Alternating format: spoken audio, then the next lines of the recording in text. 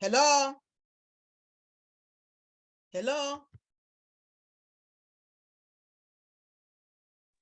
8:50, Mabel.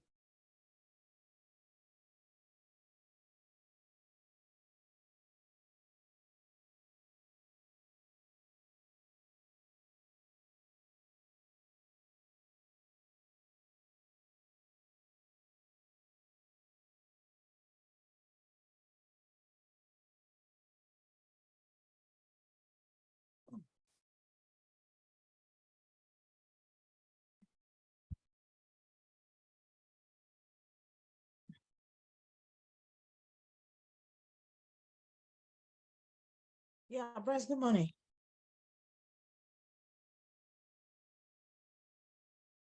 Okay, sorry.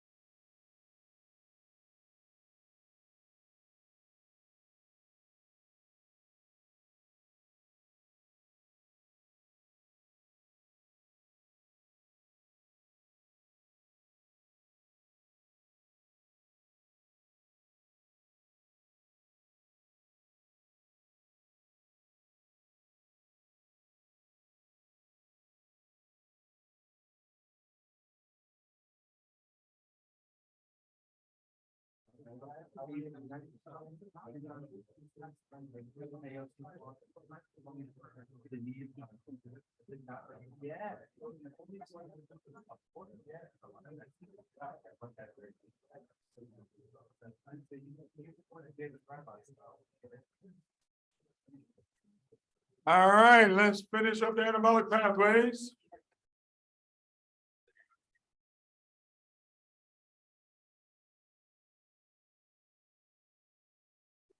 All right, where we left off. We've done fatty acids. Yeah, there we go. Those testimonies were really nice. I know the testimonies are very powerful. Like I said, I don't know. I don't always know anybody's story either. But when they start talking, like, wow, I get moved too. But it just kind of strengthens my resolve, you know. Why it's important to give people a chance, no matter what the story is.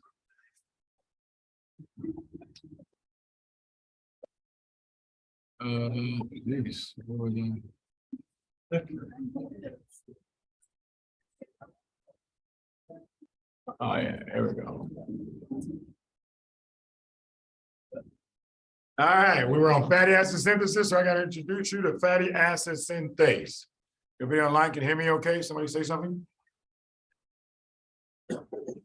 Yes, sound is good. Yes, sir. All right, very good. Oh yeah, before I start, just a word to the people online. Remember, I highly suggest you arrange for tutorial sessions, folks, so that if you're doing one-on-one tutorials with tutors, then I get to at least keep track of how you're doing.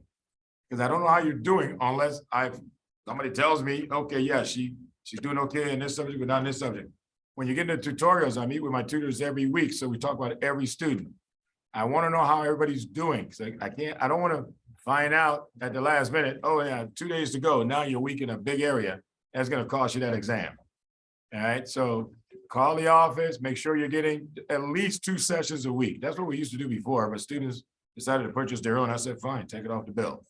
All right, but I highly recommend it because I find that the people online are struggling the most because you're alone in your room or your living room, wherever you're listening. You don't have the same stimulus as a classroom where everybody's kind of peer pressure, pushing each other along. Okay, so at least I want to know how you're doing so I know how to help you. Okay, so please, please, again, I don't want to hear about anybody failing this exam. All right, fatty acid synthase was the largest quaternary enzyme ever discovered by chemistry. What does quaternary mean, Bailey? I always wondered.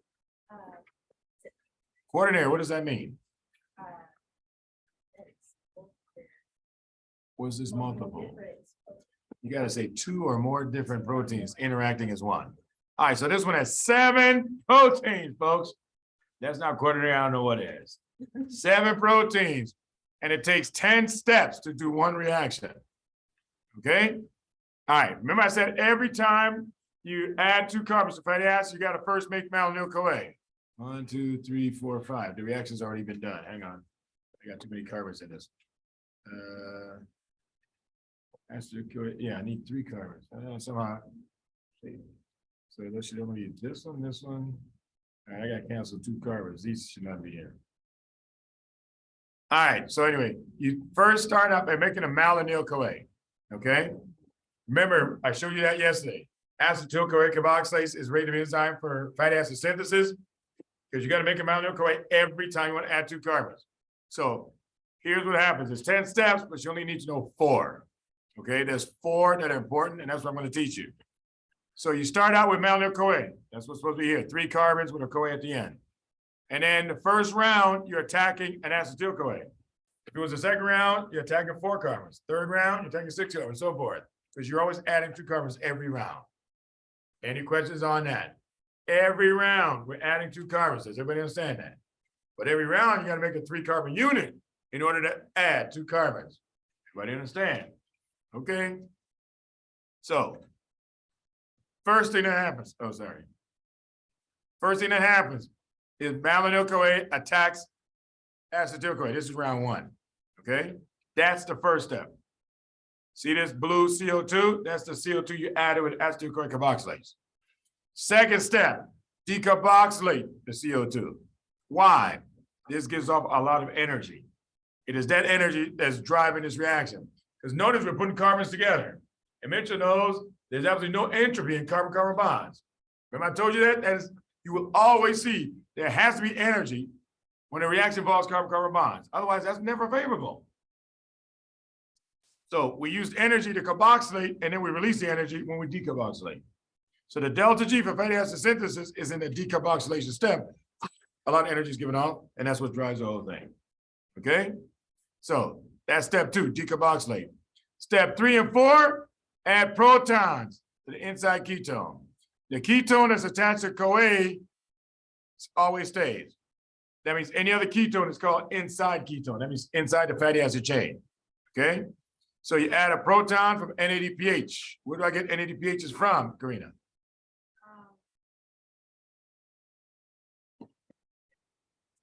Where do I get NADPHs from? That's Rachel. Ashni? Yeah, remember pentose pathway, you saw it before. All right, so again, that's the guy donating all these electrons. So you add a proton, so now you have an OH group, that breaks one of the bonds. Then you add another proton, now you have water, that breaks the second bond. Look at that. The water breaks off. Why? Because water hates fat and fat hates water. That to me is pretty neat. Your body figured out a way to move a molecule away without using any energy at all. Otherwise, it would cost you energy to move a molecule over. But if you turn it into water, water immediately moves away from fat. Okay? So this is round 1. Those are the 4 steps you need to know. Again, number 1, malonyl-CoA attacks an even number unit. In the first step, first round, it was just 2 carbons, that's 2 CoA. Then you decarboxylate to create delta G for this whole process. Number 3 and 4, add a proton for NADPH to the inside ketone until it turns into water and then it moves away. That means the very next round, round 2, see that? Malonyl-CoA will attack a 4-carbon unit now. And that's how you go on. Any question? The 4 steps. That's the 4 steps they expect you to know. Okay? Palmitic acid, C16 is the main fatty acid you and I make every day, Angie. C16. If you say saturated, that means there are no double bonds left on this thing. If you say unsaturated, that means it has at least 1 double bond. You can have more, but it has at least 1. If you want to use the term omega, like when you say omega fatty acid, it means you're counting carbons from the right. That means from the end. All right? 16. And that means you're going to count from the end, 16, 15, 14. So omega-3, 3 is a lower number, lowers your cholesterol. Omega-6, 6 is a higher number, elevates your cholesterol. So omega-6 is what you see in all the fast food restaurants. They all use pretty much the same oils of fry their fish, their chicken, their fries, and of course, we're all eating it. And that's why fast food just makes you fat and fat and fat. It just makes you pack on so much fat. And that is hard to lose. It's hard to lose because omega-6, the fatty acid chains are sealed so tightly together. You need a lot of energy just to move them apart before you can even break them down. Okay, that's why it's hard to lose weight once you gain it. All right, so omega-3 fatty acid, prolycosanol is the main one we know. This one comes out of Cuba. This is Cuba's #1 export. They have the most in the world, so they ship it all over the world. Any questions on this? Excuse me? Prolycosanol, they get it from sugarcane. Yeah, so other countries have sugarcane too, but they have the most, so they have the biggest stash. All right, so palmitic acid. Rules for fatty acids, remember? Oh no, I haven't done this for you guys, sorry. We do not go beyond C16. So there are 3 rules in making fatty acids. We do not go beyond C16. So if I see C17, Maria, do we make it? No. That's how they're going to test on the 3 rules. They'll say, well, can we make this fatty acid chain? Well, if you know the 3 rules, you'll see who breaks that rule. We can't make that one. All right? We do not go beyond C16. Can we? Yes. Do we? No. So just say no. All right? Double bonds must be at least 3 carbons apart. At least 3 carbons apart. And then no double bonds after carbon number 10. So here's what they'll ask you. Zena, you're up. C16. They'll tell you how many carbons. Then you tell me how many double bonds with a number and in parentheses where are these double bonds located. That means here between 1 and 2 and between 10 and 11. You follow? So that means they'll ask you, can you and I make this fatty acid? See that?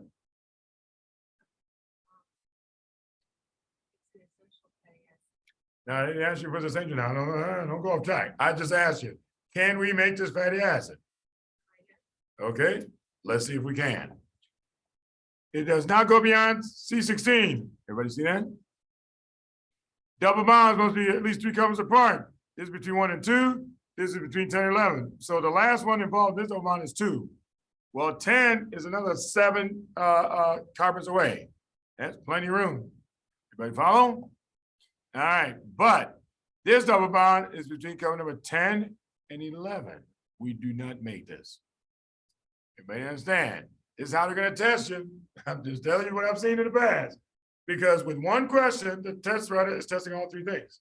Because only if you know the 3 things, can you tell me, can we make this or would not make this? Okay? No, you know where the double bonds are because it's right here in parentheses. So 1 means it's between carbon number 1 and 2. 10 means between number 10 and 11. So you're supposed to know it's always with the 1 after it. Yeah, so that means the largest number I want in parentheses is 9. That'd be between 9 and 10 because you cannot go beyond 10. We don't go beyond 10. So the bias in test writing. Years ago, here was the question on my test. They say, which of the following fatty acid structures? I panicked already. Why? Notice I don't teach you guys structures. Because even back then, I said, no, learning structures is a waste of time. I figured they're not going to test it very much, and I've been correct on that. They don't test structures very much. Okay, so that's why when I say which of the following fatty acid structures, I'll say that means I don't know any of them. Okay, but the question went on to say, which of the following fatty acid structures would you see in the hind cut of prime Angus beef? Terrific test writing. I panicked. First of all, I don't know the structures. Second, I'm trying to figure out what the hell is Angus beef. I don't know what Angus beef is. I've never seen Angus beef in the hood. Where was that? And it is not there. So I've never seen it before. The bias of test writing, and there's no way to erase it, okay, is you assume your experience is my experience. So you know what Angus beef is, you're writing the question. So you put Angus beef in the question. But you're expecting I know what Angus beef is, and I don't. So that means I have no chance of getting the question right. Okay? Or is that true? It's not true. Here's how I figured it out. They said, which of the following structure would you see in the hind cut of prime Angus beef? I didn't know what Angus beef was. And then I remember after a while, I said, wait a minute, I wonder if it's by one of those 3 things. I said, okay, let me count up the carbons. And I counted the carbons, everybody had 16. I said, good, no problem. I looked at double bonds, and each one was at least 2 carbons away. And then I looked at the 3rd rule, they broke the rule. There was one structure that had a double bond after carbon number 10. That's the one I picked. That was the answer. That's what they do in test writing. They put wacky things that you may have never heard of before. Folks, as long as you panic, you'll never get it right. If you don't panic, you'll see through the ploy. It's just to make you panic, okay? Because I didn't know what Angus beef was at all. But I just thought, I wonder if they just want fatty acid, because they said beef. Well, beef is a lot of fat in it. So that's how I made the connection, okay? So again, I'm just passing on to you so that you know that whenever you see a crazy question, don't start out by panicking, because then you won't see that there's something basic behind it. Years ago, there was a guy here who, his parents owned a farm, and lo and behold, they raised Angus beef. So he told us what the heck Angus beef was. Angus beef is cows genetically engineered to have the very most tender beef. And so it's very expensive. All right. And so I said, now I understand why it wasn't in the hood, because we couldn't afford it anyway. All right. But that's the first time I ever learned what Angus beef was. Okay, but then I remember how they used it against me on the test. But I actually found out I got it right. The key is don't panic, but know these 3 rules. They will test you somehow about these 3 rules. Essential fatty acids. Paul. And your question is?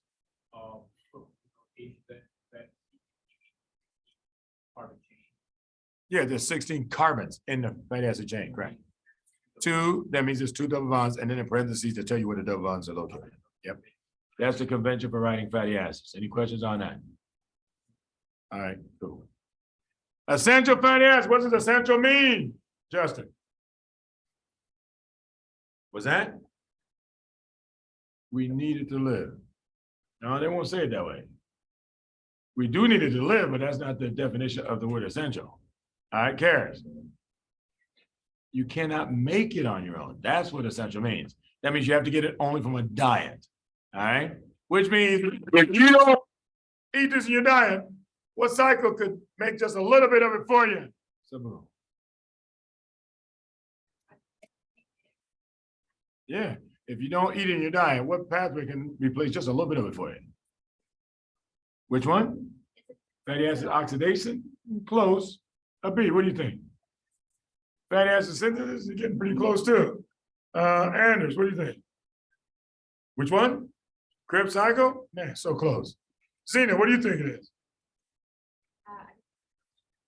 I said, okay, you don't eat the essential fatty acids. And I said, what cycle in your body can replace just a little bit of it for you? You don't eat fatty acids, so Replace with gluconeogenesis. Not quite. All right, let me ask Miguel. Armando. Fatty acid synthesis too? Okay, Angie. I saw you smiling early. What do you think, girl? You cannot, look at that. Look at how many of you would pick the wrong answer. Oh my goodness. Come on, folks. That's why I always say, think before you answer. You just thought you understood what essential meant. And yet you let me talk you into the wrong answer 5 seconds later. This is how the test writer does it. And you wonder, man, how did I not pass that exam? Because you let the test writer do your thinking. I told you his job is to make you think you're getting it right, but you get it wrong. Okay, essential says you cannot make it no matter what. But remember, I caught you guys in the same thing with the essential amino acids. It's called suggestive selling.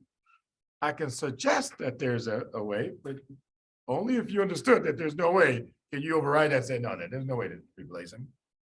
That just like essential amino acids, if you're deficient in essential fatty acids, you got a disease. You know what I'm saying? Because you cannot make it up. That means I have to break you down to find them. Just like same with amino acids, I got to break down your proteins to grab a methionine or whatever I need out of there. So essential fatty acids, if you don't have them in your diet, you got a bad disease coming. Why? Because every member in your body needs essential fatty acids in them. Okay? All right. The two that you need to know, linoleic, linoleic. And linoleic, it's got that little A sound in it, A for arachidonic acid. That's your favorite question. Which essential fatty acid used to make arachidonic acid? Which means if you don't eat linoleic, then arachidonic acid becomes essential. Karen Miller, name 3 essential amino acids. Karen. Okay, went for the cereal. All right, Walter. Walter Placencia. 3. I just blanked out. All right, Acuna.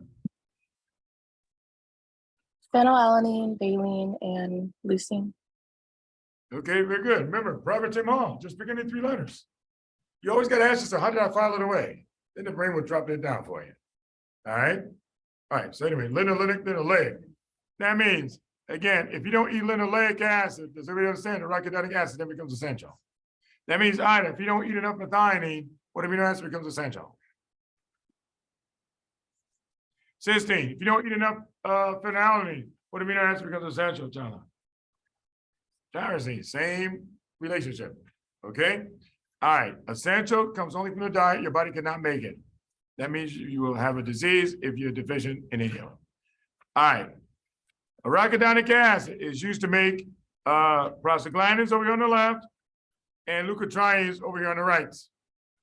For arachidonic acid to be split off, you need an enzyme called phospholipase A.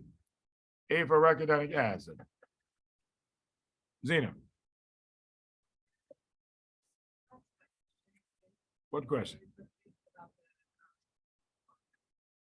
What about the double bond? Okay, so the last criteria was that there was bond on the 10. Right? And you said that for the C16 refers to how many carbons? C16 refers to how many carbons are in your fatty acid. Yeah, The next number is how many double bonds you have. right. And then in parentheses tells me where the double bonds are located. So why is the 10 issue? Like you said. The because 10 is an issue because it's between cover number 10 and 11. There's no double bond up between after 10. Well, that's after, 11 is after 10. You're not allowed to have a double bond involving carbon number Oh, 11. involved. Yeah, it cannot be involved. Yes, we don't do it. We cannot do it. Okay, so they'll test you on one of those 3 rules. Got to know them. All right, arachidonic acid can enter COX or LOX pathway. Phospholipase A splits it off. You can go either route you want. We're gonna go down both of them. The thing is, if you can't go down one, you're forced to go the other. That's normal in biochemistry anyway, right? Everybody understand that? So if I block one route, you go the other one. All right? So I'm gonna do glucotrienes first. Okay? All right, so COX does the prostaglandins, and you have a COX-1 and COX-2, and then lipoxygenase makes glucotrienes. So here's a pathway all written out for you. That's just for you to look at and memorize, but we're gonna go through it one at a time. So that's the way I like to do it. All right. So steroids, first drugs to talk about because they block the phospholipase A. That means I can block both pathways with one drug. Steroids are the most potent anti-inflammatory drugs in medicine at the current time, until somebody else comes up with something stronger. I don't know. All right, but steroids are the most potent anti-inflammatory drugs we have.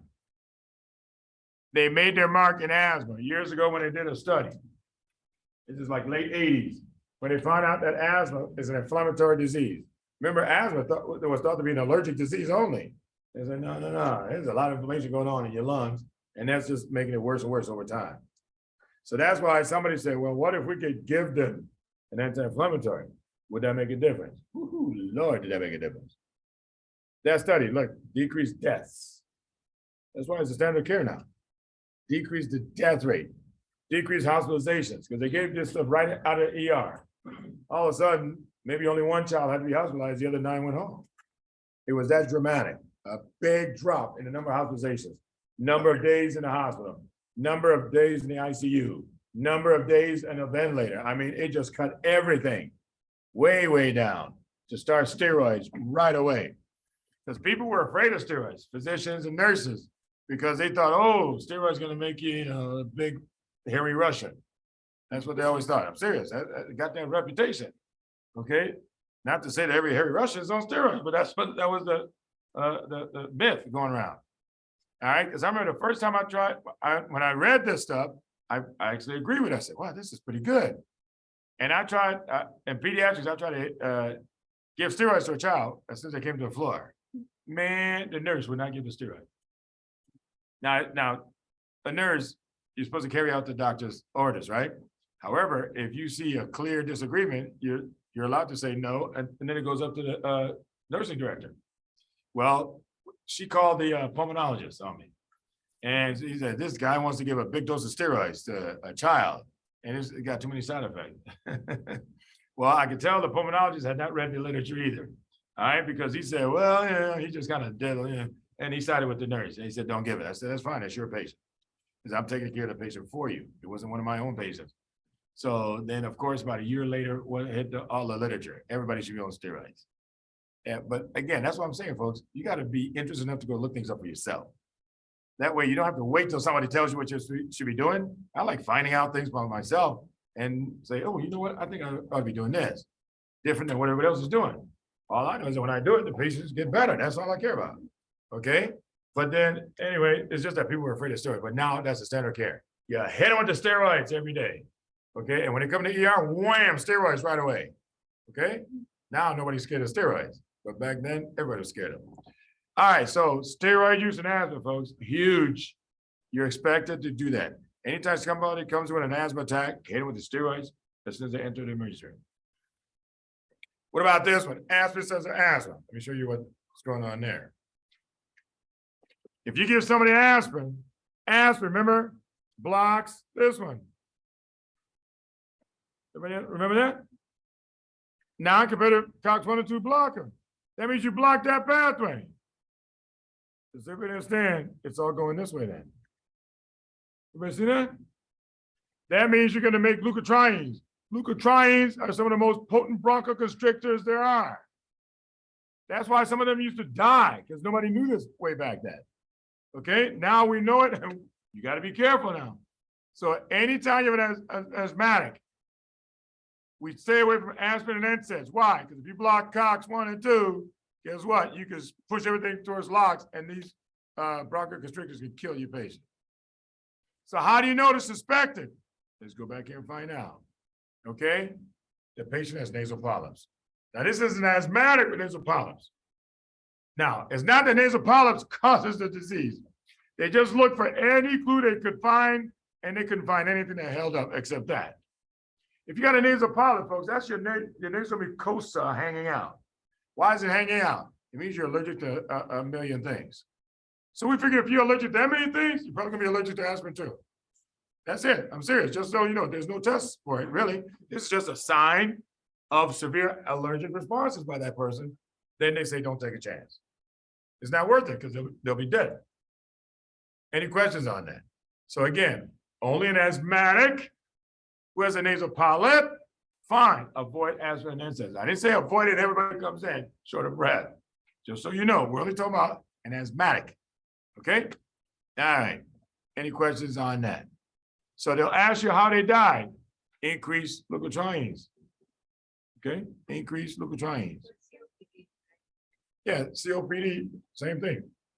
Again, it's only if they have nasal polyps, yes. So, as like asthmatic patient without the polyp, then I. An asthmatic patient without the polyp, you still can give it, yeah. Yeah. All right, so leukotrienes, let's go over there first. There's two leukotrienes they want you to know about. LTB4, leukotriene B4 is a strong chemoattractant for neutrophils. This and interleukin 8. I've seen that question a ton of times. All the other stuff are minor players. Don't pick them. If you want to get a point, the question is chemoattractant for neutrophils. I look at LTB4 or IL-8. That's the only two that's ever given me points. Okay? They like to play around with C3A, C5A, IL-1. All those are minor chemoattractants, but they won't get you any points on the test. Okay? All right, that's LTB4. Second one, leukotriene C4, D4, E4. This triad there, when they attach together, makes SRSA, slow reactive substance of anaphylaxis. What do I need to know about that? Go over here. Produced by mast cells. So they'll ask you what cells produce it. When do they release it? 4 to 8 hours after allergic response. That was called the second wave of allergies. We never knew there was a second wave. Back in the 80s, a child would come in the ER, you hit him, you know, that's the histamine phase. You got the wheezing, the bronchospasm, the flushing, the redness, and blood pressure goes down, all that. Hit them with the beta-2 agonist, they do real well. And then we send them home. And then you get a report they died 4 hours later. And for a while, nobody knew what was going on. 10 to 20,000 asthmatics were dying every year. This was in the literature. And we could not figure out what was going on. Why are they dying after they leave and they go home? It was this one. Somebody finally figured out there's a second wave, and we were never preparing a child for it. That's why steroids saved a lot of lives, because steroids blocks the second phase as well. All right, and that's what made me a big believer that steroids should make a difference in asthma a year before the recommendation came out. Okay, all right, so SRSA is a very potent bronchoconstrictor. It's a bronchoconstrictor. And that's how it kills a person. Severe bronchospasm. And the inhaler is not going to work to break this one. This this chemical is so severe that we have an enzyme against it. That enzyme is called aryl sulfatase. Aryl sulfatase is the enzyme that degrades SRSA. And if you're missing that enzyme, then you got problems. That disease is called metachromatic leukodystrophy. You got bronchoconstriction. You got vasoconstriction going on. Armando, if you got broncho and vasoconstriction going on in your body, what organ you worried about the most? The lungs? You're almost there. Oh, yeah. Don't fall for that trap anymore. When I told you anytime worry is always a brain, I could care less what they're asking you about. You understand?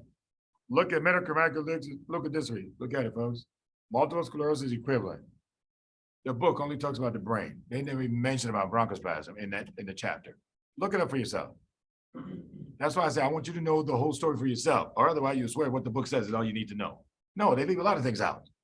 Okay, because the brain is the most important thing. That's what they're going to highlight. Not that the other stuff doesn't happen. Okay, it does happen. But anyway, it presents just like multiple sclerosis, but it's in a 5 to 10-year-old child. 5 to 10-year-old children don't get MS. So that's why the age is the best clue for me. All right, what do you get in MS? Scattered neuropathies that come and go. This day is your knee is weak on the left side. The next day, you're numb around your right ankle. That makes no sense. How do we get there? You know, vibratory along the back is gone. Whenever it doesn't make sense, middle-aged female, you say multiple sclerosis. 5 to 10-year-old child, there's your disease right there. Okay, it's just that easy. All right, yes. Quick question about MS. Because there's two types, but they ever test on progressive, primary progressive multiple sclerosis, which doesn't have. Yeah, there's waxing, waning, there's progressive debilitating type. This one, metachromatic tends to cause in the beginning, wax and wane, and then it becomes debilitating and just goes downhill. Yeah, it's sad when you see that. All right, leukotriene B4, remember, keep in track with neutrophils, don't, that and interleukin 8, please don't pick anything else. All right, now move over to prostaglandins. Any questions on leukotrienes? There's only 2 you want to know. That's it. Okay, thromboxane, PGA2, made by platelets, right? You saw that in the clotting cycle. Along with serotonin, thromboxane is made early to do what? Vasoconstrict, to prevent bleeding, and then promote platelet aggregation. That's why it's called thromboxane. What's the first clotting factor? Break, Harris. BWF. And what protein anchors to that, Jala? Yeah, glycoprotein anchors to BWF, and then the platelets start releasing. 2B3A first to attract more platelets, and then they release thromboxane and serotonin. All right, any questions on that? This is the chemical you're trying to block with aspirin. When we say antiplatelet aspirin, this is what you're trying to block. Because if somebody's going through a stroke, going through a heart attack, platelets are closing off the vessel. You need to block those platelets as soon as you can. So what's the new recommendation now? At the first sign of a heart attack or a stroke, you chew an aspirin at home and then call 911. I don't know if you guys knew, they changed the whole thing. Before it was, well, when the paramedics get there, they'll give you aspirin. And before that, it was, well, when we get an emergency, we give aspirin. Then somebody said, hell, why don't you let them take it at home? Aspirin, acid, absorbs an acid. That means as soon as it hits your stomach, it absorbs immediately. And look at that, death rate went way down. See, but it takes one person who understands some biochemistry saying, why are we waiting till we get to the emergency room? But when the recommendation was given the emergency room, everybody agreed with it. Don't worry, I agree with it too, because I didn't know the difference back then. Okay, until somebody said, wait a minute, why not let them just take it at home? That way it blocks platelets before even the paramedics get there. See? And when that study was done, death rate plummeted. Okay, so that's the new recommendation. That means when a person calls, hey, doc, I got this chest pain, you say, chew an aspirin right away, call 911. Okay, that's how you save more lives. Okay, simple aspirin saves a lot of lives. All right, aspirin targets this. So when we say antiplatelet, this is what you're doing, aspirin. Yes. What if you had a big meal right before you had a heart attack? That means you're gonna absorb a lot less aspirin, that's all. But it's still gonna chew your aspirin because that's still your best bet. Yeah. Yeah, just take more aspirin if you want to. Yeah, but you gotta get the aspirin in there. That's the only way to save your life. All right. Yes, Rachel. It decreases platelet aggregation. It says promotes, that's a misprint. Yeah, thank you. Yeah, make sure, there's a place on the website where you can put in any misprints that you find. So we got an editor in California. That way they edit it, and that way the next time they send me books, the changes were even made. So thanks. All right, yeah, so thromboxane promotes platelet aggregation. Sorry, decreases platelet aggregation. Why am I saying that? No, promotes. I used the wrong word. promotes. Aspirin will inhibit blood aggregation, sorry. Yeah. All right, so I think I was trying to say aspirin here. That's probably what the mistake was. Yeah, aspirin decreases blood aggregation, not thromboxane decrease. So if you want to rewrite that, put aspirin before that, just so you don't get confused when you get home or something. Yeah, thromboxane promotes blood aggregation, so aspirin blocks that. That's what I just forgot to put the word aspirin in there, which I should have done. All right, so anyway, that's thromboxane. PGE2 or E1, I looked it up, they break down the same way, so just so you know. I've seen books use them interchangeably, so that makes sense to me since they break down the same way. 80% of the time they vasodilate, 20% of the time they vasoconstrict. PGE1 and 2. All right, you're gonna meet PGE in 3 different places. Number 1, keeps a PDA open. Who needs a PDA kept open, Jess? A baby who's born with what?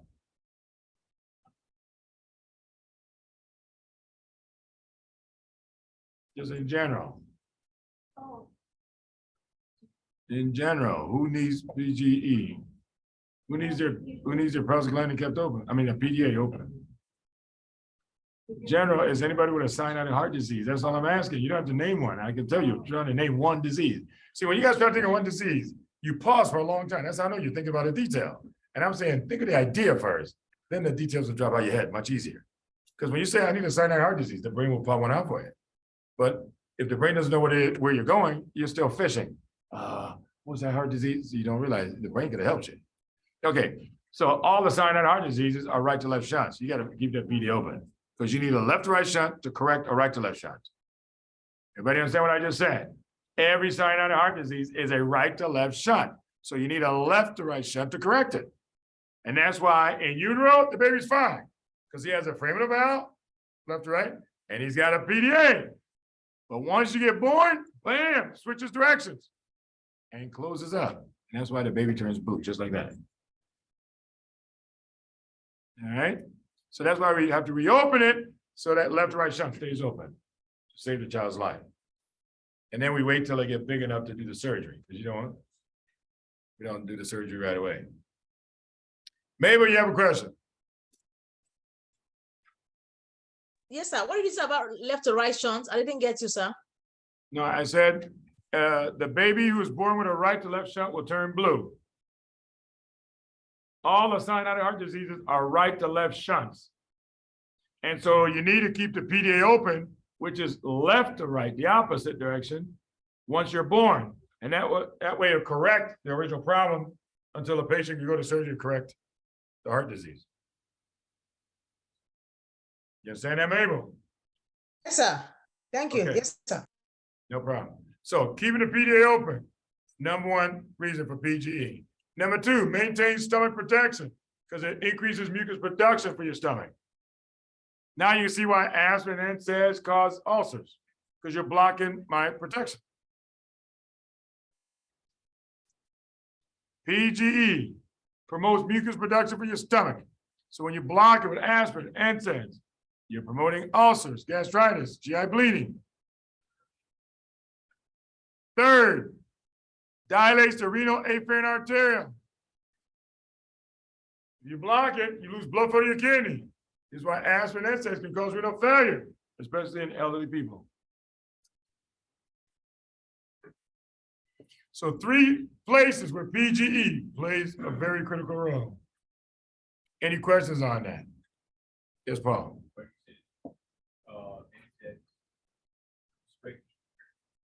NSAIDs will constrict the afferent because you're blocking the vasodilator. Yeah. All right, PDA. Yes.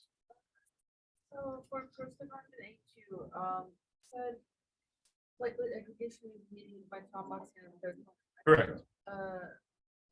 I block serotonin, so or the serotonin blockers in general, they cause sleep. Serotonin blockers? Yeah, sure. Yeah, Like they can. exercise. Yeah, SSRIs. I showed that connection when doing the clotting disorder. So she's saying, remember, since serotonin is part of the clotting cascade, it promotes blood aggregation.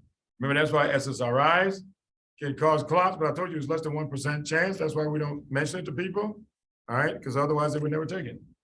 Okay, and then if you had a serotonin blocker, it'd be the opposite, like on Dancetrine. But again, such a small risk. That's why we don't talk about it. All right, but PDA, alprazolam is the PGE analog that we use. So they ask you how to keep a PDA open. This is the drug you're looking for, alprazolam. And that's because if I just gave you PGE, well, 80% of the time the vasodilate, but 20% of the time I will kill a child because it vasoconstricts. And that's why a company found a way to remove the vasoconstrictory isomer so that only the vasodilatory ones are in there. And that's called alprazolam. So there's no vasoconstricting properties to alprazolam at all. And then endomethacin, right? We give endomethacin to close the PDA. Why? Because we're always afraid of flooding the lungs. If you get pulmonary hypertension, that's irreversible. You never want that to happen. But you have to keep the PDA the same. We can close it down later. All right, PDA. Aspirin and NSAID-induced ulcers. Now you see the mechanism. All right, how do we treat those? Why don't you just put the prostaglandin back, or use a COX-2 inhibitor that stays away from COX-1 in your stomach. So if they ask you about treatment or prevention, so prevention is COX-2 inhibitor. That's the best you're going to get. It's not 100%, but it's the best. Very expensive drugs. But treatment, put the prostaglandin back. That's misoprostol. Misoprostol has the same breakdown as PGE, 80% vasodilation, 20% vasoconstriction. This is why they tell you, if you're giving it to a female, do a pregnancy test first. Because what if you get vasoconstriction in the uterus and she's pregnant, you didn't know that. Now you just aborted the baby. Okay? So misoprostol. Next, misoprostol is also used as an abortifacient. That means it's used as an abortion drug at times. But as you can see, that means it's only 20% effective. But anything more than 3%, the company can always file and say, hey, more than 3%, that means our drug makes a difference. And it does. But as a doctor, you gotta say, well, 20% is not that good. I mean, there's other drugs that are much more effective than 20%. But just so you know, before those drugs came out, misoprostol was one of the first ones to come out. So that's why it's still being used. Question. In a baby with cyanotic heart disease, In a baby with cyanotic heart disease, you open the PDA with alprazolam. if you reopen the PDA with alprazolam, In the meanwhile, before we've done the heart surgery and That's before- no, you're doing this before you do the heart surgery. Corrective heart surgery is after alprazolam. but in between that time, if the baby gets febrile and you give them NSAIDs at that time, is that going to technically close the PDA? Yeah, so we would never recommend that. So yeah, if you had a child who had a PDA that had to stay open, he's just saying if a child became febrile, that means you got to tell the mom, do not use NSAIDs, because we do use NSAIDs in children, babies. Yeah, we just don't use aspirin, but we use NSAID. Okay, so you definitely have to warn that mom, do not use any NSAIDs. Use Tylenol for the fever. Don't use NSAIDs. Yeah. All right, so aspirin, NSAID-induced ulcers. Any questions on that? Now you know how to treat it and prevent it. COX-2 inhibitors, they all end in coxib. So easy to remember. There's only one still on the market, and that's celecoxib. They took the other two off. Why was that? Because COX-2 is one who makes prostacyclin, which we'll be talking about shortly, which is the one that inhibits platelets. So if you block my chemical that inhibits platelets, guess what? You actually promote more clots. So they found that people who've been on COX-2 inhibitors for more than 18 months, there was a higher death rate from strokes and MIs, which makes sense.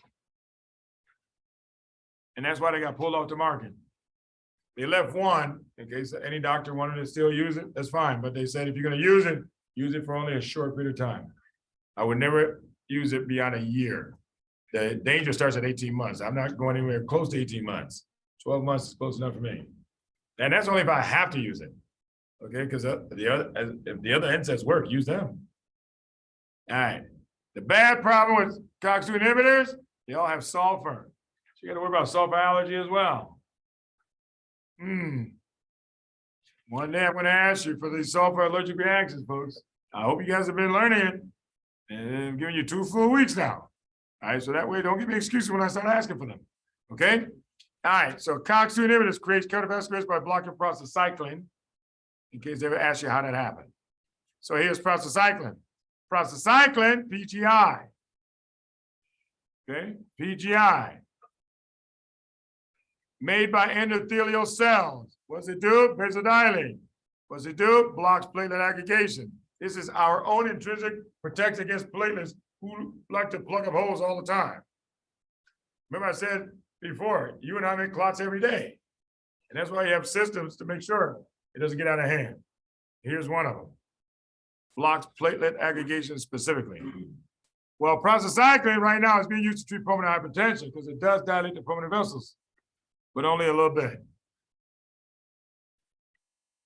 Any questions on prostacyclin?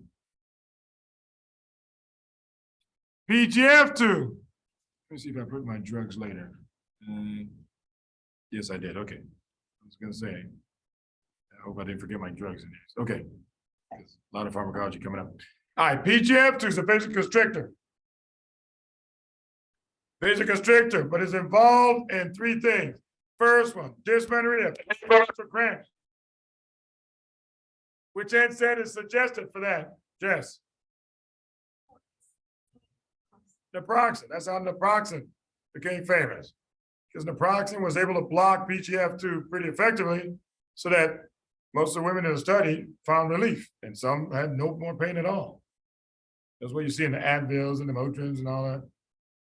All right, so PGF2 involved in painful menstrual cramps. So that means painful menstrual cramps is ischemic cramps, in other words. You're just vasoconstricting, that way the lining will slough off, and that's how you have menses. Second, separates the placenta after the fetus is delivered. Same mechanism. Basically, all blood flow, placenta has no more blood flow, and then just slides off because it's ischemic now. This again tells you why we tell pregnant women, no aspirin, no NSAIDs throughout the pregnancy, but definitely not in the third trimester. Does everybody see the danger? Because if you block prostaglandin, who's supposed to stop that bleeding when that placenta separates, you're going to have severe postpartum hemorrhage. You don't want to do that. Okay. Even with heparin. Okay. They say if you're going to use heparin throughout pregnancy, in the third trimester, you're supposed to switch to unfractionated heparin only. Why? Because it reverses quickly with FFP. In case she starts bleeding to death, you want the one that can reverse quickly. Otherwise, women would bleed to death on low molecular heparins.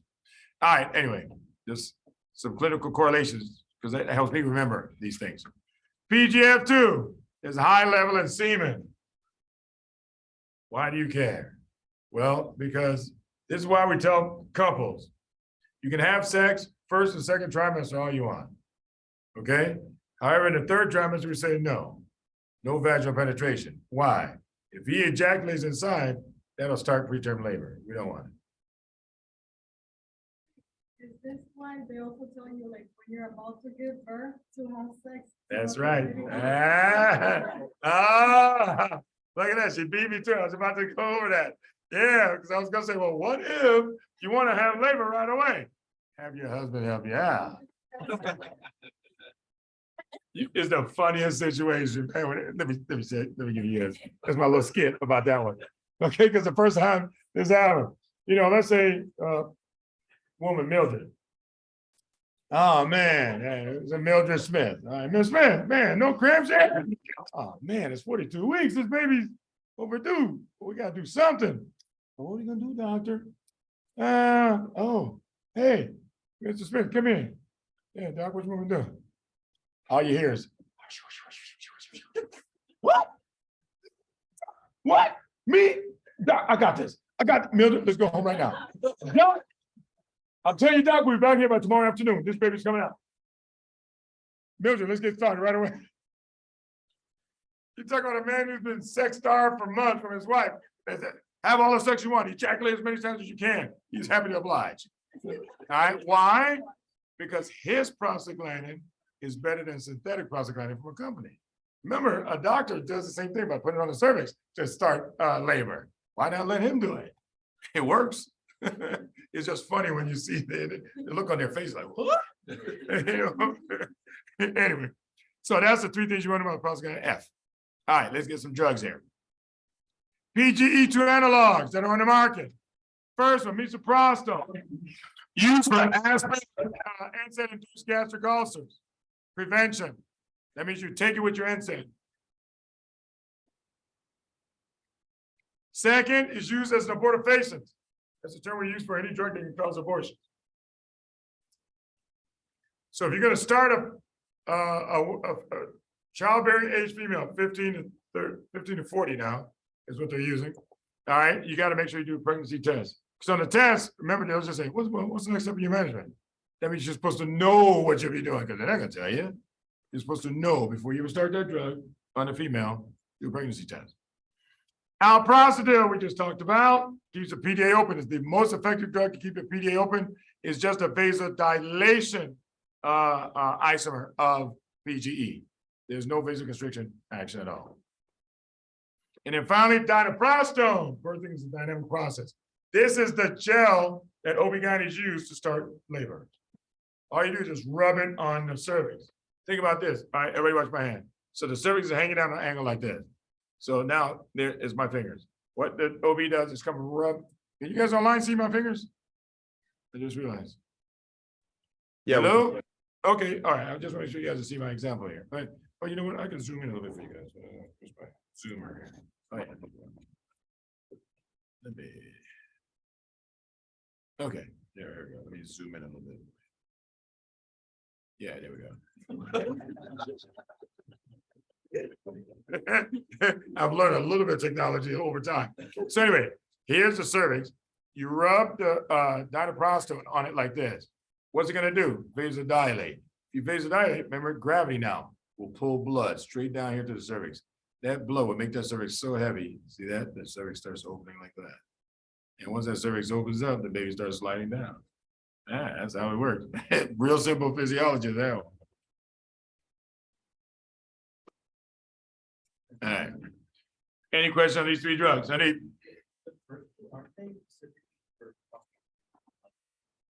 Yeah, remember I just said, Proscott E1 and E2 are the same makeup. I see books use them interchangeably. If they want. Yes, so don't worry about that. Yep. Yes, sir. Using prostaglandin. Worsen hemorrhage. Which prostaglandin are you talking about?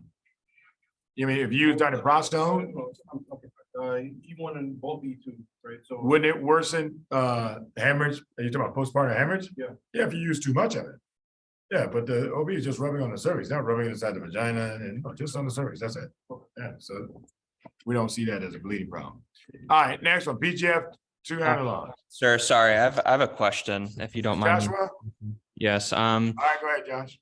so in the book, misoprostol and alprostadil are labeled as specific for PGE1, while dinoprostone was PGE2. It is strictly PGE2, correct.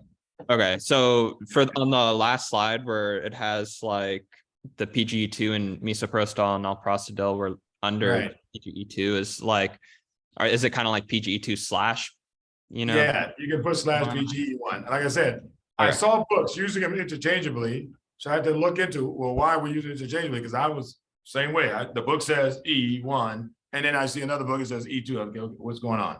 Anyway, it turns out they both have the same breakdown: 80% vasodilation, 20% vasoconstriction. That's why the books were using them interchangeably. Gotcha. Don't worry about that. Yeah. Yeah, but good question. All right, PGF2 analogs.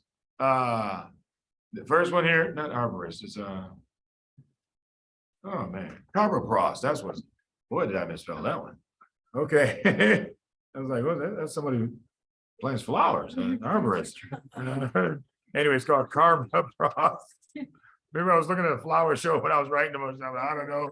Anyway, carboprost is a PGF2 analog used for abortions as well. So it's abortifacient. Latinoprost, trade name Latisse, is used for severe glaucoma. Only ophthalmologists use that. Primary care physicians don't prescribe that one. It has a very unique side effect, and that unique side effect is you grow sexy eyelashes, sexy long eyelashes. Anybody seen some of the billboards, Latisse? Well, I looked into it because I said, man, how good is this drug? All right. So I looked it up. It turns out, number one, that long eyelashes happens in only 15% of cases. 15%. But remember, anything higher than 3 means the drug is doing it. And that's why the FDA gave them that indication. Okay, so 15% get it. That means 85% have dreams that never be realized. All right, the reason why I say that when I say dreams, because so many teenage girls are on this stuff. Because all of them want the sexy eyelashes so they get contracts for modeling. I'm serious. Almost every model is on Latisse because they want the sexy eyelashes so you get bigger contracts and make more money. Okay, but only 15% will get it. The other 85%, you get nothing. Second, you have to stay on it to keep the eyelashes. If you stop the drug, eyelashes, yep, go right back in. So that means the drug is affecting some mechanism that pushes the eyelashes out. You're not actually growing new eyelashes. It just pushes them out, which is why as soon as you stop it, yep, they go right back in. It's like rent to own. You miss one payment, your damn furniture's gone when you come home. All right, that's what it is. Well, as soon as you stop the drug, yep, eyelashes are gone. And you gotta start all over again. Anyway, let's do the pros. Okay. Leukotrienes. Yes. I always got these confused, like which one's vasodilator. So I came up with like vasoconstricted AF. So Very constrict, women. Vasoconstrict AF. How's that gonna help you? so A and F are vasoconstrictors, everything else is vasodilator. And A and F are vasoconstrictors. Prostaglandin. But how do I know A and F equals vasoconstriction? I mean, you're correct, but how do I know that? Well, just to remember. Vasoconstricted as. Fine job. As found, I don't know. Okay, if it works for you, keep it. Okay, but I'm trying to see if I don't know that. How do I know A and F equals vasoconstriction? That's what I'm saying. Somehow it's got to remind me about vasoconstriction. AF means like Vasoconstricted AF. What AF? AF means as fuck. Sorry, folks online, I cannot repeat it. Sorry. Anyway, but AF. Yeah. Okay, that's fine. As long as it works. Like, Yeah. Let's continue here. Leukotrienes. Again, remember I told you, you always hear everything twice. You heard it, and now we're gonna hear it again. Leukotrienes C4D4E4, also known as SRSA, slow reactive substance anaphylaxis, made by mast cells 4 to 8 hours after allergic reaction. So this is the late symptoms of allergy, the second wave. And it's the most potent bronchoconstrictor and vasoconstrictor in your body. Leukotriene B4, a strong chemoattractant for neutrophils as well as IL-8. So now that you've heard it at least twice, please don't forget it because they love testing it. And now here comes pharmacology. Any questions before I do pharmacology? Boom, here's the first one. Irreversible COX inhibitor as aspirin. We talked about it before. I gave you the 4 indications. That part you should already know. Okay? Now, going through the side effects, we're going to use biochemistry to figure it out. I want to show you how to remember it. Remember, we discussed all this.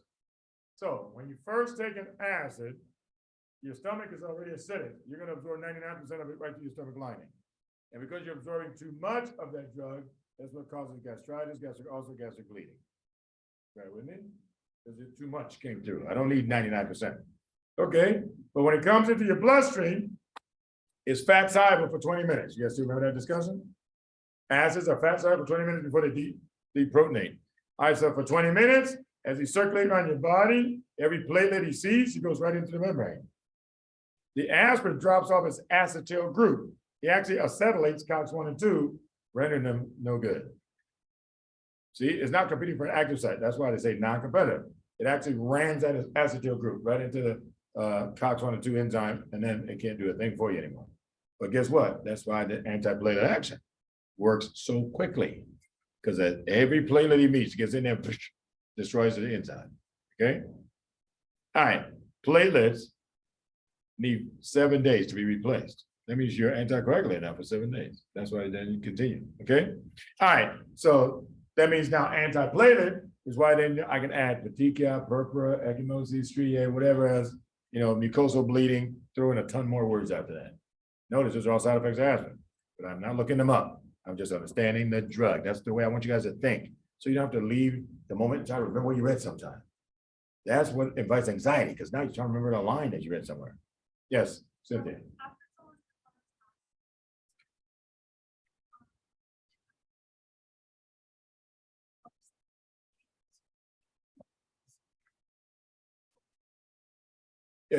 So the question, good question. If you give somebody aspirin, which is blocking the platelets, what if you have to take him into surgery? Right? The only surgery you're going to be taken for is you got to go to cath lab. So you got to stick a needle in their groin to get into the femoral vein. No problem there. That's why side effect is they get a hematoma right here in the thigh. But remember, preserving life is more important than getting a hematoma in your thigh. That's why we still do it. Okay. And then right after that, I got a certain proportion will go straight to operating room for a bypass, right? Okay. Yes, they will bleed more, but we can, treat that up there in the OR. So it's never so severe that we don't do surgery at all. No contraindication. All right, so we got the skin bleeding and mucosal bleeding, all and antiplatelet side effects. Everybody still with me?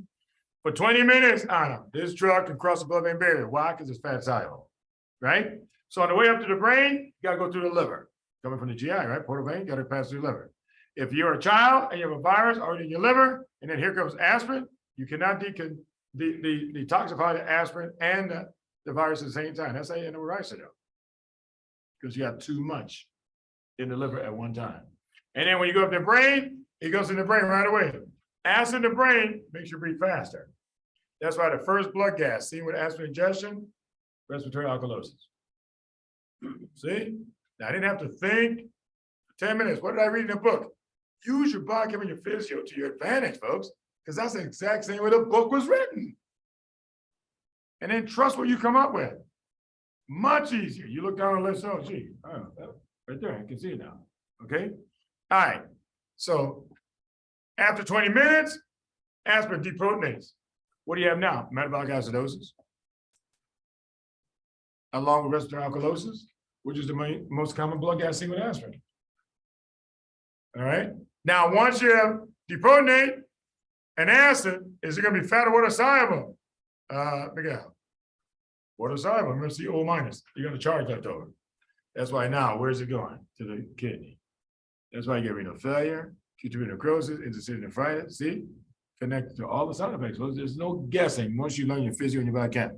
It allows you to figure things out and refreshing it anytime you want, instead of trying to remember a line or a word. Okay. All right. So anyway, acid base from aspirin. These are three I just gave you. I'm just going to explain it to you again. When you first take it, because it's fat soluble, it goes into your brain. Acid in your brain makes you breathe faster. If you breathe faster, Fatima, that means your PCO2 will be blown off. Does that make sense here? And therefore your pH has to go up. There's your respiratory alkalosis. The first blood gas seen with aspirin ingestion. Then after 20 minutes, aspirin deprotonates. Now you got a metabolic acidosis. Bicarb is now low to buffer all that acid. Okay? What amino acid can help buffer an acid if it comes into the cell? Solange. No. What amino acid was my question? Yeah, histidine. So they say protein, then you can say protein. But amino acid is histidine. Yes. Yeah, after the 20 minutes. Yep. Yeah.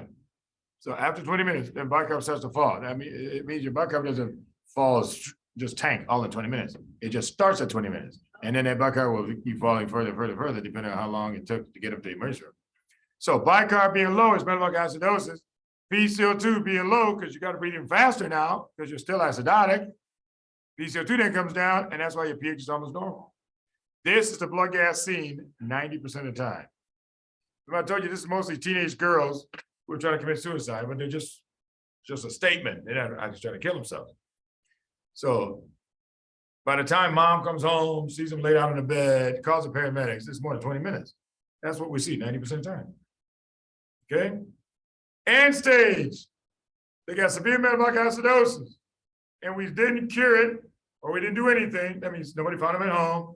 They keep absorbing it. They get more and more acidotic. They become so acidotic, and they're swimming in gamma. Swimming in gamma, what happens to your respiratory rate? Goes down, and your PCO2 goes up while your bicarb is still down. There's a mixed acidosis. Both of them are going to cause acidosis. See that? That's how I know GABA got you. So each one has its clue. For the first blood gas, I say initial acid-base problem. That's how I know pick that one. You don't give me a timeline, pick the 90%, folks, don't argue. Okay, how do I know to pick the last one? Oh, she's unresponsive, sleepy, slur of speech. Everybody follow? GABA's got her now. That's how I know, pick the last one. Aspirin overdose, that's 3 acid-base problems, yeah. And so you got to know exactly which one the person is in. From early, middle, late. Ice lunch? Would they die of respiratory? Oh, they would die of respiratory depression. Oh, yes. That's actually what eventually kills them. That's one of the things that eventually kills them. PCO2 is high, so it's respiratory. PCO2 is high because GABA is slowing down their breathing. Right. So you got a respiratory acidosis and a metabolic acidosis. Because the bicarb is still being eaten up by all the acid. Oh, by mix of. Yeah, that's why they say mixed. Because they're But both both causing are- acidosis. Yeah, they're both causing acidosis. After 20 minutes, what? Yeah, the aspirin will deprotonate, causing a metabolic acidosis. Yeah. Cares?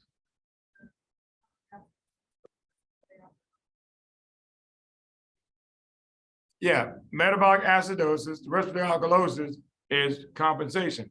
Okay, you already had a respiratory alkalosis.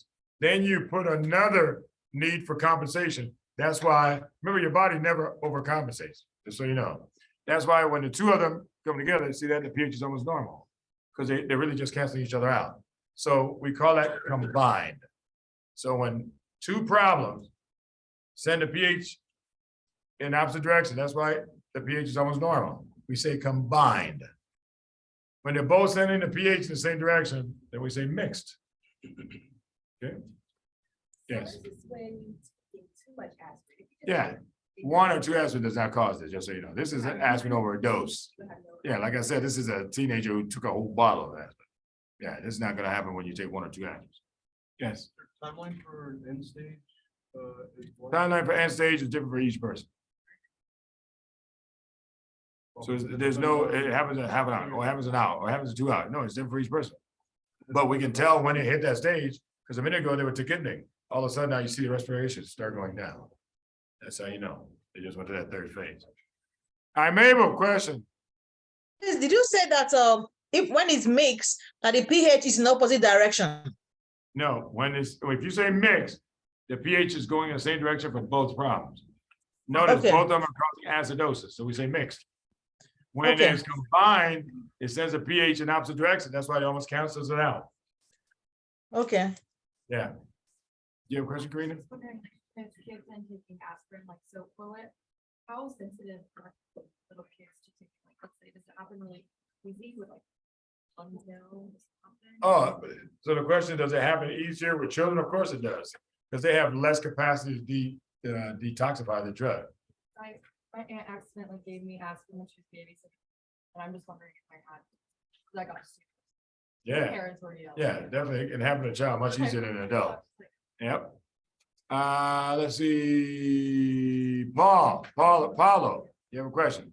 Yes, Dr. Francis. Real quick to clarify. So initially during the respiratory alkalosis, it is caused by hypoventilation, by Hyperventilation. hyperventilation. Yeah, That continues until towards the end stage when they become bradypneic. Radipnic, that's correct. Roger, thank you. Yep, no problem. I think I can do one more here before we take a break. All right, so aspirin overdose, remember acids, fluids first, bicarb second. Remember, folks, if you look in your book, first aid, I don't care what book you pull out, they say bicarb. That's not the best answer. See?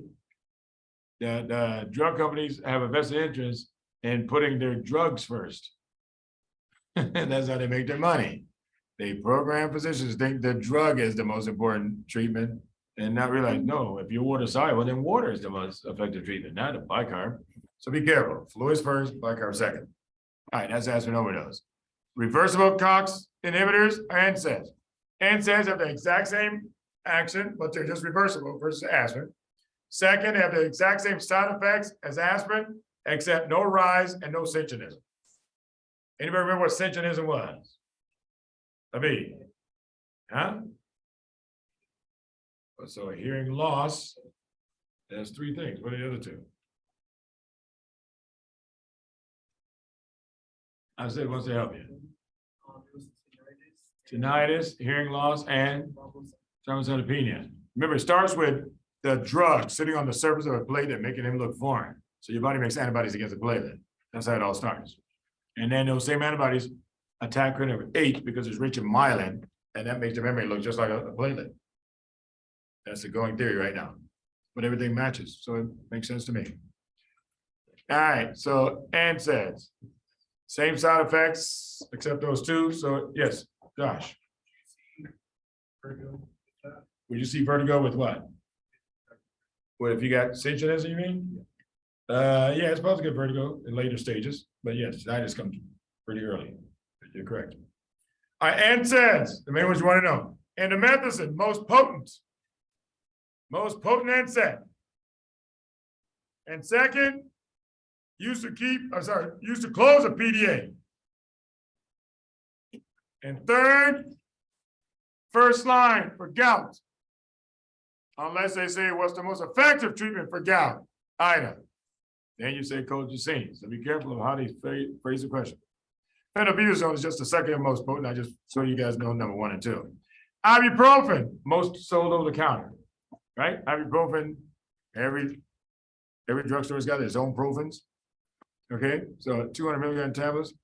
Naproxen, first of all, starts with Na, has a high sodium load. So if you got a patient who cannot handle sodium, now when we do electrolytes, you see how to figure that out for yourself. But like one instance would be like hypertension. Well, high sodium causes hypertension. You probably don't use the drug in that person. Seizures and so forth. So naproxen is also the drug of choice for dysmenorrhea that I mentioned earlier, painful menstrual cramps. It just has a high sodium load. Baclofen, back, got its name because it treats back spasms. Back pain and back spasms go together when men overdo it, trying to pick things up. All right, baclofen. It has GABAergic effects. So it relaxes the big muscles in your back because when you get that tight spasm back there, you can barely move. And this guy became famous because he could relax them because of his GABA effects and treat the pain at the same time. So baclofen. Ketorolac is the NSAID with morphine strength analgesia. When do we use this? If you got a known heroin addict, you don't want to throw an opiate at them because they'll get addicted again. So we use ketorolac. So what do we do in real life? Because there's so much heroin addiction, you don't really know who's a heroin addict when they come in the ER. So that's why all the inner city hospitals have ketorolac, because you don't want to have to ask anybody. People will lie anyway. So it's just, if you have suspected, let me see, if you even think about it, you say, all right, use ketorolac. Because it's unethical, which means you can be sued for it, to punish an addict by not giving them adequate pain relief. Remember, I already told you that's putting them at risk for infection, okay? Because they become immunocompromised. But what if you give ketorolac and it doesn't work? Then you have to go to morphine, which means you have a conversation with the patient and say, I know you went through a lot before with heroin addiction and you've done a good job going to the detox. Unfortunately, your pain is so bad and I hate to see you in so much pain. I tried this other drug, but it's not working. So it means I have to put you on morphine. So there is a chance it may bring back your addiction. But if it does, well, get you back in that rehab program that worked very well for you. That way you sound supportive all the way through. I mean, so you're not just callously just, yeah, take this, deal with it. No, because if a person came off heroin before, they don't want to go back on it. You know, but unfortunately, if we give you morphine, you may go back on heroin. So you got to know there's that possibility. But we can get him right back in the rehab program and get him cleaned up again. That's it.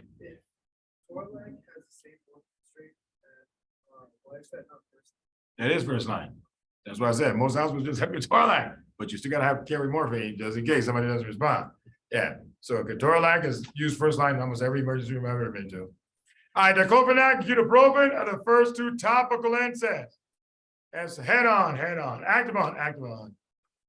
Just rub it wherever it hurts. The good thing is they don't penetrate the stratum corneum. What's the benefit? No systemic side effects. That's a good thing. Because remember, elderly people, we've shut down a lot of kidneys with NSAIDs because of PGE, I just showed you. So now, for treatment of osteoarthritis, they recommend acetaminophen is first. Because in the beginning, there's no inflammation going on anyway, so it makes sense to me. All right, once they get enough pain because of inflammation, they say use topical NSAIDs. Don't use systemic NSAIDs right away, because we've done a lot of harm to people with that. All right, but topical, and that's these two guys.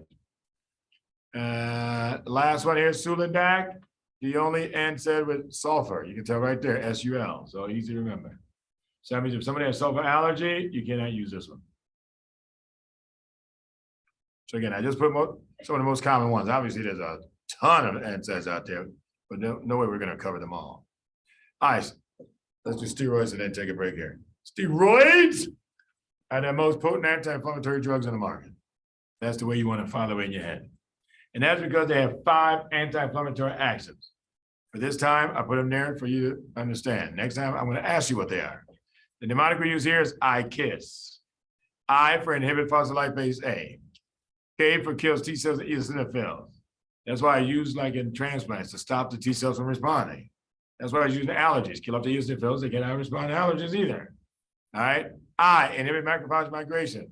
If the macrophages can't come in the area, they can't process any antigens. S, stabilize mast cells so they cannot degranulate, self-explanatory. And then S, stabilize endothelium, which is why we use steroids for like edema, like cerebral edema, peripheral edema, all right, laryngeal edema, we use steroids all the time. That's because it stabilizes endothelium so that less fluid leaks out. So you gotta know the 5 actions. It's worth a lot of points. And the physiologic actions, Cynthia, it breaks down proteins, proteolysis, and turns them into glucose. That's called gluconeogenesis. Cynthia, what's the rate of enzyme for gluconeogenesis? No, acetylcoenzyme A. You're thinking about the rate of enzyme for fatty acid synthesis, but that's not what I'm asking. What's the rate of enzyme for gluconeogenesis, Angie? Perfect carboxylase. And like I said, the newer biochemists want to argue that fructose 1,6-bisphosphatase should be. I'm not getting into that argument. But like I said, I've never seen a question where they put both those enzymes because depends on who writes the question. All right. What drug do you know blocks gluconeogenesis, Ida? Yeah, metformin and fenformin. All right. And then here's the steroids and the clues. Prednisone, main oral form, Halima. They say oral, prednisone is your answer. Methylprednisolone, main IV form. It's like when we treat temporal arteritis, Takayasu's, and you want IV, we hit them with methylprednisolone. Triamcinolone, the main inhaled form. All these inhalers that people carry for asthma, that's just the main one. And there's a bunch of them, but that's just the main one. Budesonide, cyclosinide have the smallest particles, so they're used only in children. That way the tiny particles float all the way down to the smallest part of their lungs. Budesonide, cyclosinide work very well for children because they have the tiniest particles. Beclomethasone and betamethasone induce surfactant in a premature baby. That's what we used for years, more than 10 years. Now they like IM dexamethasone. So if you want to induce surfactant in a premature baby, dexamethasone is a preferred drug now. Those are now backups. Hydrocortisone, the one that mimics cortisol the best. So if you got adrenal insufficiency, there's your drug of choice right there. And Tylenol, the cause of adrenal insufficiency in a child. Most common cause? 21 hydroxylase deficiency. In adult, abrupt withdrawal of steroids. So that's why ER physicians got to be real familiar with this one, because as soon as they come to the door, they're going to crash fast if you don't get this thing into them. Because cortisol is the main stress hormone. All right, so that's why I call it absolute crisis. It is a crisis. All right, so hydrocortisone. All right, the best drug for adrenal insufficiency in anybody, children and adults. Dexamethasone crosses membranes faster than any other steroid. Think about dexamethasone suppression test. That's because I want to get into your brain to block the pituitary. All right, that's why dexamethasone is used for meningitis. Remember, give Dexamethasone 15 minutes before you give the antibiotic. Laryngeal edema, dexamethasone. You know, the due to the fact that it just crosses memory. So somebody realized, hey, why don't we use the one that crosses memory so it crosses the placenta faster? Ta-da! I love simple when somebody figured out something like that because I didn't figure it out, but somebody else figured it out. So, oh, that makes a lot of sense. But again, it's as I was learning all these things, I said that makes a lot of sense to me now. All right, that's dexamethasone. Fludrocortisone has fluid. That's what fluids. Fludrocortisone takes the place of aldosterone in anybody who has adrenal insufficiency. You understand? Wait a minute, what's the cause, most common cause of adrenal insufficiency in a child?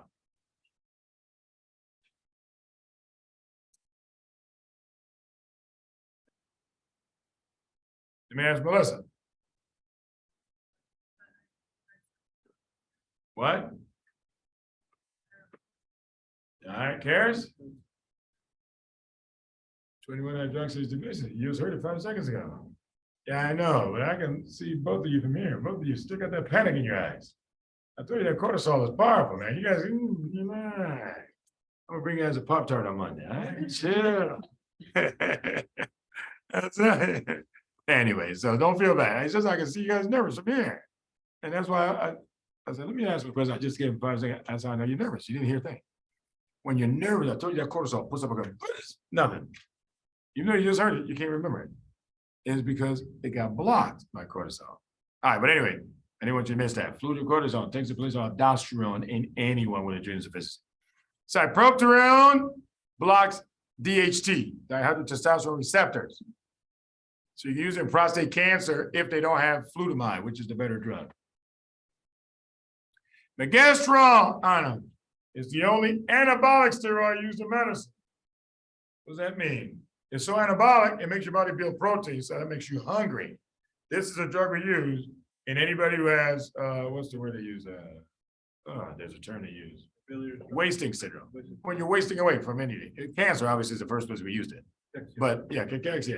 So AIDS, they're using it in AIDS patients now. Or IBD. I mean, just so you know, it's not about one disease. It increases your appetite because you push it to the anabolic state and boom, you got to build proteins. It makes you hungry as all heck. All right, let me just finish it. Only 3 to go. Fluticasone and mometasone are nasal allergies.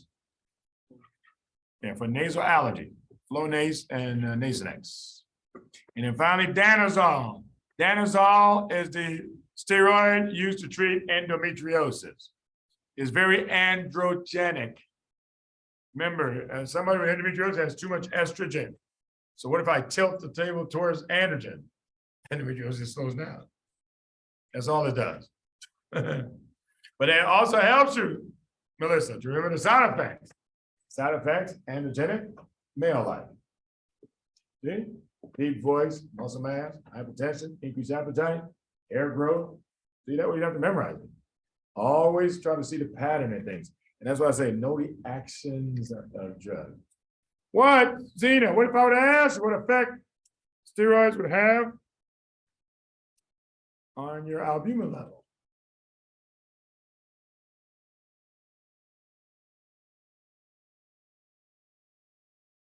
It would what? Increase it. Why do you say increase it? Because what? Because they're smaller structure? Similar? No, they're not similar. Let me see what Abigail says. What effect does steroids have on transferrin levels? Abigail says.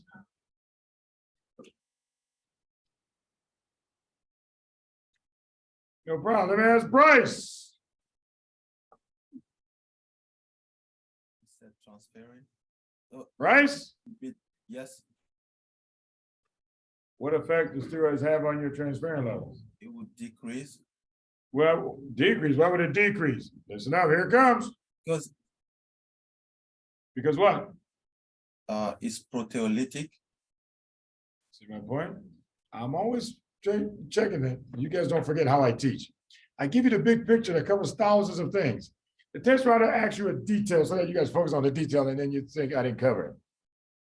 See? All I did was name a protein. There it is right there, proteolysis. I don't care what protein they put on the exam. I'm going to say, yeah, it's broken. Why do you think it causes osteoporosis? Your bone is a protein. How about fasciitis?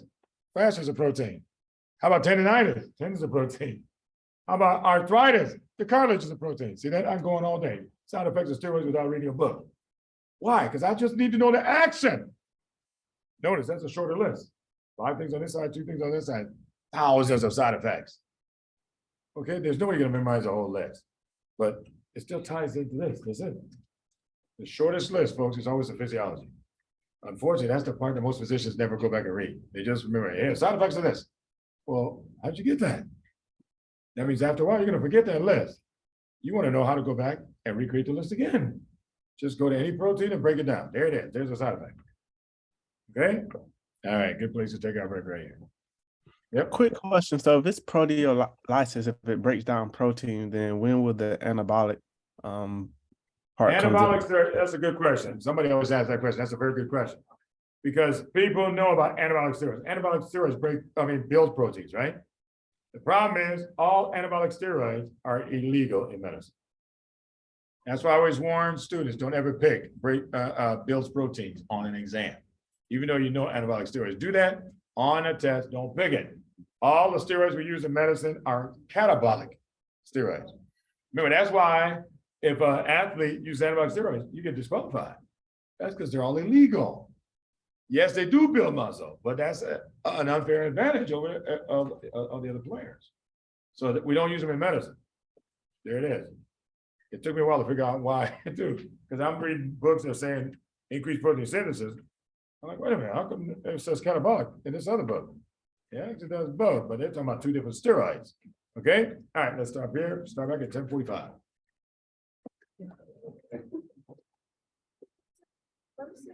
High dose steroids for like giant cell arthritis. What is high dose? What's the cutoff? High dose. Your adrenal makes the equivalent of 5 milligrams a day. High dose is things above 20 milligrams. That's 4 times. Yeah. So that's when you get like 50, 60, 80 milligrams. Okay. Yeah, that's all right. That's the difference. What is 60? That's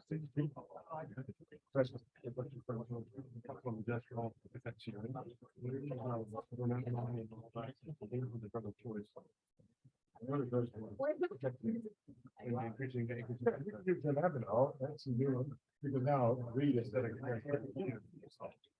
But there is no such thing as like a drug of choice. No, because I don't. Yeah, you can talk it over with people. Now that weed is legal, you say, hey, you want to use some weed? You can go down to the lot and get some. Oh, I can give you some of this. Still my insurance? And other question was, Only and anabolic steroid for use. only and Not a use share. progesterone, huh? Danazol, if it's used in individual, is also independent? It's androgenic, so. Danazol is also androgenic. Danazol is more androgenic than any other steroid. Okay, that's why. But OCPs will still be the treatment of choice, right? Sure, yeah, because what you gotta do is cut down the amount of estrogen, yeah, to stop the tissue flushing out. Thank you, sir.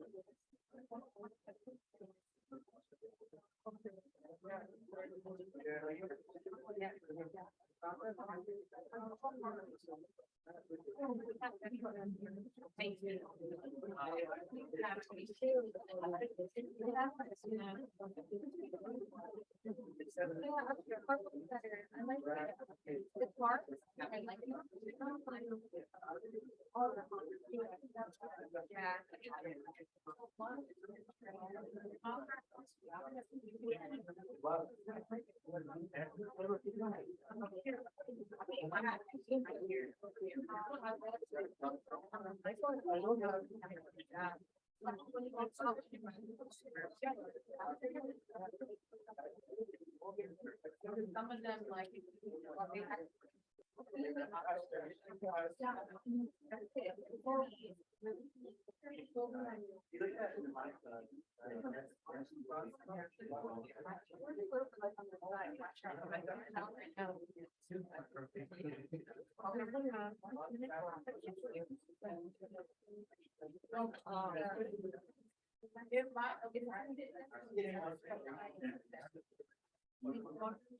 Oh,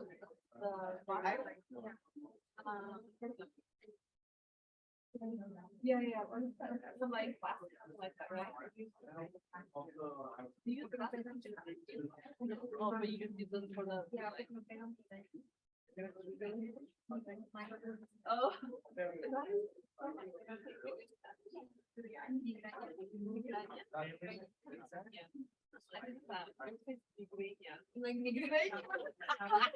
Like.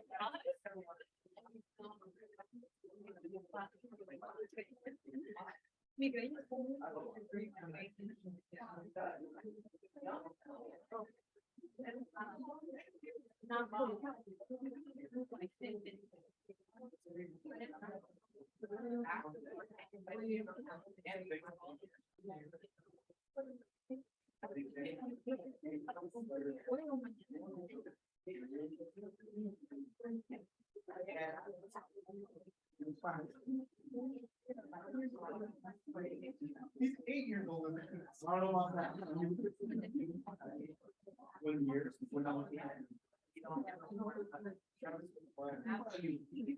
So it's like.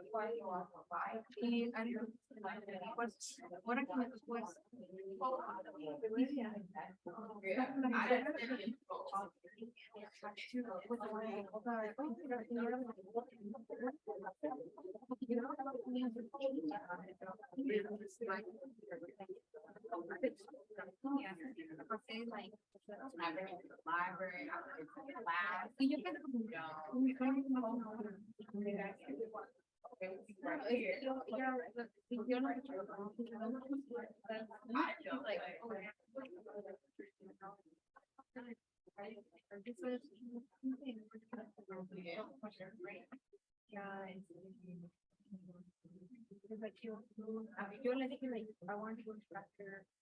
Yeah,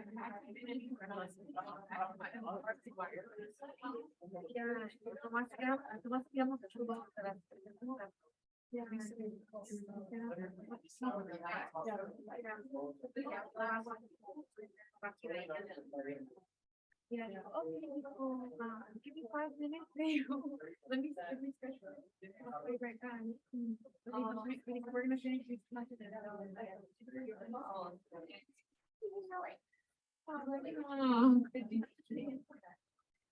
No. I only think he always got to be nice. Thing is, like, who's gonna catch up?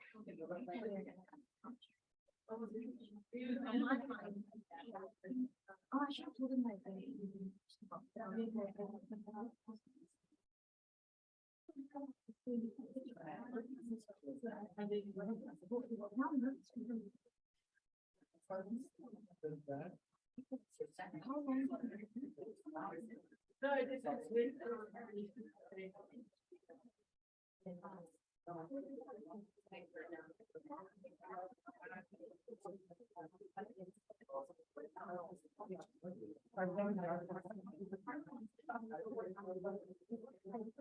No, but O sea, cuando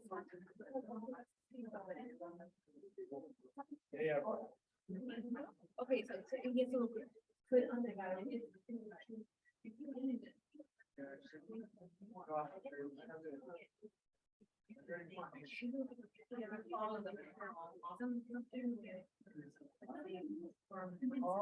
Yeah.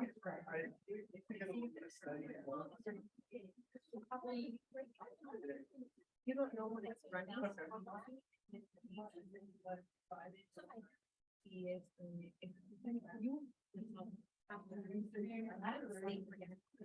Oh. Yeah. What you're gonna be that, or maybe should be.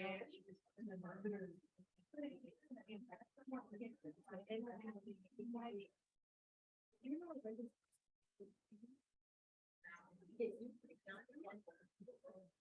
people can go. You're in hospital. You're going to be not happy.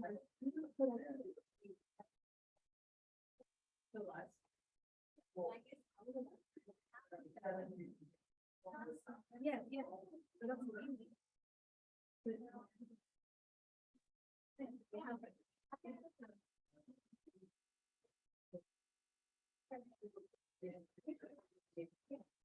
Yeah, that's okay, that's right. That's the thing. They can feel on the because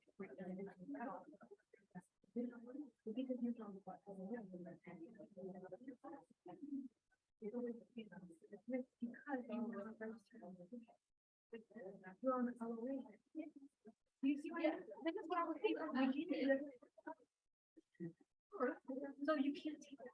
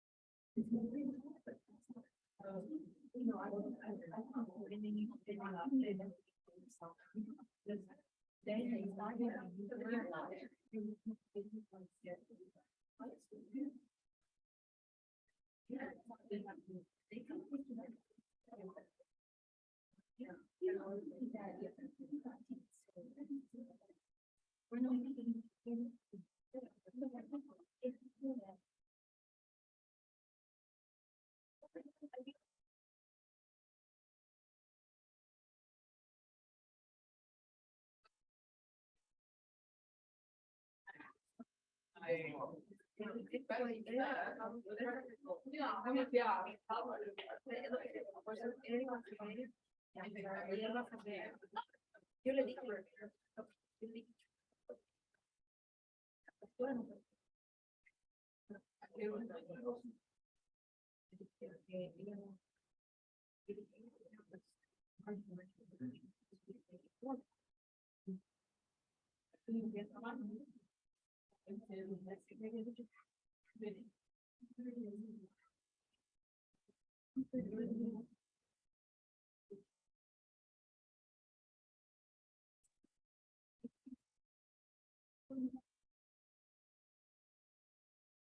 yeah.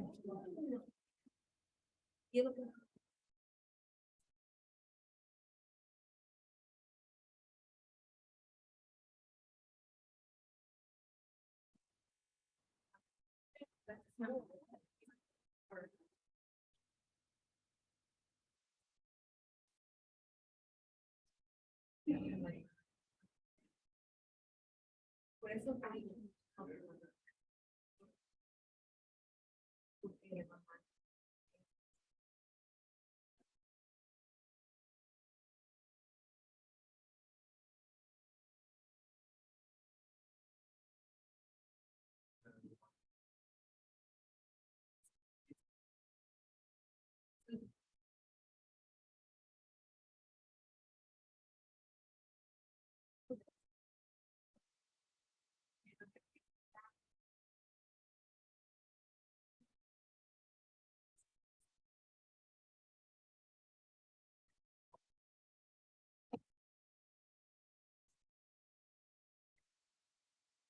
Oh, it's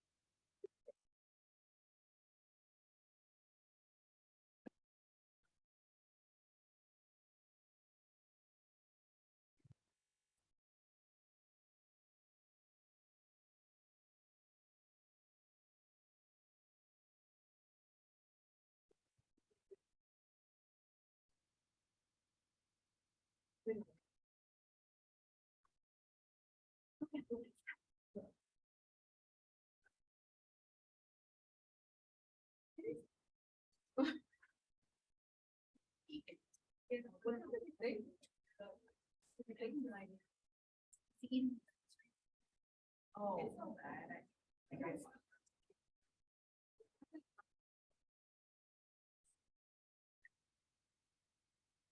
I like your.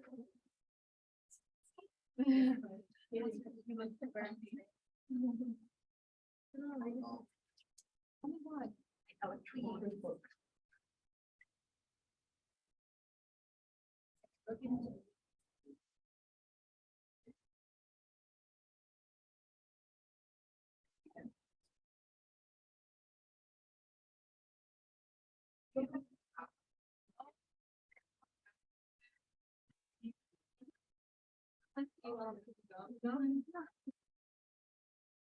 Yeah. What do you want? I don't know. I'm gonna go. No, that's not what you need.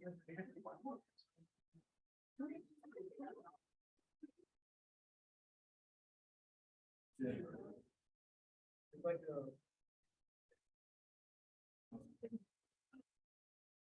Oh, no, uno metido.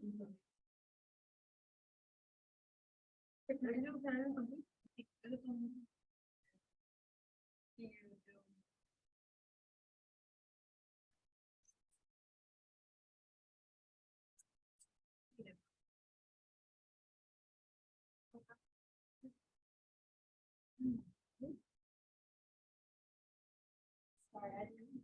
Oh, there.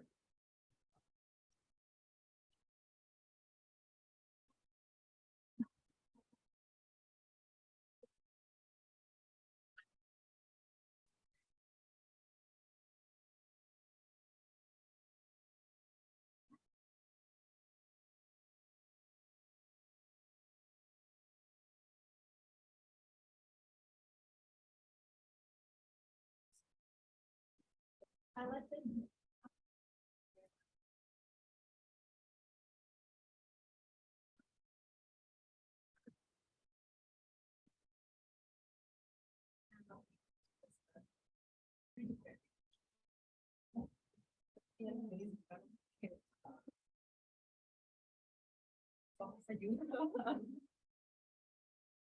No, let me get me.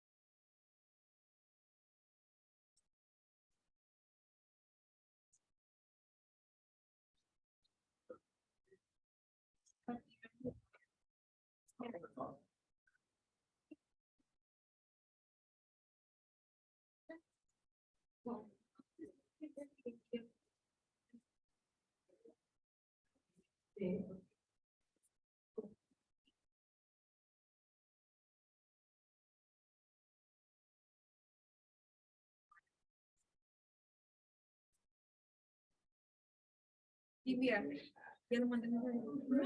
Que empezamos el día más.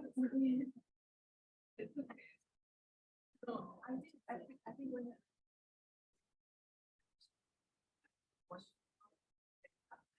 Yeah. Yeah. Pues, no.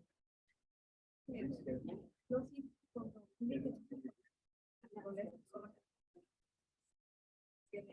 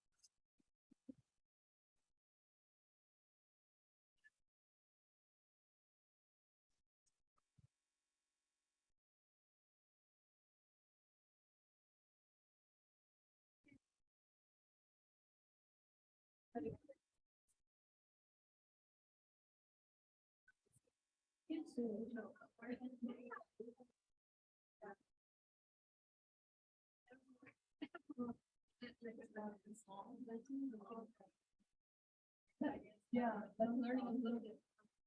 Oh, yeah, we were just talking about how like you're lying. Yeah, look at this. I'm so jealous. It's like, oh my god. Sorry. Yeah. I last year. We need to go. After step one, that's more. Yeah. My thinking. Yeah, you're gonna know. I'm gonna die. You already balancing. Oh, I need to get something. Like, I want to be in front row. I did, I will. We did front row, but we did get like really close to the ball. But then you had to get the spoon wash for the plan. But they didn't want to put it. You want to pass the.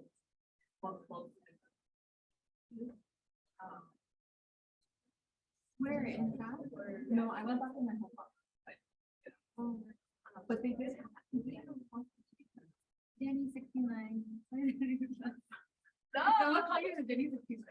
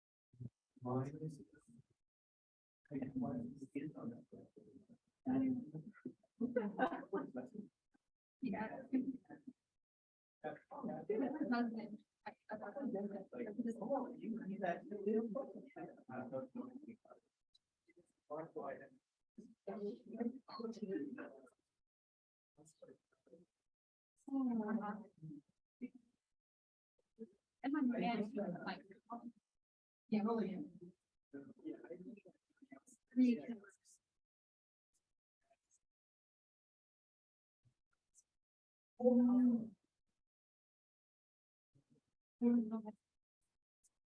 And then. The ADM week, Sunday,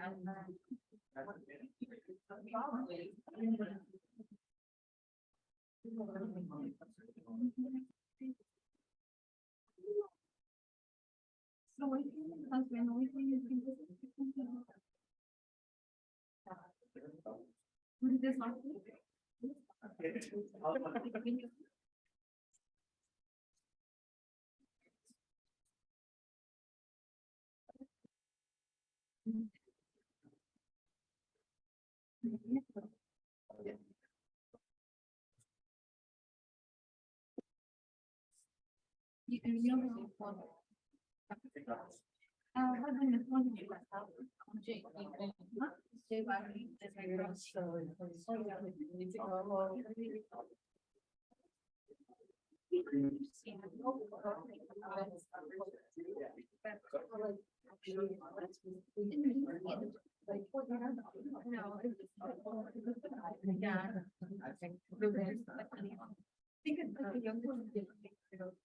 So there's people that like I'm like much that I don't understand. They're just like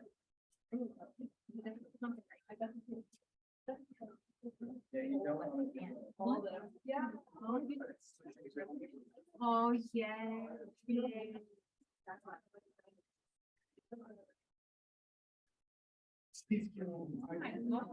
I'm so no, I'm not. No, not. Just had a study.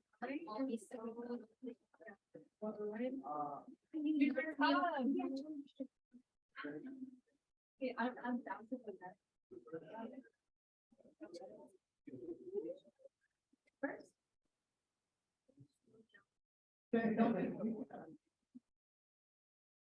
No, pero este video de la abuela. I've been so, I've been in jail.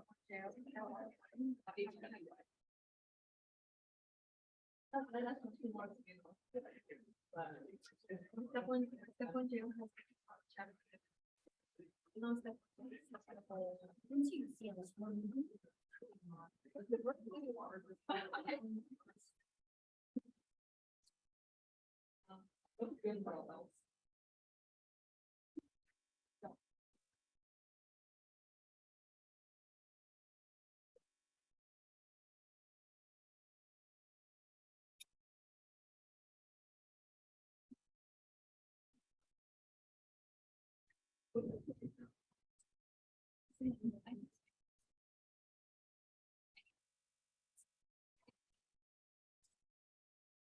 Wait, but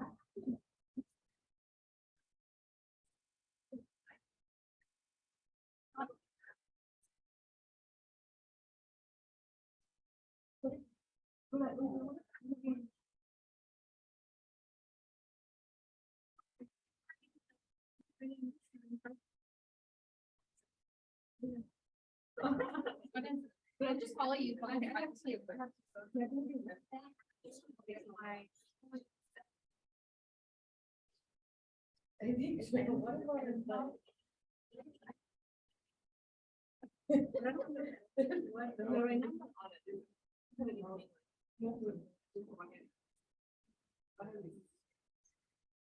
What's yours?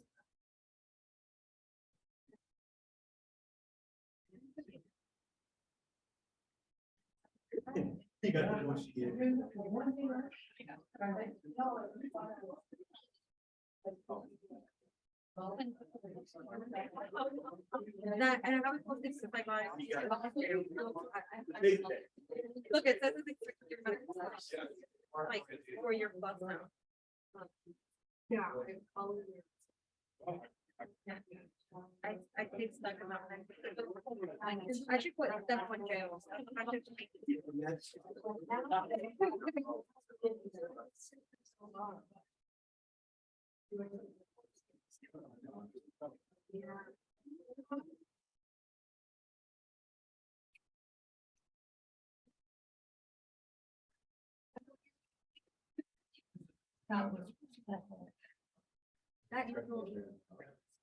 I allow for you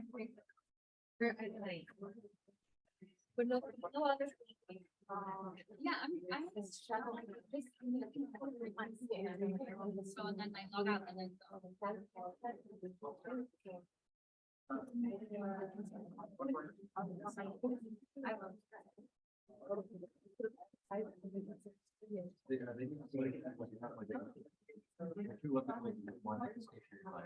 Oh, Yeah, like that's the thing, like I've just been so yeah, there was one thing I put in there. The last time it was another. Here it is.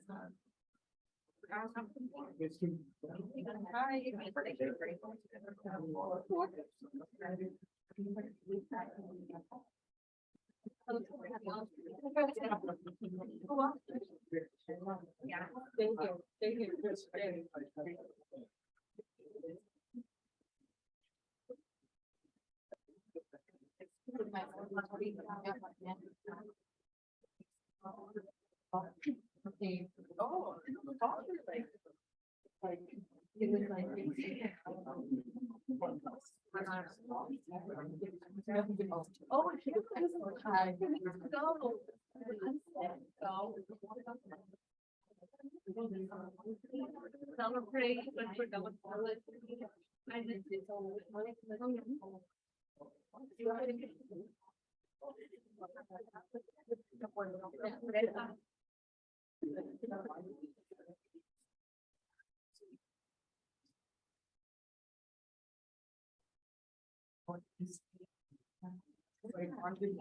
All right. The reason I didn't want to do this slide because it leads right into the discussion about update on how to manage asthma.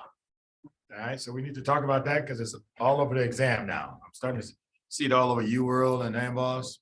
So they're very updated now. Mast cell stabilizers, cromolyn and dacromyl. That's how they work. You stabilize the membrane so they cannot degranulate. These are, both of these, the only side effect is GI upset. That's why they're preferred in children under age 5, because we don't want to use steroids under age 5 if we get away without using it. But these two work very well, and the GI upset is about the only side effect you get. So here's an update on how to manage asthma, as currently stated in the literature. Asthma is an obstructive lung disease. That means you have mostly trouble breathing out rather than in, okay? And that's called ventilation. So you have poor ventilation. All right, so they got these 5 levels. I heard now they got a level 6, but anyway, that's probably not an exam yet. They just did that. Level 1, mild intermittent. That's what I have. That means I get mine in spring and fall when the weather starts changing a lot. I mean, I get a little sinus drainage, and occasionally I can hear when I'm breathing real hard, I can hear just a little fine wheeze at the end. So I carry a beta-2 agonist. Just use it when you need it. Okay. So beta-2 agonist is needed for level 1, mild intermittent. New information now. I'm giving it to you in case you see a new question. New information says now the long-acting beta-2 agonist and steroid combination was better for the intermittent as well. Just printed last year.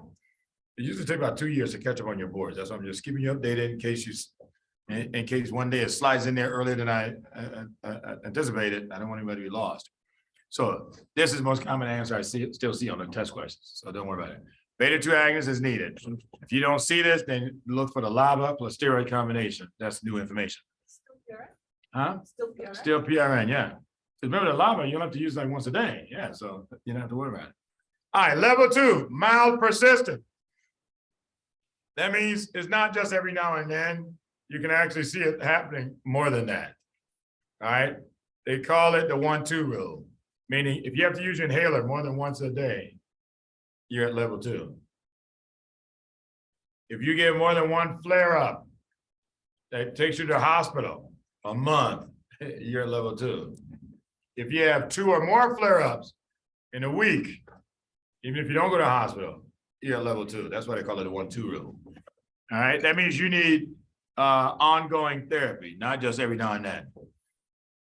So under age 5, remember we try to avoid steroids under age 5.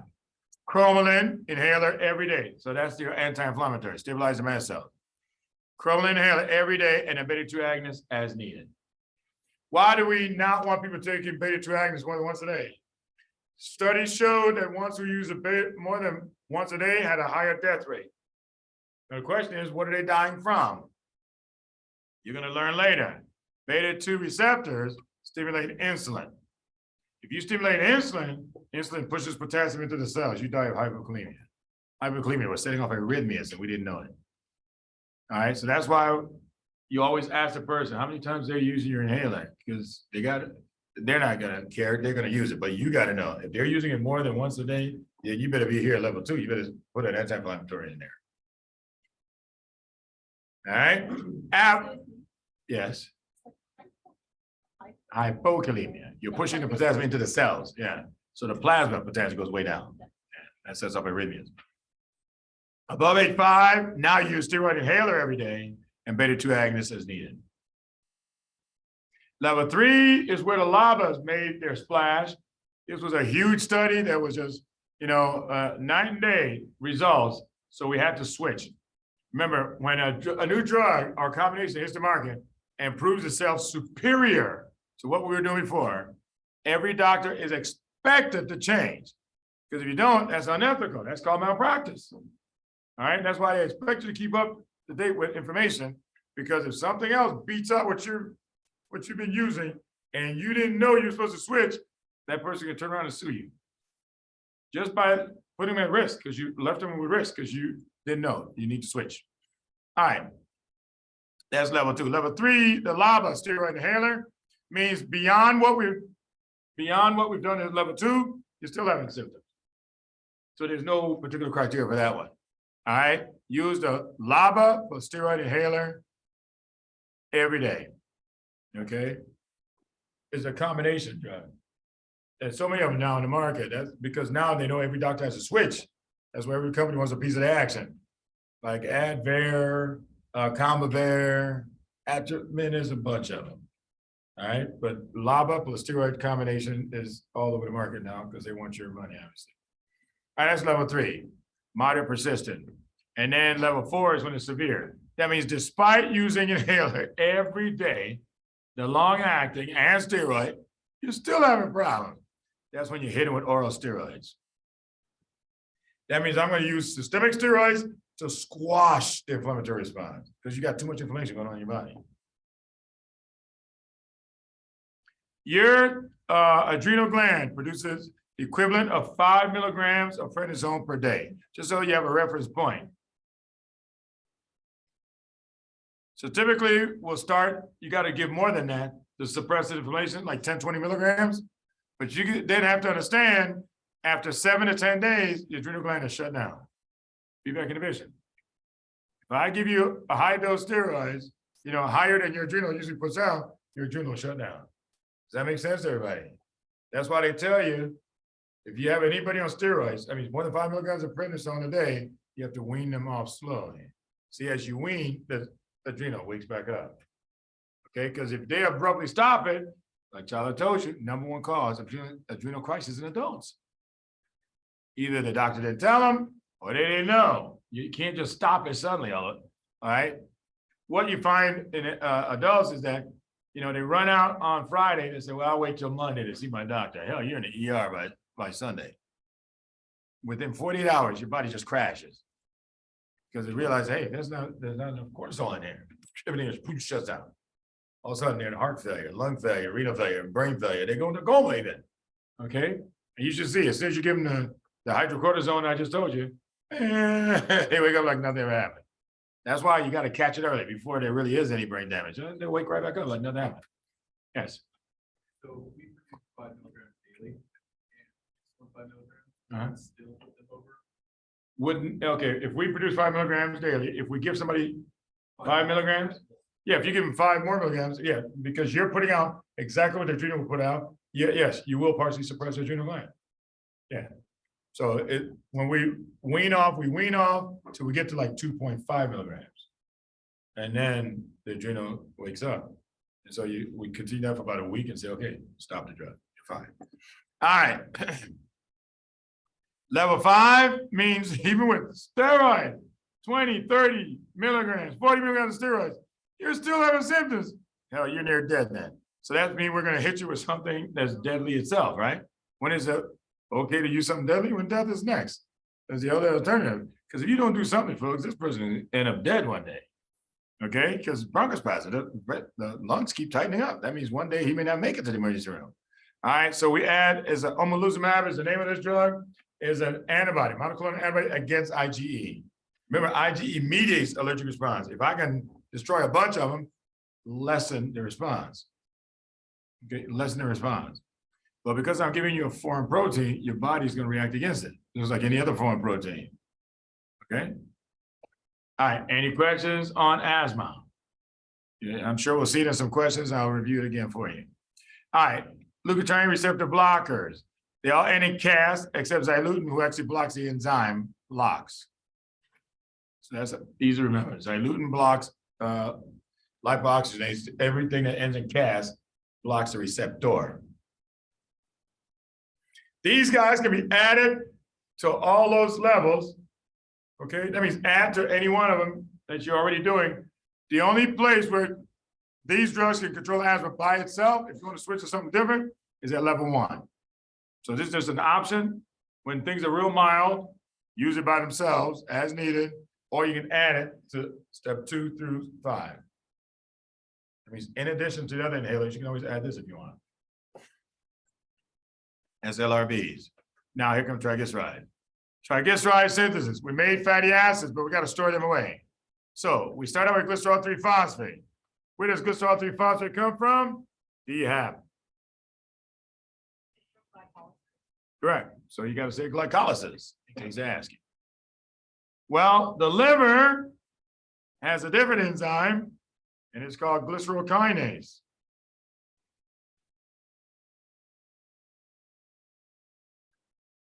What does that enzyme do, Fatima? So it phosphorylates glycerol using what? Using ATP, and its cofactor is what? Okay.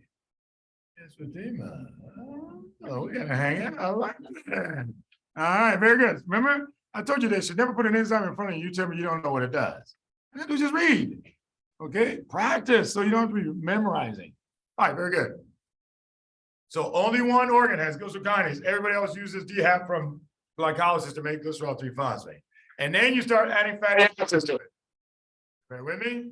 So they'll ask you what's the backbone. There's your backbone right there, glycerol 3-phosphate, but it comes from DHAP.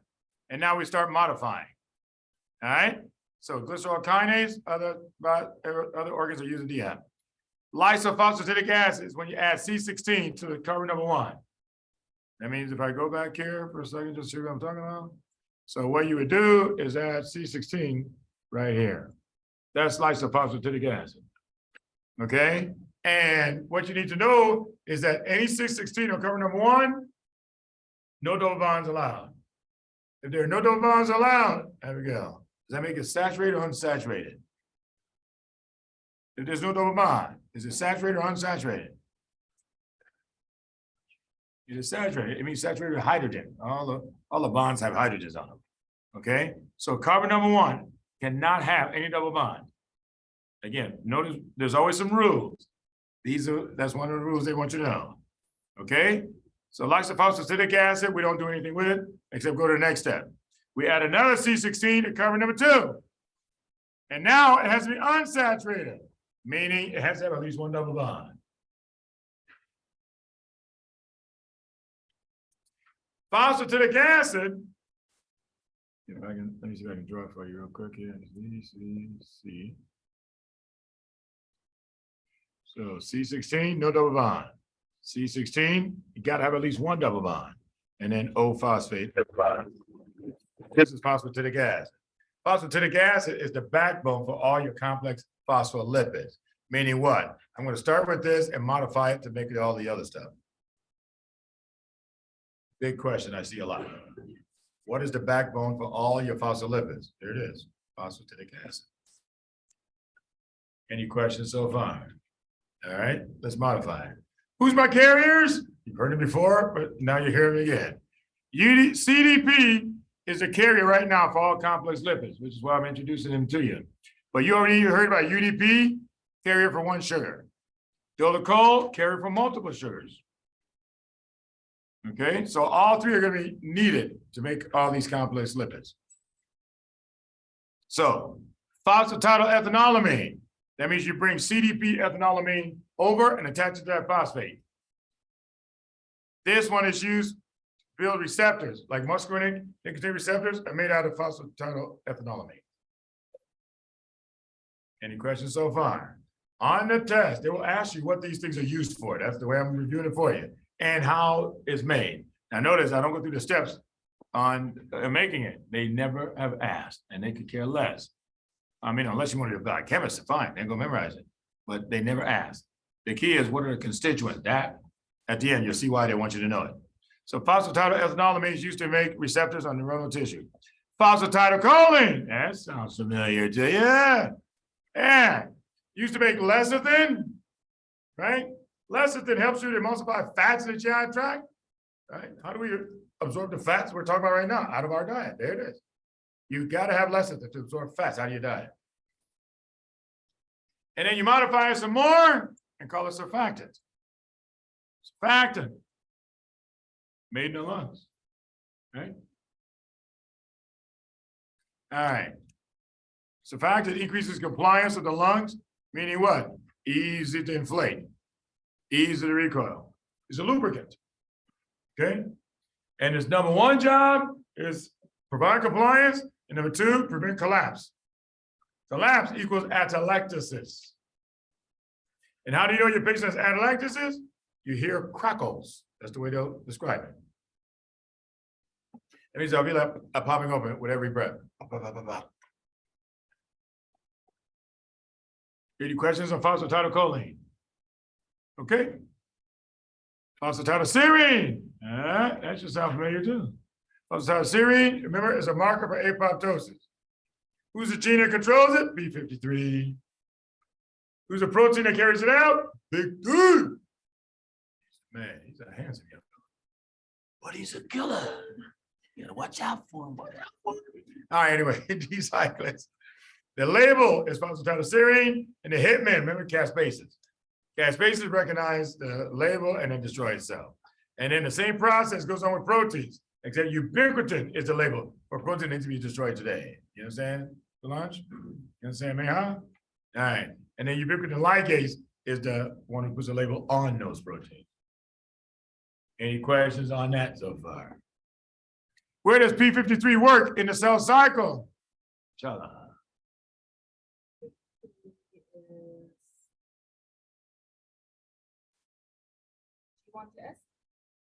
G1 to S is RB. I want to know where P53 works. Let's go to Ida.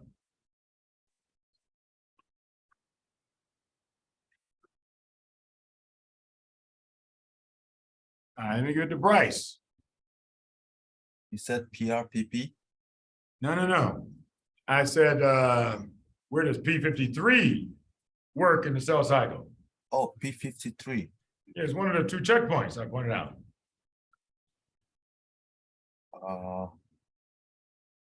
Is it G1? No, that's RB that I just said. Let's ask Gloria. Yeah, it's between G2 and M. That's your second checkpoint. After you synthesize DNA S phase, you want to check it again before you do mitosis, and now you got double trouble if you leave the mistake in there. All right, again, I like to try to make sense of things so that I can remember it easier, okay? All right, so phosphatidylserine, the marker for apoptosis. Cardiolipin, it's two of them put together. So let me show you what that would look like. So carbon, carbon, carbon. And then we got O-phosphate here. C16 on carbon number 1, no double bonds allowed. C16 on carbon number 2, gotta have at least one double bond. But now, on this side, you put another one. Phosphate, oxygen, carbon, carbon. See that? All you're doing is put two of them back to back, creating a phosphodiester bond between them.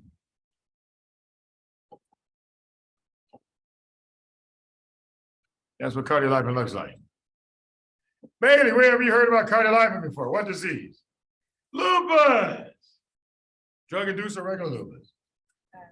Regular lupus. I heard you heard about two other antibodies that go regular lupus. Double-stranded DNA and somebody and Wesson. Smith. And that's Smith and right. She didn't know she was right. Smith. Oh, Smith and Wesson, okay. All right, yeah. So remember, double-stranded DNA, Smith, Carter Levin. Which one's the most diagnostic? Item. Double-stranded DNA, which one's the most nephrotoxic item? Double-stranded DNA. Cardiolipin, Cynthia, has 4 bad associations. Run them off. Stimulate? Oh, damn, it's right there. Oh, girl, you should never give it away. You should have done it with your eye like that. As soon as I started looking, oh, now you gave it away now. Oh, I forgot I put it here already. Anyway, so just a reminder, cardiolipin antibody, right? You got to know the 4 things associated with it. Okay, easy points when they start asking. False VDRL, I told you, is the one I see the most. Just which antibody in lupus? What's the first drug now used to treat lupus nephritis? Cynthia, remind me of that. Mycophenolate. All right, there you go. A point without looking at anything. Very good. All right, yes, sir. For if it stimulates the clotting cycle but blocks milligram effect, aren't those like opposing? There's opposing. That's why from day to day, you don't know what you're gonna get. That's what makes it a bad disease. They come in with a DVT. We see this all the time. They come with a DVT. What do you use? Start them on heparin. And then go to warfarin. A few days later, they come in bleeding. What do you gotta do? Give them FFP, reverse everything. A few days later, back to a DVT again, or no stroke, or you never know what they're gonna get. That's why it's a bad disease. Yeah, but you never know which one will prevail on any given day. These are just the things we've seen. All right, IP3 DAG, diacylglycerol. What's different? Let me try to draw that one for you. Diacylglycerol, here's your carbon, here's your carbon, here's your carbon. Except rather than phosphate is hydrogen. Glycerol means OH group. All right, but everything else is the same. You remove the phosphate. C16 here, still there. C16 here. This is your DAG. So diacylglycerol is part of the IP3 DAG second messenger system. Okay, who uses it? Is the second messenger for all hypothalamic hormones except CR. Oh, that should be CRH, not CRP. No. But I'm catching some of these. Okay, I updated all of these in December. That's why some of the mistakes are still there. But we hope to catch them all. All right, so anyway, second measure for all hypothalamic hormones except CRH. Is also the second measure for all smooth muscle contraction caused by hormone and neurotransmitter. Melissa, tell me a place in your body with a lot of smooth muscle. Where? Blood vessels. Second measure for alpha-1 receptors to constrict all your blood vessels. See that? Harris, give me another place with a lot of smooth muscle. GI tract. What would make your GI contract? Somatotropin, serotonin, acetylcholine. What's another one? CCK. Anything that makes the GI contract, there it is. Second measure for all of them. That's why I'm writing it this way. For all smooth muscle contraction caused by a hormone or neurotransmitter, there's the second measure all the time. There's no exceptions. Okay? All right, moving on. Triglycerides. Now, how do you make a triglyceride? You add another C16 at carbon number 3. All right, so let me draw that for you. So carbon, carbon, carbon. Rather than OH group sticking out, everything is C16 now. See? This is what glycerol looks like. Oh, sorry, triglycerides rather look like. That's what triglycerides means, 3 fatty acid chains. Any questions on that? Now we got to store it away. Cynthia.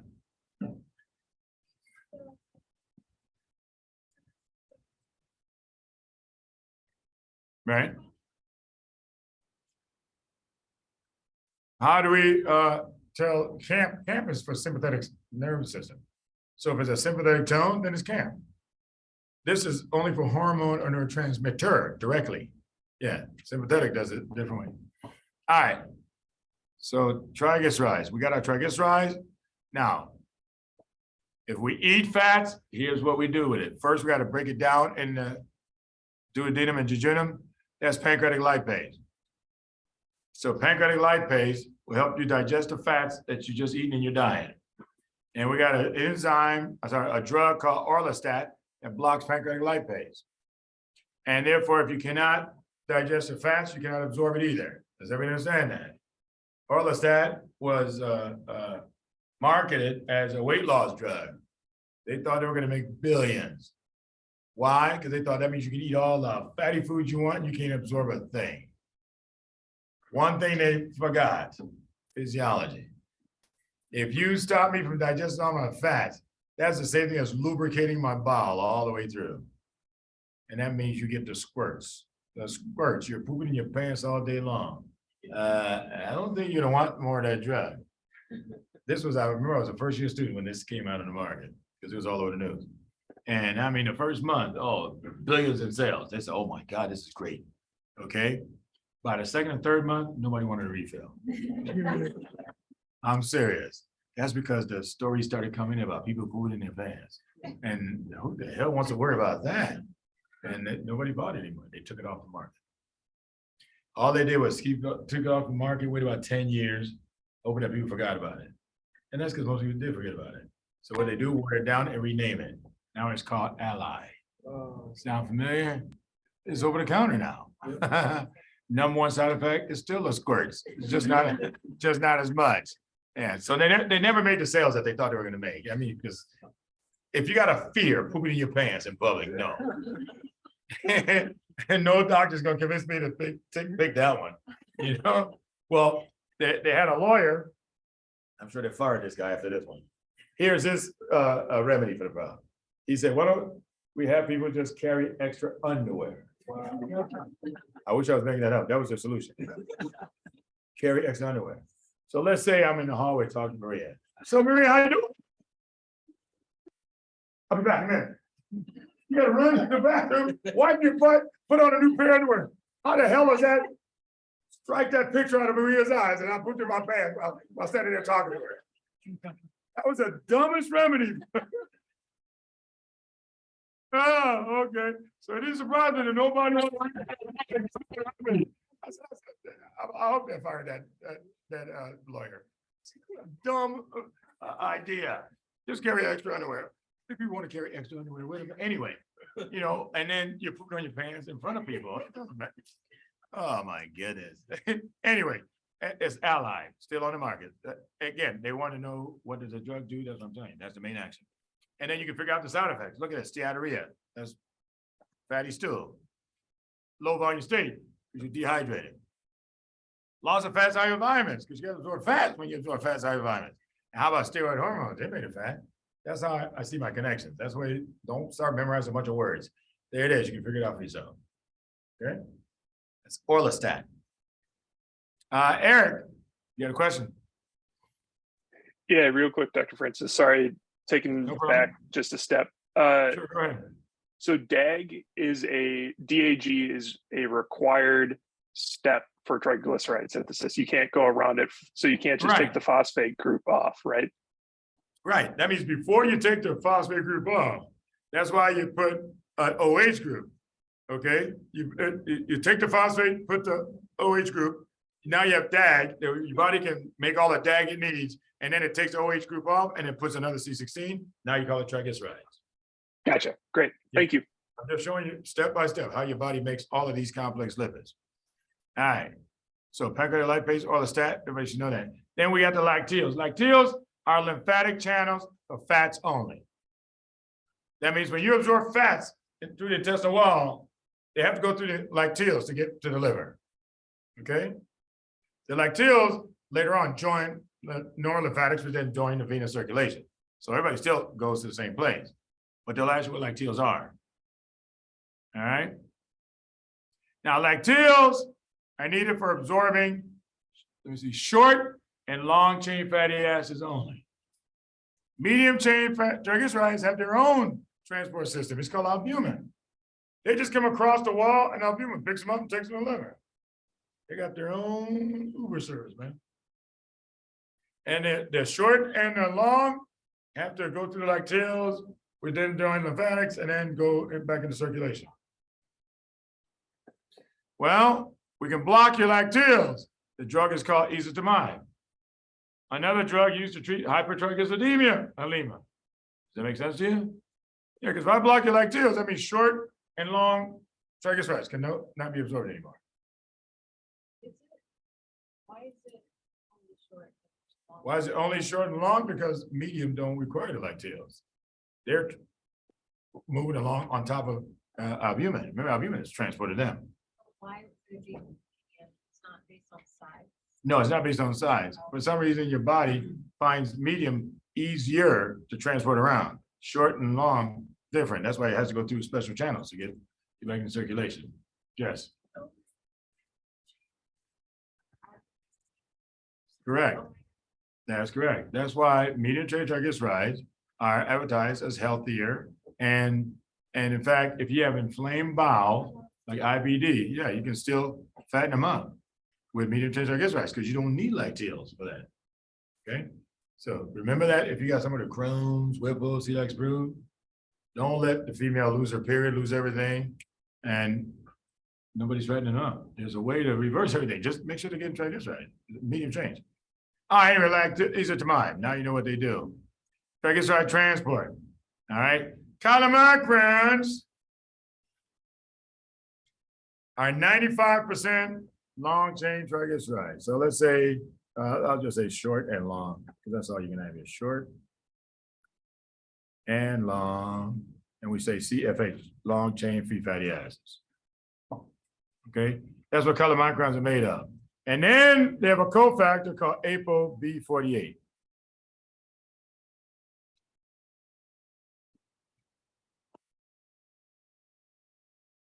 Where are chylomicrons headed to?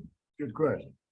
Chylomicrons, 75% of their triglycerides, say 75%, no, let's just split it this way. So 75% will go to endothelium. And then the remaining 25% will go back to the liver. So in case they ask you where chylomicrons are going, you can see it easily in the diagram. That means endothelium is the answer they want. Liver is only, endothelium is not there. All right. Now, in order to drop off triglycerides at cells, the cells have an enzyme called lipoprotein lipase.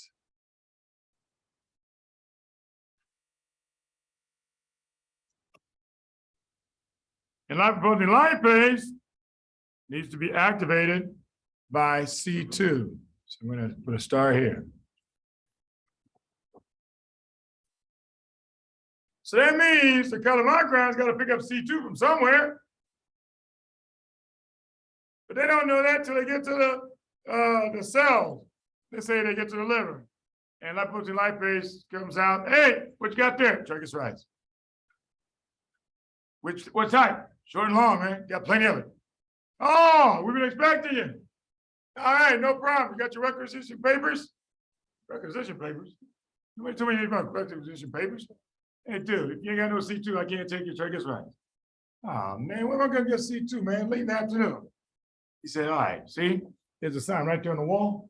It says, whatever you need, call this number. Why don't you call the number and see what happens? So he gets on the phone. 555. All of a sudden you hear, yeah, what you want? I need some C2, click. And how rude. How they know? Like what sniper says, hey, watch down that street, man. Somebody's gonna be coming to help you out. All of a sudden he coming around the corner. 2 wheels, baby. Boom. 64 Chevy Impala. Still got the Impala sign on the back like that. Got the little steering wheel right in front. Fuzzy dice. Oh yeah, got that nice system. Who we talking about? HDL in the house, baby. HDL is that guy that lives in the hood. Sells everything out the trunk of his car. He's got the best prices. Just don't ask him where he got it from. You're gonna get the best price in town. All right? But HDL got a nice car, but he got no job, all right? But he's got everything in the trunk of his car. And so he's got C2, he's got E. And so chylomicrons say, oh, I'll take some C2 and E. That's where he gets it from. So let me put it in purple. Yeah, let's say, so HDL is just floating around. All right, so C2 he's carrying and E he's carrying. So Calamancrons pick it up on the way to those two sites. Because you got to have C2 to drop off triglycerides. All right. All right, now, who's next? VLDL. So after Calamancrons drop off triglycerides to endothelium, they drop off whatever's left to the liver. At the liver, albumin will bring the medium chain triglycerides too. So now I got the short, the medium, and the long all together now. You ready with me so far? And then the liver will make them all into long chain fatty acids. So your VLDL is now like 95% triglycerides. I'll just say trigs. And then 5% cholesterol.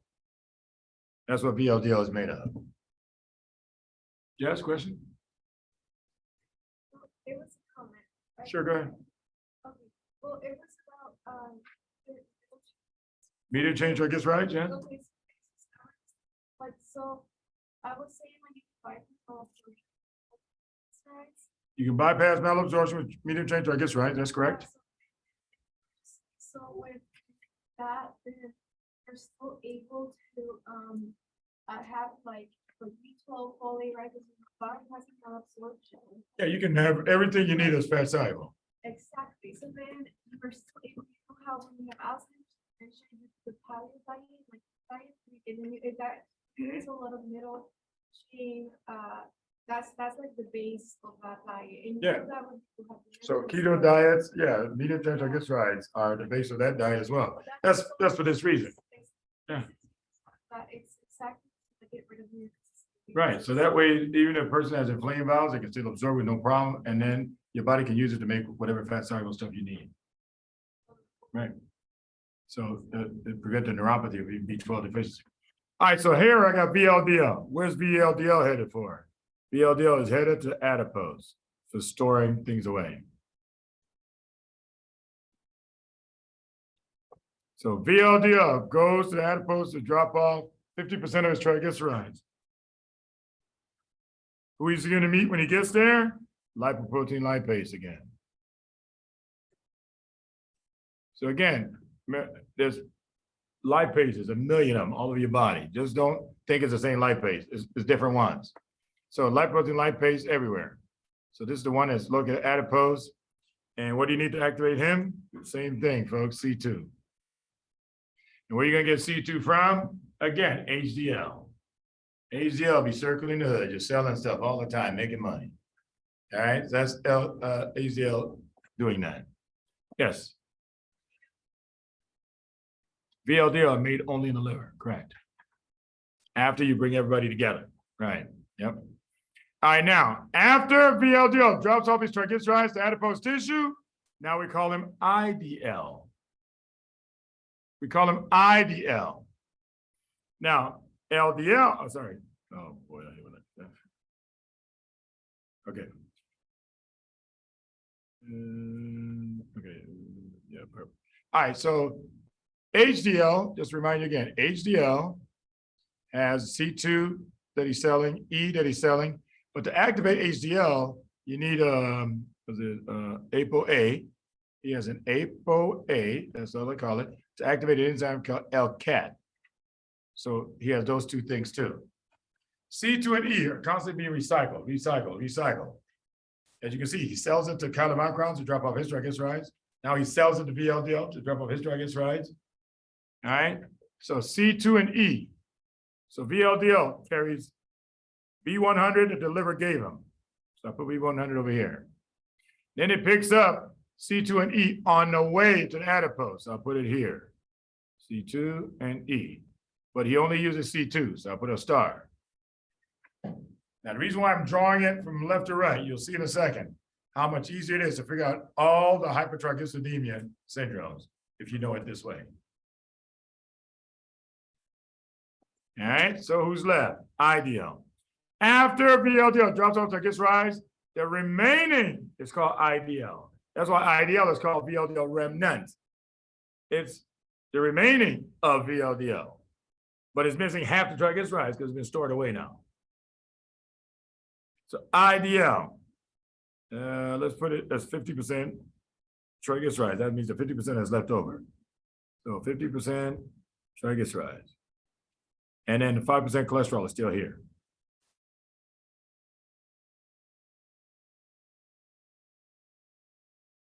He still has C2, still has E. Remember, that's because VLDL has all of these. And still has B100. But which one does he use? ApoE. How to remember that?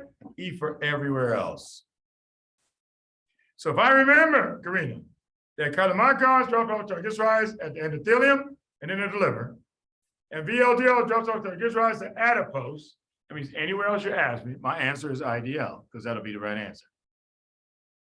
It just matches the E, so that's how I wrap it up. E for everywhere else. That way I don't have to care what detail they use on the test question. But you know, on the test, they'll use some weird location. Why? Because students tend to obsess about things. They try to obsess, where is this location, rather than just answer the question. Okay, don't labor about the wrong thing. Just answer their question. IDL just on triglycerides everywhere else. Notice I haven't talked about cholesterol. That 5% cholesterol is still there. That's LDL later on. Okay, but this is how it all started with triglycerides. Now, how do I know you have too many triglycerides in your system, Paul? Here it is. Xanthelasma. Fat pads on the eyelids. You can see it. So the test question I've seen, they show you a picture of it, and they say, what lab test would you get on this person? Check a triglyceride level. Normal should be less than 150. And of course, that patient will have 500, 600, 800, whatever, but that's way too high. That's why he's depositing all over the place. Okay. Triglycerides can also be deposited along tendon sheaths. That's how they get carpal tunnel when they do it here and the median there. All right, that's how they get Dequere veins. Yeah, see? Pregnant women, right? They have high triglycerides. Okay. Just so you know to make those connections. Okay, xanthelasma. And then recurrent pancreatitis. Remember, fat necrosis. The pancreas is sitting on a bed of fat. So if there's extra fat, it's going to lead to inflammation, which means your pancreas will become inflamed with it. What's the most common cause of pancreatitis in adults, by the way, man? Huh?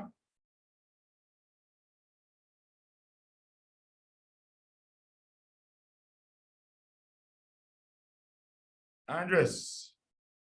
No, not gallstones. Well, no, you're right. Sorry, I did say adults. I'm thinking of children already. Yeah, that's my next question. Yeah, so adults is gallstones, but alcohol got bumped down to number 2. Then high triglycerides, then high calcium. That was the 4 I gave you. How about in children, Sandra?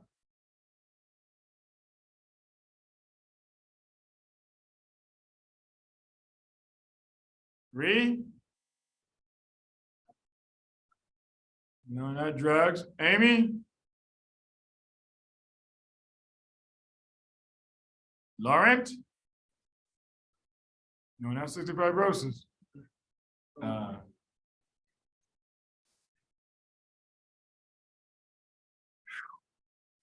Why do I just draw a blank on that sexy name that he has? I don't know. Armando, man, I don't know why I draw a blank on it. See, I always gotta think sexy for a second, then it comes back to me. Oh, but anyway, that's the way I got filed away. I can't help it. All right, go ahead. Yeah, remember trauma. Just accidental kicks from playing football, soccer, whatever.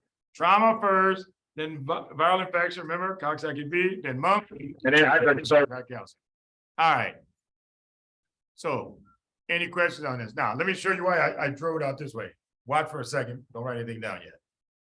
Now, let's say you ask me, I got a patient who has very low triglycerides, and I measure his chylomicrons, and it's low. My mind goes to this and say, oh, my mind says, what do you need to make chylomicrons? Oh yeah, ApoB48. I say, okay, here's your problem right here. Or he's not eating it in a diet. See, yeah, easy to figure out the 2 ways. Somebody who has no very low triglycerides and has no chylomicrons. That means the problem's right here in the GI tract. Either you don't have the B48 to make it, or you're not eating in your diet. Now, not eating a diet is rare. Hardly anybody does that. Everybody eats some fat and everything that we eat. So it's called B48. That's called A-beta-lipoproteinemia. See, rather than my teaching you a bunch of diseases and you don't know what normal is first. Once you know normal, then it's easier to tell you how abnormal it came to be. If you're missing B48, A beta lipoproteinemia, there's your problem. The person will have low chylomicrons, low triglycerides in their diet, in their system. That means everything that has to do with triglycerides, fat soluble vitamins, ADEK. I mean, we go on and on. All those will be problems. All right, next one. Let me just finish this. What if you tell me the patient has high chylomicrons on him? I say, well, how come he's not processing it? Why is he just floating around without being processed? Then I say, well, what does it take to be processed? You need lipoprotein lipase, you need C2. So that means if C2 is the issue, well, VLDL will be elevated too because he uses it. Type 5 hyperlipidemia. How about then lipoprotein lipase is the one that's missing? Then it'll be only the chylomicrons. That's a genetic lipoprotein lipase defect at the liver only. It'll be high chylomicron. Type 1 hyperlipidemia. Look them all up, folks. It'll blow you away. Is one day I just saw there is a linearity to all these diseases. Why am I memorizing this stuff? Seeing patterns. Like I said, I give the credit to Dr. Shaq. I never saw any pattern. I just memorized those diseases before. All of a sudden, I came back to reread all this. Because remember, you told me we go back and reread it normal. I'll show you how to make sense of it. All of a sudden, I'm seeing, oh my God, there's a way to arrange all these hyperlipidemias. I've never had to look them up since. Yes. If you don't have lipoprotein lipase at the liver, then only the chylomicron who drop off to the liver will be affected. So you have high chylomicrons. That's type 1 hyperlipidemia. It means you're making them, but they're not being processed. Yeah. And like I said, if it was C2 that was a defect, that's possible, but that would affect the VLDL. That's called type 5 hyperlipidemia. So that does exist, just not as common. That's all. Yeah. Question. Yeah, there's lipoprotein lipase all over your body. It's not the same lipoprotein lipase, just so you know. Oh, you're saying only the liver type? Yeah, only the liver lipoprotein lipase. Yeah, then it's chylomicrons. That's type 1 hyperlipidemia. On them. Apo beta lipoproteinemia. Yeah, A beta lipoproteinemia. What about it? Steatorrhea. They have steatorrhea because they can't absorb the chylomicron. Yeah. But the best clue for A beta lipoproteinemia, low chylomicrons. Because it means you're not assembling chylomicrons. Yeah. All right. So let's say you tell me there's high VLDL in your blood. Hyperlipidemia type 2A. And I say, okay, what happened? All right. That means lipoprotein lipase at the adipose is not working. Because there's got to be something that can affect only him. Okay. And the problem there is usually caused by obesity. What happens whenever you're obese and there's so much triglycerides already in the adipose cells, it downregulates all the receptors. That means no more can come in. And that's why the rest that you eat just flows around. See? That's why you got to get the person on a low triglyceride diet. All right? IDL. If IDL was elevated, Gustavo, what would be the problem there? What do you think? Ida, what would be the problem there? ApoE. See, what does it take to process IDL? ApoE. That's type 3 hyperlipidemia. We just covered 4 of them. 4 of them. Just looking at this way. All of a sudden, you know what they're talking about now. Instead of memorize 1, 2A, 2B, 3, 4, 5, and then the next day you forgot all of them. Because it's just memorization when it doesn't make any sense, which means the brain cannot hold on to it. Whereas when you can see a picture in your mind, I can see exactly where the problems are. All right, so if they want to modify and tell me something different, I say, oh, the problem must have been here. And even though I never even read about the disease, I said, well, the problem's got to be here. Look at the answer. Oh, gee, there's only one answer. Okay, this is what I mean by you are now ahead of the test writer, as long as you know your basics very, very well. And that's why I say focus on these notes. Don't worry about the diseases. When you get to the diseases, they'll be so easy to understand if you have a good handle on your basics. Okay? All right. So triglycerides. I think next one should chylomicrons. Just repeat everything again, right? Made from ApoB48, carries long and short chain fatty acid. Drops off 75% to endothelium, the remaining 25% to the liver. Remember, it gets its ApoC2 from HDL. HDL is that good guy just circulating, selling things to everybody. Okay?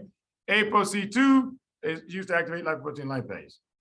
Medium chain triglycerides do not use chylomicrons. They're carried by albumin to the liver. And that's how you can bypass GI inflammation, every IBD, Crohn's, celiac, flu, Whipple's, doesn't matter. Just feed them medium chain triglycerides. Let me give you an example of what I mean, why this is important.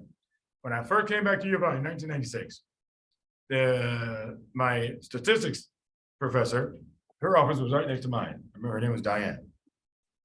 I came out of the elevator one day as I was getting to my office, and I turned the corner and I saw Diane. She's bouncing from one side of the hallway to the other. She was so weak. I could just see she was thin, little to nothing. You can tell her hair had fallen out. I don't know what the heck. So I went into the office. I said, Diane, what's wrong? She said, I just came back from my gastroenterologist and he told me all I can eat is bread. So I mean, bread? I said, well, did he tell you about medium chain triglyceride oil? Medium chain triglyceride what? Which means he never discussed it. She died shortly thereafter. That's what happens. You're talking about the gastroenterologist. How the hell did he forget about this? It's because he never understood it back when he was trained. That's what I'm telling you about. That's what happens. If the doctor never understood it, on the day that somebody comes in, he doesn't remember any of it. And so the patient walks right back out. And so he thinks he's doing all his best to treat the person, but no. She had lost her period, body fat, nowhere that I could see. I mean, she was thin and then died shortly thereafter. Man, it just hurt me. Because in my mind, I know she didn't have to die. Had she been told about me, I went to GNC at the mall, bottles of medium chain triglyceride oil on sale. That way you can use it to put on your salad, cook your food, but yet the gastroenterologist didn't know about that. Okay, quality of life is a big deal, folks. Anyway, medium chain triglycerides do not require VLDL made in the liver, 95% long chain free fatty acid, 5% cholesterol. Gets B100 from the liver, but does not use it. Gets C2 and E from HDL, still doesn't use both of them, but he uses C2 to activate lipoprotein lipase. So always know what each one uses and where it gets all these lipoproteins. That's why I'm just mentioning it that way. So when they ask you where to get B100 from the liver, but he does not use it. Where does he get C2 and E? From HDL, but he only uses C2, okay? And then he goes to adipose, drops off 50% of his triglycerides, and now we call him IDL. Questions? Yes, sir. C2 and E are coming from HDL, it's still VLDL at that point? Or Yeah, C2 and E come from HDL. VLDL is still VLDL at that time until he drops off triglycerides at the adipose. But he has to circulate until he sees HDL, picks up C2 from him, and then he can go to adipose and drop it off. Yeah, because remember, without C2, he cannot drop it off. And how come certain type 4 hyperlipidemia affects only IDL? It also affecting the LDL too? No, it can drop, yeah, it can affect the LDL. That's why like 2A and 2B are seen primarily because obesity is downregulation of the receptors. So That's then what you see. IDL and VLDL have the same cofactor. No, IDL uses E, but VLDL is the one carrying the E and has to hand it off to IDL. Remember, IDL is the remnant. Yeah, so that's how it's connected, not because they're the same one. All right, VLDL, if you remember, blocked by niacin. What vitamin is that one, Jess? B3 deficiency is called what? Calligra. IDL is a remnant of VLDL, has ApoC2, but doesn't use it. B100 doesn't use that either, but he has ApoE, E for everywhere else. That's the one he uses. Okay? To treat hypertriglyceridemias, now that we know them, fibrates are first line. The fibrates enhance lipoprotein lipase activity. Notice, lipoprotein lipase is everywhere. Every cell's got its own. And you gotta have C2, you gotta have lipoprotein lipase to store away triglycerides. And so these drugs just enhance the enzyme activity, and guess what? Also, triglycerides just start dropping. Bailey. For atherosclerosis. Would it be IDL or For atherosclerosis, it could be any of them. If you have excess, any of them, it predisposes to atherosclerosis. Because now you have excess just floating around with nowhere to go. That means they can get stuck to the nearest fat layer. And the nearest fat layer is called endothelial cells. That's how you get atherosclerosis. Yeah. All right, so anyway, we're coming to fibrates. They stimulate PPAR, the other one's gamma, so this is alpha. Okay, remember, PPAR gamma was TZD. PPAR alpha is the fibrate. What you're doing is enhancing transcription, just like the TZDs do. And so now you're able to get the fats into the cells. All right, pick any one you want. If that's not enough, then we add VLDL. Because we know VLDL directly impacts, niacin.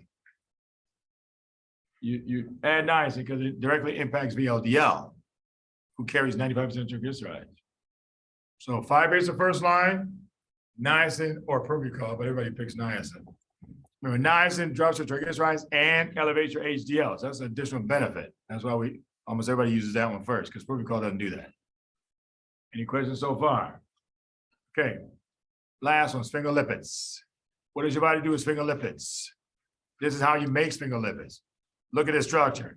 I'm going to pretend a C16 CoA is my sphingo part. This is my sphingo, okay? And then I'm going to add some other lipids to it. So therefore, sphingolipid. Okay, it just makes it visual for me, okay? All right, so who's the carrier when I'm modifying complex lipids? Paul? Who's the carrier when you're modifying complex lipids? All right, Kathleen? Remember, CDP is the one we've been using so far. And I just want to make sure you haven't forgotten. All right, so sphingolipids, here we go. CDPs are carrier for complex lipids. And here's the first one, sphingosine. I think of the sine as serine because that's all you've added. See that? Maybe by adding CDP serine to this. That means remember CoAs have sulfur. You just attach it to that sulfur. Now you have sphingosine. All right. Ceramide is when you add another C16 to the nitrogen of sphingosine, because that's an amide linkage. See, serine, amide linkage, that's what reminds me about the structure. Why do I want to remind myself of all these little things I'm adding? Because folks, that's the question they like to ask. What are the constituents of this or of that? Notice I didn't go through the steps on how to make it because they've never asked about the steps. It's just what are the constituents? And I'll show you then why they want you to know that. All right, ceramide therefore becomes the backbone for complex sphingolipids, just like phosphatidic acid is the backbone of the phospholipids. That means you make one complex and then you just add something to it to make all the other stuff. Ceramide is the backbone for complex sphingolipids. First one, cerebroside, made by adding a sugar. Who's a carrier? Always UDP. And sugars have a lot of OH groups, so it's an O bond. That's why cerebroside. All right, so you're adding one sugar to ceramide. And ceramide is found in myelin.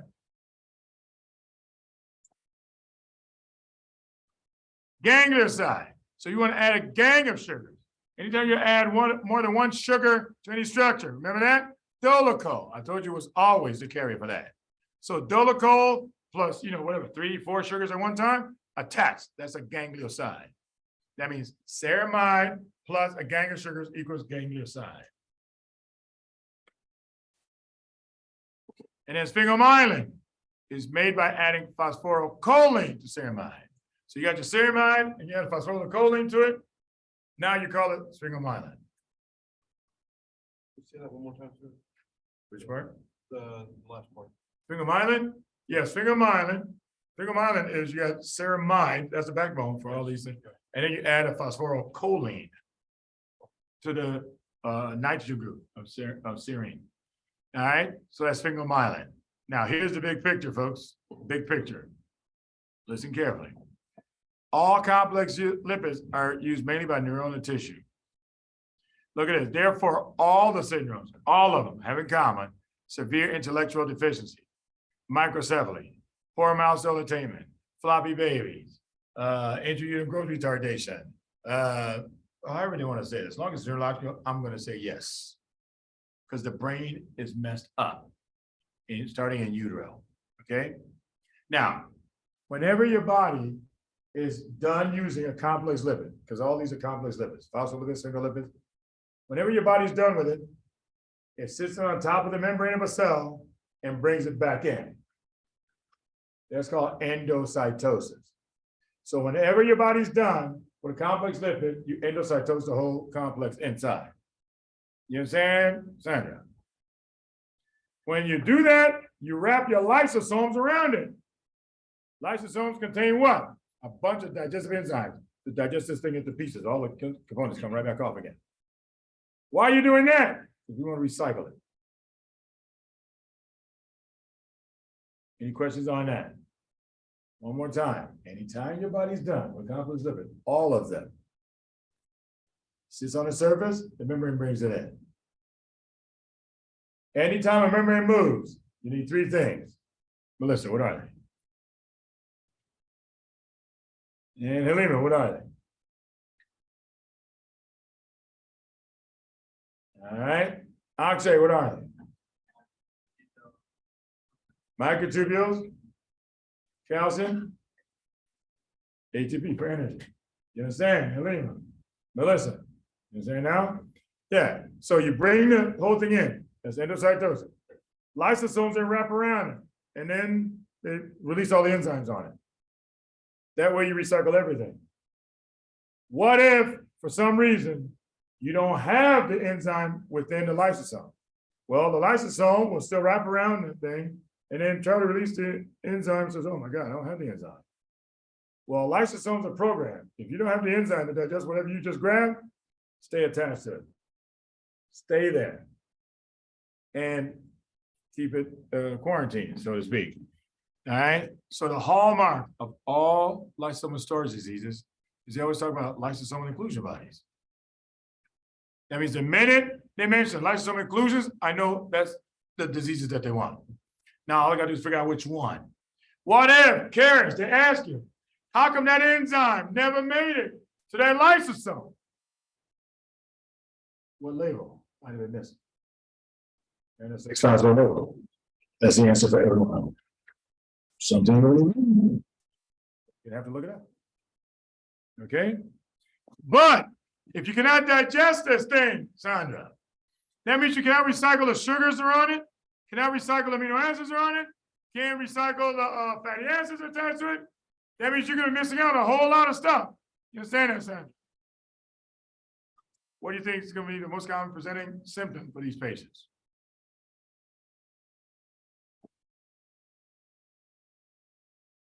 Weakness in what? Shortness of breath. What about presenting sign? Tachypnea and what?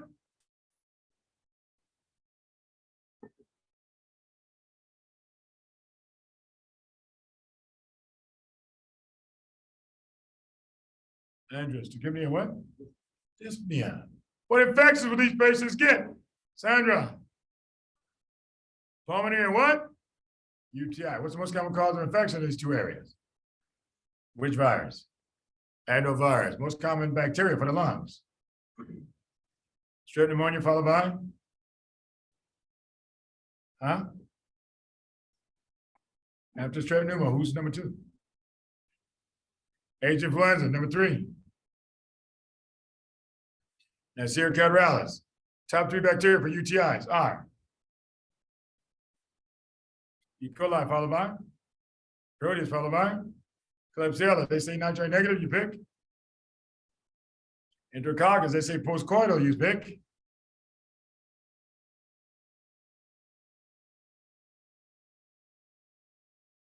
Or saprophyticus, Staph saprophyticus.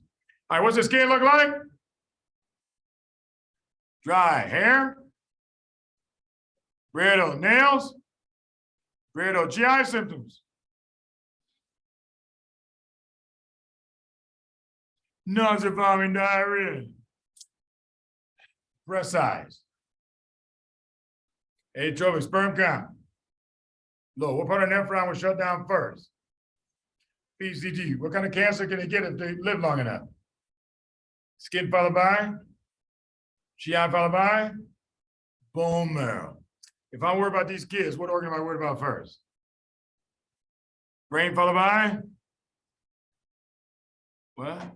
Heart followed by? Kidney. Who's going to shut down first? You say what? Kidney followed by? Heart followed by? Brain. But if I say, what's the most common cause of death for every one of these diseases, you say what? Heart failure. My child has graduated. All right. Good job. See that? Think about that, folks. We don't have to read about any of these. You can read them if you want, but you're wasting your time. They're all the same. So the question therefore is, how do you separate them? All right, here's what they have in common. They're enzyme deficiencies. So what does that mean? How they inherited? Sabu says? Sabu says? Oh boy, everything sounds like Xena these days, huh? Okay. All of them have lysosomal inclusion bodies. All of them have low energy states. They die from respiratory failure and heart failure. Okay. For respiratory failure, the reason why the books will put respiratory failure first over heart failure, because whenever you have neuromuscular disease, which is what this is, your heart keeps beating. As long as the neurons work, your heart keeps beating. So you actually die when your diaphragm stops, because that's a nerve, that's a skeletal muscle. Once that nerve dies, you die. All right. So all lysosomal storage diseases, respiratory failure is ahead of heart failure. Mannose-phosphate label is missing if they ask you about why the protein didn't show up. All right. And there's the list. The one thing that's unique for everyone is the enzyme, folks. That's the part you got to memorize by drilling. And I'm going to tell you, in so many questions, they put the enzyme in the question. Why? Because they know the students will never forget. That's the best clue you need. Students know a lot of stuff except the clue to the answer. Okay, that's what I'm pointing out to you guys. That's it right here. They're all low energy state. That's why if you memorize all that stuff, you're wasting your time. They're all the same in that regard. But the enzyme, there's no overlap. That means the minute they say the enzyme, it's a freebie. All right. So that part you have to memorize. But there's some other minor clues. X-linked. We got two, freebies and hunters. Remember we went through that several times now. The X-linked says of enzymes. Freebies, alpha-galactosidase, hunters, iduronidase. But these are the only two that are X-linked. They like to hint at it with maternal uncle or maternal grandfather. They're not going to tell you it's X-linked. Gargoyle-like features. Gauchers and hurlers. If you remember, a gargoyle was a cross between a monkey and a bat. It means the child looks quite interesting. All right. Yeah, I mean, it's weird features, but I've seen some pictures. I haven't seen a child with it, but anyway, gauchers and hurlers are the gargoyle-like features. Jewish descent, they like this one. They'll say Ashkenazi Jewish descent or Middle Eastern Jewish descent. All they got to do is say Jewish. All right, you got three. Gauchers, Tay-Sachs, and Niemann-Pick. In fact, Tay-Sachs and Niemann-Pick are almost identical, except that Niemann-Pick has hepatosplenomegaly and Tay-Sachs does not. So when everything is the same, you got to keep looking until you see, okay, how do I know which one? And that's what I found. Hepatosplenomegaly, and boom, what shows up on test questions? Once they mention enlarged spleen and liver, I know it's Niemann-Pick over Tay-Sachs. Okay? Gauchers tends to wipe out your bone marrow. What organ would enlarge? So, wipe out your bone marrow. Yeah, the spleen. So massive splenomegaly. So only one lysosomal storage disease with massive splenomegaly, and that's Gauchers. Cherry red macula. They like this one too. Tay-Sachs and Hobbs, Niemann-Pick. And again, they usually put Tay-Sachs and Niemann-Pick on the same list because you got to know how to differentiate them. That's why I just gave it to you. Enlarged liver spleen is always Niemann-Pick, not Tay-Sachs. Saying Hoff is just a more severe form of Tay-Sachs, so that's why they don't usually put him on the list. It's the same thing. So cherry red macula, narrows it down to 3. Cataracts. Which sugars get turned into cataracts, Gloria? Sorbitol came from what sugar? Not galactose. Sorbitol from glucose, galactitol from galactose. Yeah. All right. So remember, Fabry's alpha galactose, see, it's right there in the name. Even if you never read about it. Once you remember the basics, you can always apply it again. So these are the two with cataracts. Hurlers has iduronide. And I looked up, iduronide is made from glucose. Yeah, so okay, good. It matches exactly what I was thinking. Glucose and galactose, the only two that go to cataracts. And what's the name of the enzyme that turns them into sorbitol galactitol, Halima? Aldose reductase. And which enzyme got overwhelmed? Remember, sorbitol dehydrogenase. Kids ever asked. I think it was the only ones that ever asked me in 40 years. All right, so cataracts.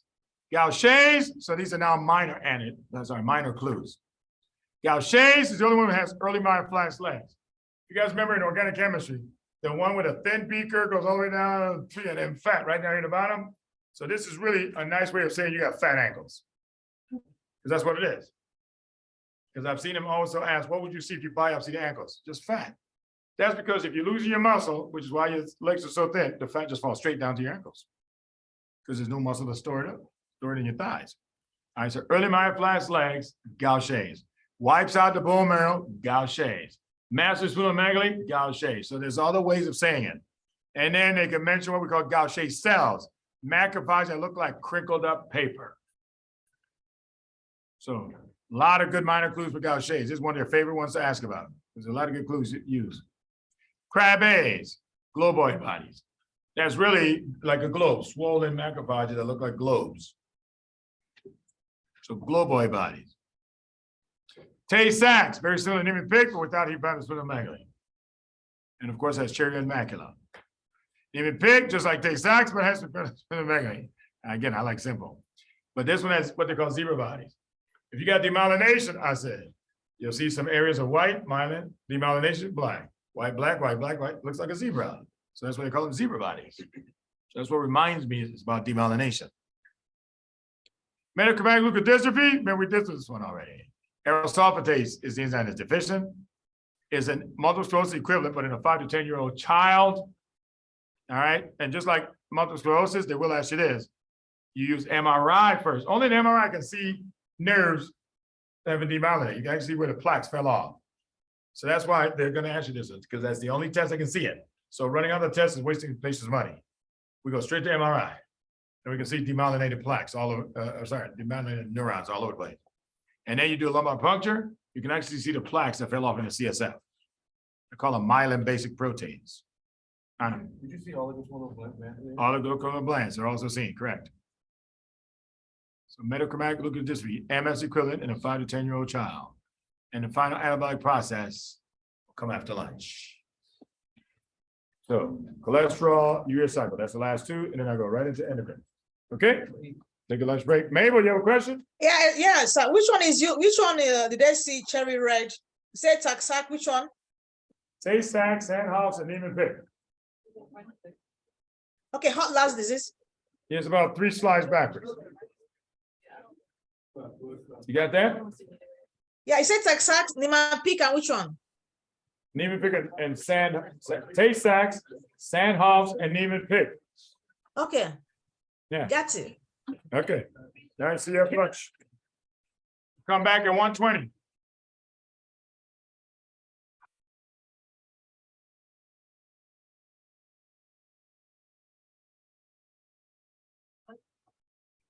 Question? Yeah, I have a question. And I got across a question on Google Neogenesis. Okay. And they said that the it's only it only happens in the liver and then the renal cortex, not the adrenal. Yeah, I've been meaning to look into that. I have a feeling that's a new finding. And I've seen it a couple of times. I saw 2 articles. Yeah. And they said because back in the days they said it was in the adrenal cortex. They found 40%, and they saw more in the renal cortex. Yeah, so now there's 3 places to have it. And it was Okay. it's I've that seen it a enzyme, couple of times. I said, I gotta look into this. that enzyme that So they found that glucose 6-phosphatase. yeah, it was that renal enzyme. cortex. See, I figured something changed. Yeah, okay, good.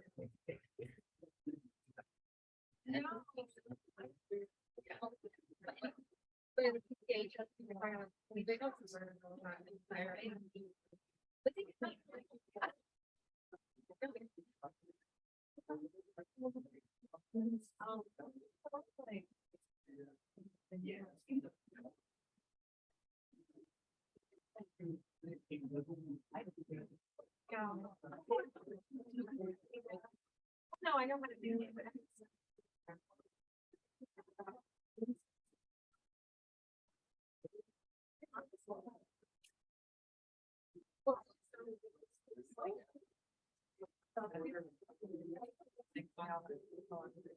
Yeah. Wait, what?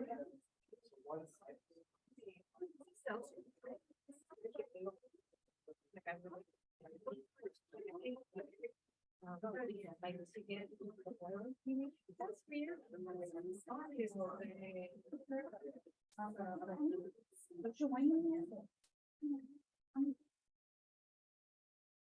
You're going today. Wait, when?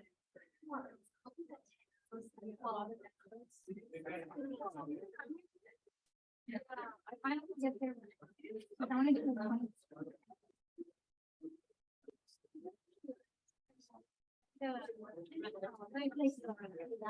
Okay, don't we have to get out? Oh my God, you told me. He's like, if you think about changing that way, it's pretty.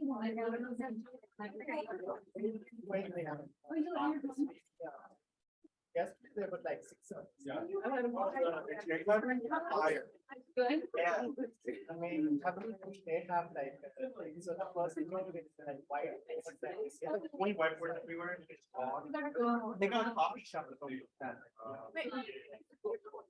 I'm okay, we're going. Yeah. Okay,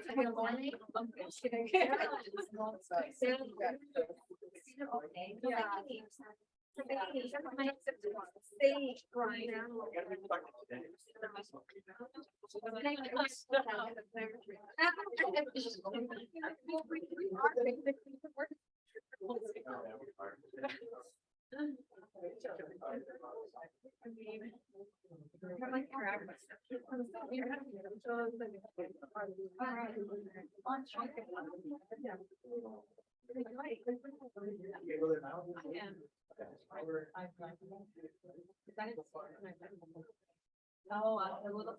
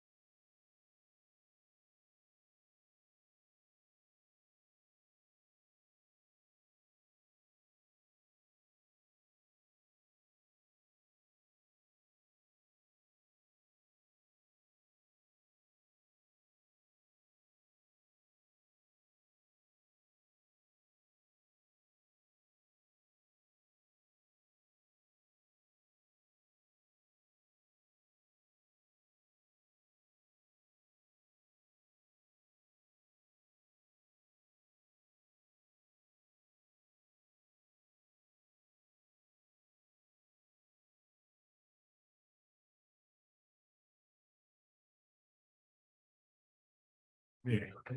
All right, folks, let's go. 2 pathways left to go and right into endocrine. All right, cholesterol synthesis and then urea cycle. The reason why I saved these two because there's good information that you definitely got to know. Cholesterol will link us to gallstones. Gallstone disease is the #1 GI disease. They will test you and they will test you heavily. You know, when I was on practice, every day, you got gallstone problems coming into your office and in the hospital. So that's why I realized that's why they test you so heavily on the boards on this thing. So I moved it forward here. And then of course, when we get to GI, you hear it all again. But again, the reason why I'm doing it twice is because it's high yield. So make sure you follow along with me. All right, here's cholesterol synthesis. We got those ketones we were making, right? Acetyl-CoA units. Acetyl-CoA plus acetyl-acetyl-CoA, put them together. Remember, HMG-CoA. All right, that's HMG-CoA synthase, which is a regulatory enzyme for ketogenesis. And what hormone controls ketogenesis, Mitchell? Yeah, only glucagon can control, can turn it on. Remember, insulin can turn it off, but only glucagon can turn it on. All right, now you come to HMG-CoA. Because we are anabolic, you cannot go down to ketones. That's why you go straight down or whatever, or up to the side, depending on what book you're looking at, but here we put it straight down. Rather than going over to ketones, you go straight down to cholesterol. And that's where HMG-CoA reductase, which is a regulatory enzyme for cholesterol synthesis, comes in. And that enzyme is activated by insulin. Remember, insulin controls anabolic. Where does anabolic go on, Sandra? Cytoplasm or mitochondria?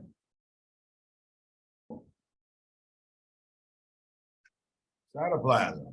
And see, what's the second measure for insulin, John? Tyrosine kinase. And then cyclogen-GMP from parasympathetic can help out as well. So HMG-CoA reductase is regulatory enzyme, and then you make cholesterol. Cholesterol is 4 rings, 27 carbons. So where in the Krebs cycle would it feed in, Justin? All right, Saba.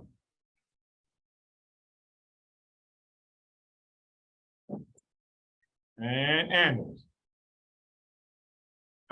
Where would cholesterol feed into the Krebs cycle? If you know that it has 4 rings and 27 carbons. So to go in, I see, I saw you thinking about it, but you didn't make the connection right away. Remember, that's what I told you guys. I said ringed structures. So that way, anytime you hear about a ring, it comes in a succinylCoA. You don't have to even look it up. All of them do, okay? All right, so cholesterol. HMG-CoA reductase is most active at 8 p.m. in the evening for everybody. Well, that's not true. Let's not say that. Regulatory enzyme, HMG-CoA reductase. Insulin increase activity most active by 8 p.m. every evening. All right. That's because by 8 p.m. your body says we need to start resting. So we need to put everything away, close up all the catabolic processes. Remember, Krebs cycle that shut down. What was the substance I gave you, Jess, that shuts down the Krebs cycle? Too much what?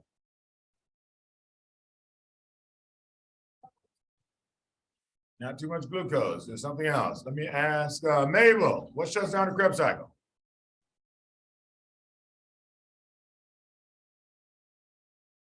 Sir. Yeah, what's the answer to my question? I said, what's the question? That's what I thought. All right, so we gotta make sure you're listening. All right, I said, what shuts down the Krebs cycle? What's the substance I told you guys yesterday? Shuts down the Krebs cycle. Too much what? Glucose? No, not glucose. That's the same answer I already got. IHS, remember?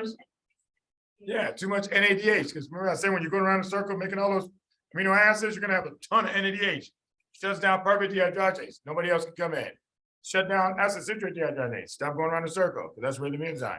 And then alpha ketoglutarate dehydrogenase. That's it. Krebs cycle is now shut down. Okay? So when that happens, everything goes straight to fats, and then fats goes to cholesterol. So that enzyme is most active at 8 p.m. That's why they tell you if you want to eat any food after 8 p.m., you only got 2 things you can eat. Happy, give me one. Fruit, as long as it's fresh fruit. And number 2, water. Because there's no calories. Anything else you eat after 8 p.m., your body's turning into cholesterol. I don't care what it is. Could be a big old bowl of vegetables. It's still gonna be turned into cholesterol because your body is shutting down. Thinking of like, like. Circadian rhythms can be moved around depending on what kind of work you do. Like a certain amount of hours once you wake up. Yeah, once you wake up, it's like the third 8 hour Okay. is when it turns on. All right, that's why when you work the late shift, I told you the highest obesity rate is in third shift workers. That's why third shift workers are supposed to be paid more because you're cutting their life short. They have the highest life insurance rates, highest automobile insurance rates, because when you get off work and now you're trying to get home to your wife or husband, and then you start getting sleepy and then you crash. They have the highest accident rate first thing in the morning. All right, but why am I telling you that it's most after 8 p.m.? Is because, keep your voices down, folks, keep your voices down. All right, so the reason why I'm telling you that is because when you put somebody on a statin that blocks HAG curve reductase, folks, if you don't tell them to take in the evening, they're gonna take it in the morning with all the other pills. Because everybody understand by 8 p.m., the drug is not even around. Everybody see the importance of that and why they would ask you on the exam. I want to make sure you understand that. Okay, normal will answer most abnormal questions. You have to tell a person, take your statin in the evening after dinner. Okay, after dinner. So that's what I do with mine. Just a case in point, there was a young lady who was here. Biochemistry, I used to have the pathways in the first week. So she heard all this stuff and then she called her dad. She said, Dad, I'm at the path program and Dr. Francis said, who the hell's Dr. Francis? Oh, that guy. Okay. All right. So anyway, he was proud her daughter was going to give him some medical advice. So she asked him, when do you take your statins? Every morning. The doctor never told him, take in the evening. So he takes every morning. He's been on it for 6 months. Statins every month is like at least $90. So anywhere between $90 and $150 for a month's supply. All right. So 6 months he's been on it. His cholesterol came down 6 points. So he shared that with his daughter and she shared it with me. 6 points in 6 months. So the doctor thought, hey, great, the drug's working. So she gets advice from past program, calls dad, start taking it in the evening after dinner. He said, okay, I trust my daughter. So he starts taking it. And he called us back at the end of the month, 3.5 weeks later. Okay, 3.5 weeks later, because he went back to see his cardiologist for a checkup and his cholesterol had dropped 22 points in 3.5 weeks. So imagine, this is what I mean, folks. When a physician doesn't know, he just kind of wings it, just doesn't say anything. But your patient, that cholesterol ain't going nowhere. The doctor was happy with 6 points. I said, 6 points, 6 months, 3.5 weeks, 22 points. I mean, it was a great story, just to illustrate what I'm talking about. It's important that we understand this stuff, folks, because the right advice, the right person saves their life. Okay. All right. HAG curve reductase is most abundant, see that, in American Indians. That's why American Indians have the highest incidence of gallstones in America. Allosteric activator, see that, HAG-CoA. And that's because it couldn't go off to ketones, so it's building up right here. And therefore, boom, the reductase, and says, come on this way, straight to cholesterol, okay? Allosteric inhibitor, dietary cholesterol. You know, your body is lazy by nature. So it says, if you're eating cholesterol, I don't need to make it. Right, Bailey? Yeah, the body is lazy by nature. Now, there's a difference when you talk about your mind. Your mind is naughty by nature.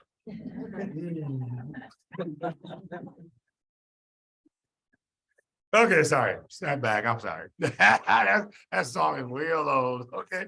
All right, but anyway, this American Indian connection is very important. They like to ask that. American Indians get gallstones all the time. So let's talk about gallstones, because there's a lot of points in this part. Please listen. All right, gallstones. There's 3 factors that put you at risk for gallstones. Look at this. Number 1 is the amount of cholesterol. Number 1 is the amount of cholesterol. Number 2 is the emulsifiers, lecithin and bile salts. So that means if you raise the cholesterol content or decrease the lecithin or bile salt content, you end up with gallstones. So besides fat, fertile, 40 female that you guys memorize out of some book. Give me a reason for gallstones based on what I just showed you. Listen again, one more time. To make a gallstone, either you raise the cholesterol amount or you drop the 2 emulsifiers. All right, that's bile salts and lecithin.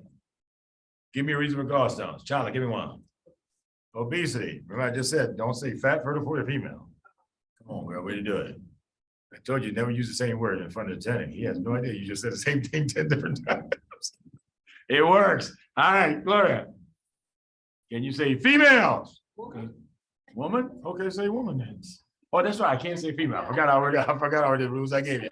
Yeah, so she said woman, because women have more triglycerides than men. That's why women have more gallstones. Said it. You're on a bike, man. You gonna let these 2 ladies out, do you? Oh, big sign goes up. Aromatized. Okay, happy. Middle-aged female. So he just okay. You just can't use the word female though. Remember, middle-aged person.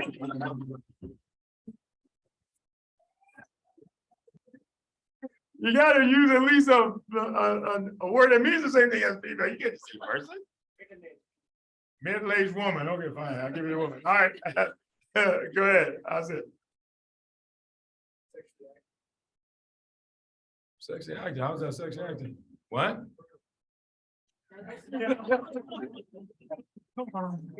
Sexy acting and fertile are not the same thing. You can be sexy acting without being fertile.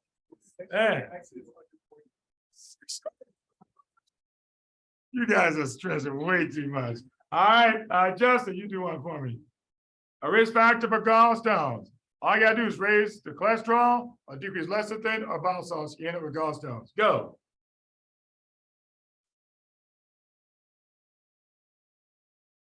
Overeating. Overeating what though?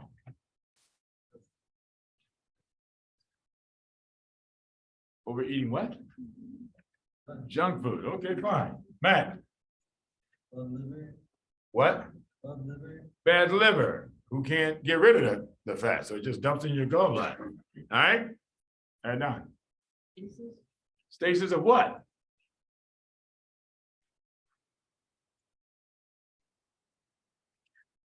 How do you get stasis of cholesterol? Blocking what? What duct? I know it's cortisol. Good luck. I gotta pay for an answer over here with this young man. Blockade. Blockade what? Duct. What duct? No. Your answer is right, but you gotta be able to speak it out. If you block the biliary tract, then all the cholesterol is backing up to the gallbladder. But you gotta say that. All right, don't leave it wide open. That means you're gonna look at all those other answers. I don't look at the other answers. Okay? Think based on what I just told you. So what do you got? Come on, Anders. Why that? It's got to be biliary obstruction, not just infection. Choledocholitis. All right, Jess. Pancreatic cancer, which blocks up the biliary tract. So now you guys getting the hang of it. That's what I'm talking about, folks. If the attending says correct to anybody around you, just duplicate it when he comes to you. All right? Because as soon as he says something about obstruction, I say, yeah, guess what? Blah, blah, blah, blah. 3 more. See? That way you know you're right. And even if the attending didn't know, you say, well, by way of obstruction, the cholesterol is backing up. Then he thinks, oh, yeah, okay, yeah, that's pretty good. You get even more points. Because now you just taught him something. Okay? Nobody should be afraid to be in a group setting when you have to answer questions when you leave here, folks. All right, let's start here. You go. The reason for gallstones. Hypertriglyceridemia, go. Diabetes, go. Pregnancy, go. Low HDL, go. What's that? Crohn's disease. Come on, Adam. Chronic liver disease. Come on. High LDL. All right, go. Alcoholism. What's that? A what, Roma? A cancer of what? Of the biliary tract? Is that what he's talking about? Oh, the sphincter of Oddi? The VIP, bipolar. I don't know what he's trying to say there. I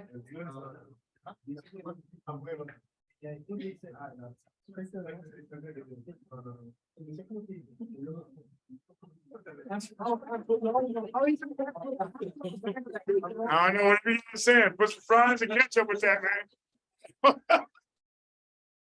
What is he trying? I'm trying to give him credit. What is he saying though?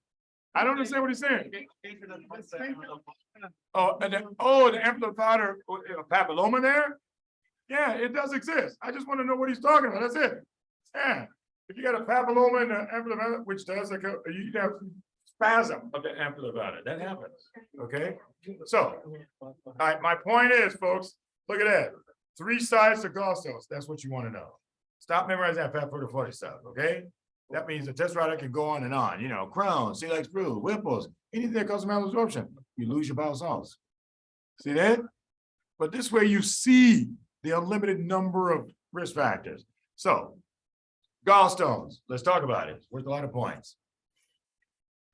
How do you present? How do they present? That's the first thing. Right upper quadrant pain after a fatty meal. Classic. Why after a fatty meal? Because CCK contracts your gallbladder and then there's a stone in the way. Can't get out. That's why you're in pain. Number 2, right upper quadrant colic. Colic always means there's a stone sliding. Well, this is a gallstone. Same thing with kidney stone sliding. Gallstone, that means every time it slides a little bit, the smooth muscle grabs it like this. That's like the person just squeezes. It hurts real bad. And then the spasm relaxes, and then the pain goes away for a while, and then the rock slides some more, and then it happens again. So right upper quadrant colic, classic, gallstone. And then Posey-Murphy sign. Posey-Murphy sign says, I'm going to ask you to inhale. If I ask you to inhale, your diaphragm is pushing down, pushing your gallbladder down. I'm going to push up on your right upper quadrant, and that means my hand is going to meet your gallbladder. See, oh, and then they grab your hand immediately. That's a Posey-Murphy sign. These are the 3 most specific. Notice I didn't mention nausea, vomiting, all that stuff you see at first aid. They won't get you any points. Okay, all I need is one of these to be in the vignette, and I know they want me to pick gallstones. Okay, all right, so gallstone presentation. On that topic, for calculating during expiration, It's during inspiration that you're palpating and right upper quadrant, correct? but for the gallstone, right? Talking about the spleen is. For the gallstone, I mean, for the spleen, why are you palpating the spleen? What? No, Well, they don't have to breathe. I mean, if you want to push it down, so yeah, you can make them inhale, take a deep breath, that pushes the spleen down a little bit. Yeah. I was just talking about physical. Okay, yeah, no problem. All right, so location of gallstones. 90% of gallstones are stuck in a cystic duct. 90%. That means if they don't tell you, you're supposed to know that's where it's trapped. And that's why when CCK pushed on the gallbladder, all the stuff hit the stone and came right back in. And that's why that distension is what causes severe pain right afterwards. Okay? The common bile duct is where 9% of gallstones are stuck. How do I know you got a common bile duct stone, Melissa? 3 clues. Test rider will give you one of them, and you should know. Number 1, alkaline phosphatase comes out of the cells of the bile duct. Alkaline phosphatase does not come from the gallbladder itself. That's how you know. It has to be in the biliary tract when you hear this. A cystic duct, right? I mean, common bile duct. Number 2, increased temp and increased white count, because you have a column of pus sitting there. That's the equivalent of an abscess. So it causes a high fever and high white count. And then number 3, you get pancreatitis to go with it. Remember, the pancreatic duct drains right into the common bile duct. So inflammation just backs up and it drains right over to your pancreas. Yellow eyes just means you're jaundiced. Doesn't tell me where the stone is. Not at all. Yep. Yeah, it's bilirubin. Once the bilirubin has 2, you get yellow eyes. So really, you're going to tell me that your bilirubin is higher than 2, but doesn't tell me anything else. Nah, it's very non-specific. All right, but the one they like to ask about the most, Halima, is this one. A gallstone stuck in the ileocecal valve. How did it get there? It's called gallstone ileus. It means you had a gallstone stuck in your gallbladder for so long, it eroded through the posterior wall, fell into your duodenum, and just rolled downhill straight to the ileocecal valve, got stuck. Gallstone ileus is less than 1% of the time, but because it's so classic, they're going to ask you. It's called pneumobilia. Because you have a fistula right upper quadrant, gas enters the biliary tract. You're not supposed to see the biliary tract on an X-ray. You do when it's full of air, though. So that's what they'll describe. The abdominal X-ray shows, you can see the outline of the biliary tract. There it is. You got pneumobilia. That means you got a gallstone stuck in your ileum. And that's what they like to ask. Where's the gallstone found? Just think about it. A person who has no idea what that sign means would never get this right. How would you guess ileum? Doesn't make any sense. They're presented with gallstone problems. You would never think ileum is the answer to the question, but it is in this case. Okay. On step 2 and 3 on them, they're just making a surgery question. Because you got to know this person needs, number 1, you open up the ileum, take the rock out. Number 2, you go up the right upper quadrant and take down the fistula. And then number 3, laparoscopic cholecystectomy. You got 3 procedures to do to take care of this. See, yeah, all they do is make it a step 3 question by asking it as a surgeon. Oh, what are procedures do you need to do? Well, that's how you figure it out, rather than trying to memorize it and then, what was that procedure they said again? Okay, all management is based on what do you think is going on? Figure it out that way. That way it stays with you. Okay? All right. So gallstone ileus on them. Or is this a common ICU? Is it common ICU? Yeah, because of ischemia. Status, right? Yeah, because of ischemia. So if you got ischemia, it's easy for the stone to erode right through the posterior wall. Yeah. Hang on. Mohammed, you have a question? Yes, sir. I wanted to ask, that pain that you were describing, is that the one that radiates to the right shoulder in the back? Right. It can radiate to the right shoulder. That's called Kerr sign, K-E-R-R. It irritates the diaphragm because it sits, the posterior wall sits right on it. And then that radiates to the shoulder. Remember, see, diaphragm, 5, 3, 3, 4, 5, right? Yeah. Shoulder is 5. So that's why it radiates up there, refers up there. All right, so location of gallstones. So we got presentation, we got location. Chana. You got to take the gallbladder. There's a hole in it. No, we take it out because there's a hole in it. You might have to take it out now. All right, terminology used in gallstone disease. Cholelithiasis means you have gallstones, whereas cholecystitis says you have inflammation of the gallbladder, because you can have inflammation of the gallbladder without having gallstones. That's why you got to know the 2 terminology. One does not mean you have the other as well, but one can cause the other. But cholelithiasis says you have gallstone. Inflammation. Okay, I'm sorry, lithiasis, stones. Cholecystitis just says you have inflamed gallbladder, which can be for a bunch of other things. Choledoco, when you say doco, that's biliary tract. So choledocholithiasis says the gallstone is trapped in the biliary tract, usually common bile duct. And then cholangitis means infection of the biliary tract itself. And whenever you have infection of the biliary tract, alkaline phosphate is sky high. But they'll have high fever, shock, they'll look septic, and they'll have very high alkaline phosphates. Any questions on the terminology? The rule is when somebody has cholecystitis, this is an update just a few months ago. They did a study and they found that it's always best if you do the surgery within 7 days. So what we do right now is give them IV antibiotics for about 2 or 3 days and go take the gallbladder out. The ones that were taken care of within 7 days did much better. That means with fewer complications in the future than when the doctor just wanted to wait a little longer. Well, let's postpone it, because you can always postpone it if you want. All right. But she's going to have more problems. Okay, so they say now, take care of it within the first 7 days. Yes, sir. What if the patient's pregnant? What if the patient's pregnant? You mean, do you do the gallbladder surgery? You still do the gallbladder surgery. Remember, doing laparoscopic is not that bad. But if it's just stones, then you can do it. If it's just stones with no symptoms, you don't do anything about it. You don't take them out. Wait till she had the baby. But if she has cholecystitis, that means it's inflamed. I got to take it out. Yeah. All right, so terminology. Cholecystitis, inflammation of gallbladder, management. Remember the 5 things I told you before? For any abdominal pain, you do the same 5 things till you figure out what's going on. That's why I put it here to remind you again. Don't run straight to ultrasound, and then you forgot about NPO. IV normal saline, nasogastric tube, preparedine for their pain. Remember, preparedine is the only one who does not contract the sphincter of Oddi, so gallstones can pass. And then you go to ultrasound. So you know ultrasound is answer A. They're hoping you forgot all the other stuff about how to manage things. It's too easy to just go, oh, the book said, but they say, what's the next step in management? Management says, stabilize your patient before you do anything else. Anyway, like I said earlier, IV antibiotics for 48 to 72 hours, and then we go to surgery.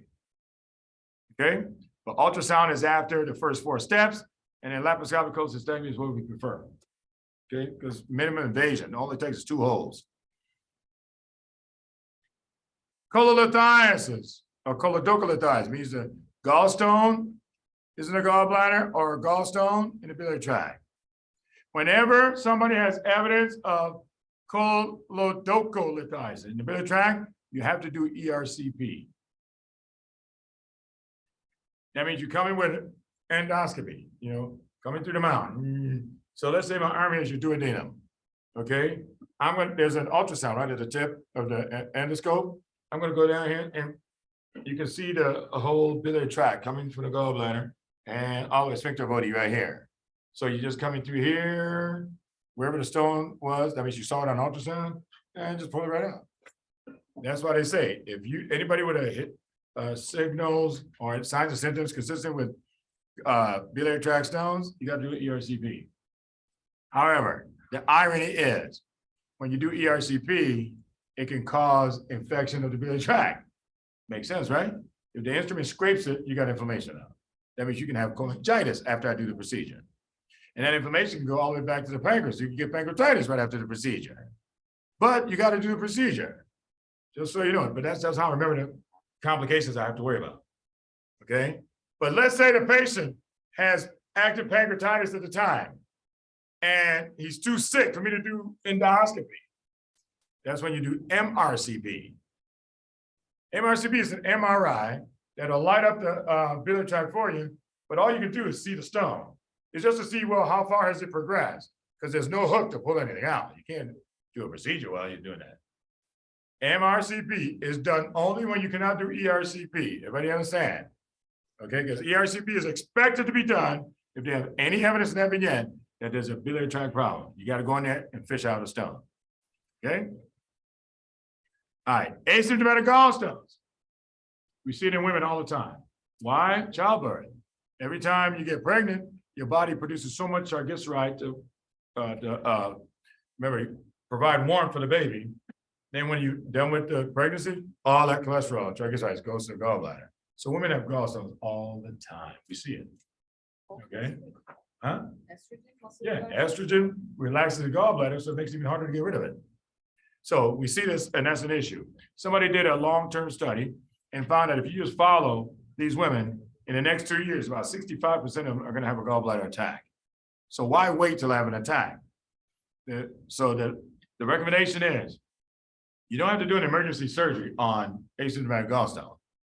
You talk to the female and say, when do you think we should take these out? 3 months, 6 months, 9 months? And, you know, it's shared decision-making, but you need to take them out sometime within the next year or 2 before they become symptomatic. That's the key, but it's not an emergency.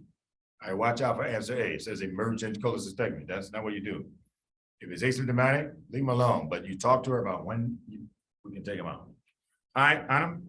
You have OCPs to post-pregnancy females to prevent gallstones? Can you use OCPs after pregnancy to prevent gallstones? No, that would actually promote it.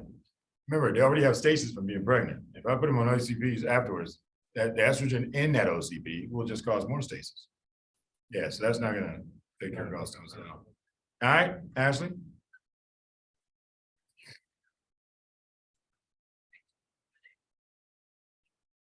Right. Oh, yeah, good point. So she was making a point that diabetics, remember they have neuropathies, they don't always feel the pain of something. So if you see asymptomatic gallstones in a diabetic, you should plan to get those out.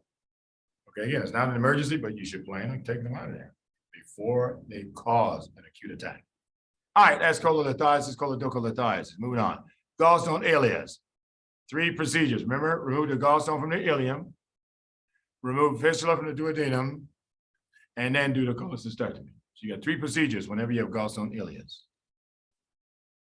So we've done our presentation. Now we know the location and we know how to manage this person. Last point is 80% of gallstones are made out of cholesterol. So it makes sense. How about the other 20%? They're made out of bilirubin. So what do I pick for an answer for that one? You pick a hemolytic anemia.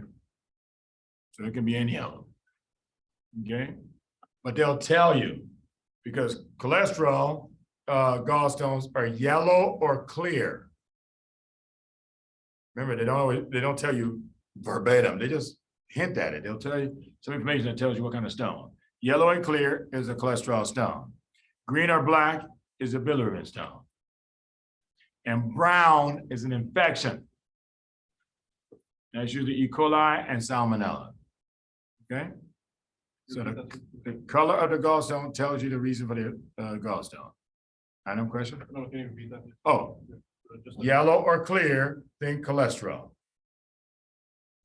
Green or black, think bilirubin. That means I pick a hemolytic anemia as the cause. And then brown, think infection, E. coli and salmonella. Yeah, what is the?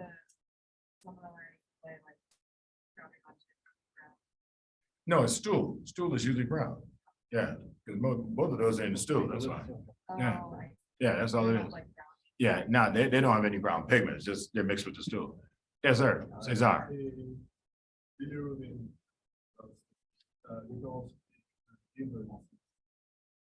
Gilbert disease? No, we'll talk about that at a different time. Yeah, that's different. Because I had that. Yeah. Oh, sure. Oh, sure. There was a genetic disease. We'll talk about that later. All right, evaluation of gallstone disease, folks. After the first four things we just talked about, ultrasound is the first diagnostic test. Why? Because ultrasound can see the stone no matter where it's stuck. And it's non-invasive, non-painful, right? HIDA scan is done if the ultrasound is negative. So I tried to go through all these procedures so you know when to pick them as an answer. There's so many questions where I've seen that. You got to know, what do you do first? After you've done this and this, what do you do now? And students are just all over the place. You can't memorize that stuff. They just do a couple of things and say, okay, what do you do now? It's only if you understand it, then you know exactly what to do next. All right, ultrasound first, HIDA scan. HIDA scan is a radioactive study. I injected it to you, it's supposed to be taken up by the liver and pushed into the gallbladder. But if you got a stone in the cystic duct, it cannot get in. So they'll say non-visualization of the gallbladder, which means it's a positive test. There's a gallstone there. Okay, taking the surgery. All right, HIDA scan. ERCP, I already said earlier, you do it when there's any evidence of a bile duct stone. And it was choledocholithiasis. And then MRCP is done if ERCP could not be done because they're too sick. At least I want to see if the stone has traveled a little bit. Evidence of high cholesterol. Xanthomas, fatty pads on extensor tendons. Best two places right here on the elbow and then the Achilles tendon. So they'll talk about a little fat pad sitting there at the end of your elbow and on your Achilles. That is cholesterol. Now there's a little bit of overlap. Only 5% though. So that means if you have high triglycerides, I pick xanthosma because I know I'm going to be 95% accurate. Whenever they say cholesterol, I pick xanthoma or vice versa because again, 95% accurate. Don't worry about the other 5% because if you start chasing that, you're going to mess up. Just say the same thing all the time. It's the only way to be that accurate. All right, xanthomas, fat pads and extensive tendons, and then early coronary disease. We've done some vignettes. Remember, dad died at 850 of a MI. Or another one, the dad died at 39 of an MI. That's cholesterol. All right, that's autosomal dominant high cholesterol. That's why they die so fast. Okay. Cholesterol screening, done around age 35 to 40. Notice heart disease, and most people starts around age 40. That's why we do it about around here. Done at age 5 in children who are obese or who have a family history of obesity or high cholesterol. Like the autosomal dominant one I'm talking about right now. If dad died at 39 of an MI, you wait till 35, the child's about to die too then. You ready to follow me? What they found, folks, in some studies, this is a pretty good one. He looked for babies or children who died in car accidents. And there's a family history of high cholesterol. And he opened up their aorta, just sliced it open. He found fatty streaks, atherosclerosis, starting at 6 months of age. 6 months of age. Folks, this is genetic. That means if you wait till age 35, he's about to die already. See, here we thought we'd screen everybody at 35. Oh, that sounds good. But if you got a family history, it's too late. It's too late. Okay, when we could have impacted it. So that's why, just so you know why they made this new recommendation. If you got a family history of obesity or cholesterol, or you're obese at age 5, okay, we're gonna screen you. So now the school nurses are told, screen at age 5 if they're obese. All right, okay. And that's because statins can be used starting at age 5 now. So there's no excuse not to screen. Get total cholesterol first. If it's high, then fractionate. That means then you want to know is it HDL, LDL, IDL, whatever. But if the total is low, what are you fractionating for? Means everything's okay. The numbers you want to know, under 200. Follow them every year. That's where we want it, under 200. Between 200 and 240, diet and exercise for 3 to 6 months. Remember, 30 minutes, for at least 5 days a week. And now they've also added isometrics, that's weightlifting, twice a week. That way, if you stress muscle a lot more, it burns more calories. Makes sense. All right. So you try it for 3 to 6 months. If it hasn't gone down, then add medications. Good. They say if the person has 2 or more risk factors, don't worry about the lifestyle, just start medication. Because that means they're too high at risk. So 200 to 240, and you got 2 or more risk factors, we start medication. Above 240, we treat everybody. Any questions on that? LDL is a carrier for cholesterol. Remember, we went through all the other guys. Chylomicrons, VLDL, IDL, this is the last guy. After IDL drops off the other half of the triglycerides, what's left is called LDL. So this is another remnant. In other words, who's the only lipoprotein that's made in the liver? VLDL, that's it. The other ones are recycled. Chylomicron is made in the intestinal wall. Okay, so only one is actually made in the liver. All right, LDL cholesterol is one that uses B100 to drop off cholesterol. Baseline, under 70 for diabetic, under 100 for general population. Now, these are the newest numbers. They're up to date on the questions. Okay, they used to be higher numbers before. They just brought them down 30 points now. Okay, between 100 to 130, diet and exercise for 3 to 6 months. If they got 2 more risk factors, just start treatment. And if the diet and exercise didn't work, then start treatment. Above 130, treat everybody. LDL. HDL is an independent risk factor for heart disease. You want it to be above 45. This is a good cholesterol. This is why if your cholesterol is high, then we fractionate it. Because if it's mostly HDL, hey, who cares?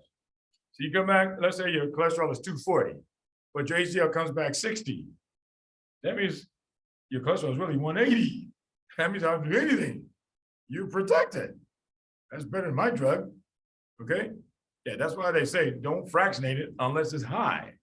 Because then you want to know if it has HDL or LDL that's making it go high. All right, this is a good cholesterol. Remember ApoA to activate LCAT. The LCAT is used to pick up cholesterol that's stuck in the vasculature. That's what's called lecithin cholesterol acetyltransferase, LCAT. Because cholesterol, which is fat, will just stick to another fat. That's the vascular wall. There it is, it's stuck. It wants to stay right here. That means you got to make it water soluble to make it come off of there.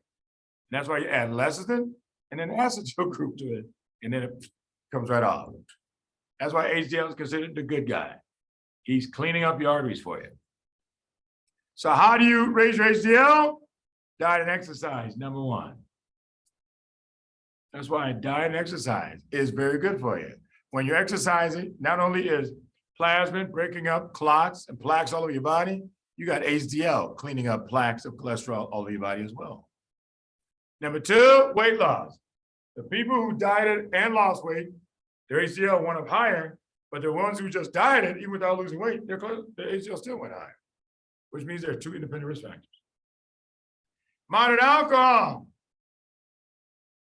Moderate alcohol will raise your HDL. That's why they say alcohol is not all bad if you just drink a little bit. It's like 1 shot of whiskey or 1 glass of wine or one beer? How often? Every hour, on the hour. That's per day. Good question. Yeah, that's per day. Yeah, no more than one shot of whiskey or one glass of wine. No, remember, a lot of elderly couples and parents, they drink one glass of wine before they go to bed. That's because it's okay. It's a good thing. Okay. All right. And then estrogen. This is why women outlive their men. This is why women live a lot longer than men.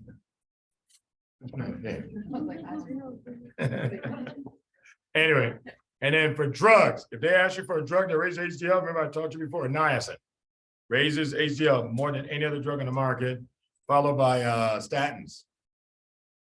Niacin raised it 45%, and statins raised it 24%, only half as high. Question. So, I can just take over the counter, like fish oil and nice, like beans to increase my HDL. Yeah, you can take a lot of things over the counter. Niacin is just a vitamin, so yeah, you can buy it over the counter and take it. Yeah. So HDL cholesterol, treatment of high cholesterol. Let me just do the treatment here. Statins. Statins are number one. I already told you about the anti-inflammatory nature. It decreases your chance of vasculitis. Here's the other benefit. It blocks enzymes, so you can't make so much cholesterol. Okay, statins. Statins are given once a day, Nolan. Is that long or short half-life, man? Long half-life, I did fat and water soluble. Fat soluble, large or small molecules. Small, charged or uncharged. Uncharged, acid or base. Base, hard or easy time crossing membranes. Hard or easy time crossing membranes. Easy, volume distribution, high or low? High, CNS toxicity risk, high or low? High, who's going to metabolize it, liver or kidney? Liver, what's the top two side effects if I asked?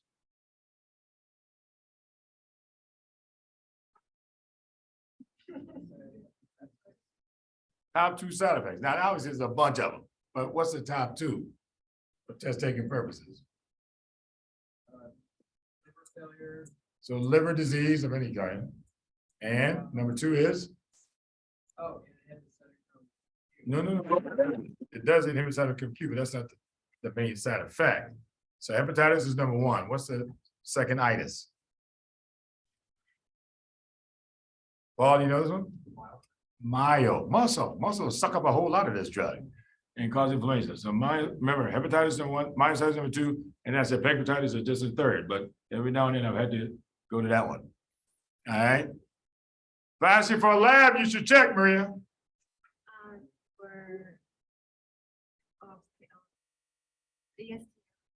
Just say LFTs. Okay. Oh, you and me got some work to do. You see what I got to do with this girl?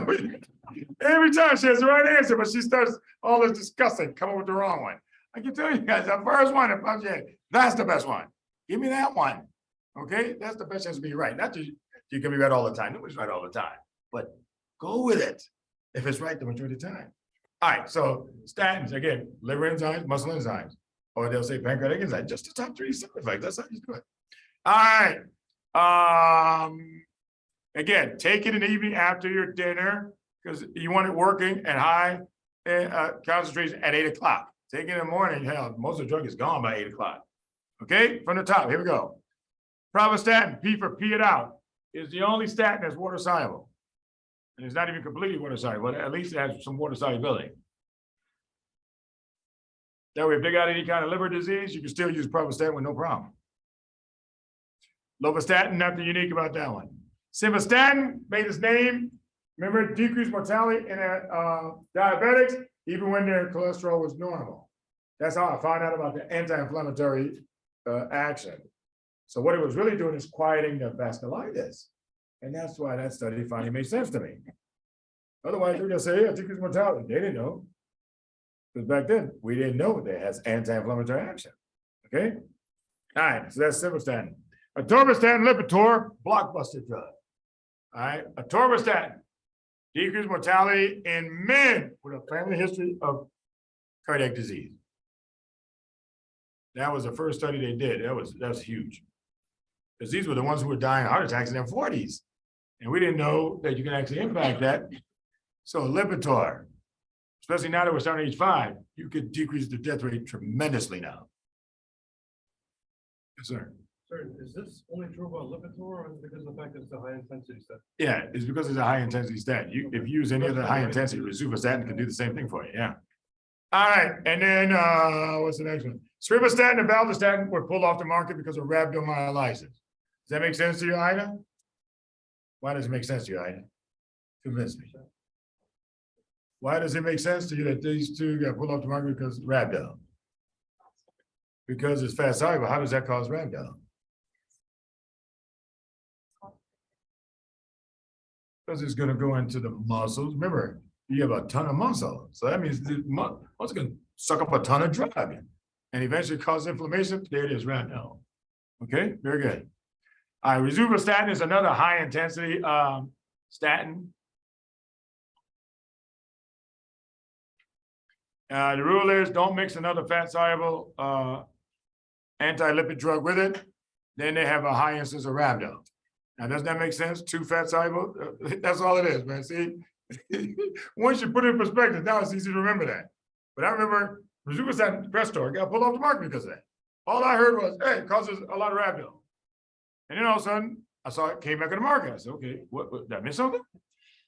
Well, anyway, anytime your drug is causing a bad side effect, a company has 18 months to figure out what's going on. If they can fix it, they're allowed back on the market without any more testing. And they figured it out. They did all kinds of sub-analysis, and they found that only the ones who were taking two fat soluble drugs got it. If you were just taking rosuvastatin, you didn't get it. And that's when they realized, oh, it's just a double whammy to the muscles. Oh, okay, there it is. Back on the market then. Yeah, and I haven't heard anything bad about Crestor since then. All right, anyway, remember, coenzyme Q is destroyed by statins. We said only when they come back complete about weakness. Then we check liver enzymes and muscle enzymes. We don't do that routinely anymore because we now know what it actually does and we know it is reversible. So why waste billions of dollars running tests? Makes sense. So I said if the liver enzymes more than triples or muscle enzymes goes up to 10 times normal, now you tell them to start taking coenzyme Q, everything reverses. So you don't have to stop the drug at all. They'll now ask you, when do you start coenzyme Q? All right. Bile acid binders can also be used to treat high cholesterol. Remember, statins are first. If you need to add something else, we go to these. All right, bile acid binders. If you guys remember, your bile salts are made out of cholesterol. Right? We'll be talking about that later anyway. All right, bile acid binders. If I bind up the bile salts in your gut, then that means you have to excrete it. That means you're excreting more cholesterol. So it works. Cholestyramine, cholesterol. PSK9 blockers, this is a new group of drugs. PSK9, they found, is a protein that destroys LDL receptors when they've been used enough time. Because the normal process, so let's know what normal is. Let's say receptors up here on the top of the cell, LDL will bind it along with, not LDL, yeah, LDL and B100. B100 is actually the one that binds the receptor. LDL is attached to it, and the cholesterol he's carrying is attached to it. And then the whole thing comes into the cell. All right, the receptor then loosens up, and then everything's released into the cell. Then the cell will take whatever cholesterol he needs, and then destroys B100. And then the receptor cycles back up to the surface and waits for another cholesterol to come up. Think about this. If you are eating a high-fat diet, and eventually all the receptors are inside the cell because they're busy processing everything you're eating. That's why all that cholesterol just stays outside, because you have to wait for the receptor to come back up to process the next lump of cholesterol. And that's why diet and exercise is most important. You got to decrease the amount that can reach these cells. All right, PSK9 will see the receptors recycling, and after enough recycling, it says, okay, you're too old, go back out there. And we'll destroy them inside the cell. Just like ubiquitin destroys proteins that need to be destroyed, phosphatidylserine destroys cells that need to be destroyed, PSK9 destroys LDL receptors that need to be destroyed. Somebody came up with the idea, why don't we stop PSK9? That means the receptors will stick around longer and still keep pulling cholesterol into the cells.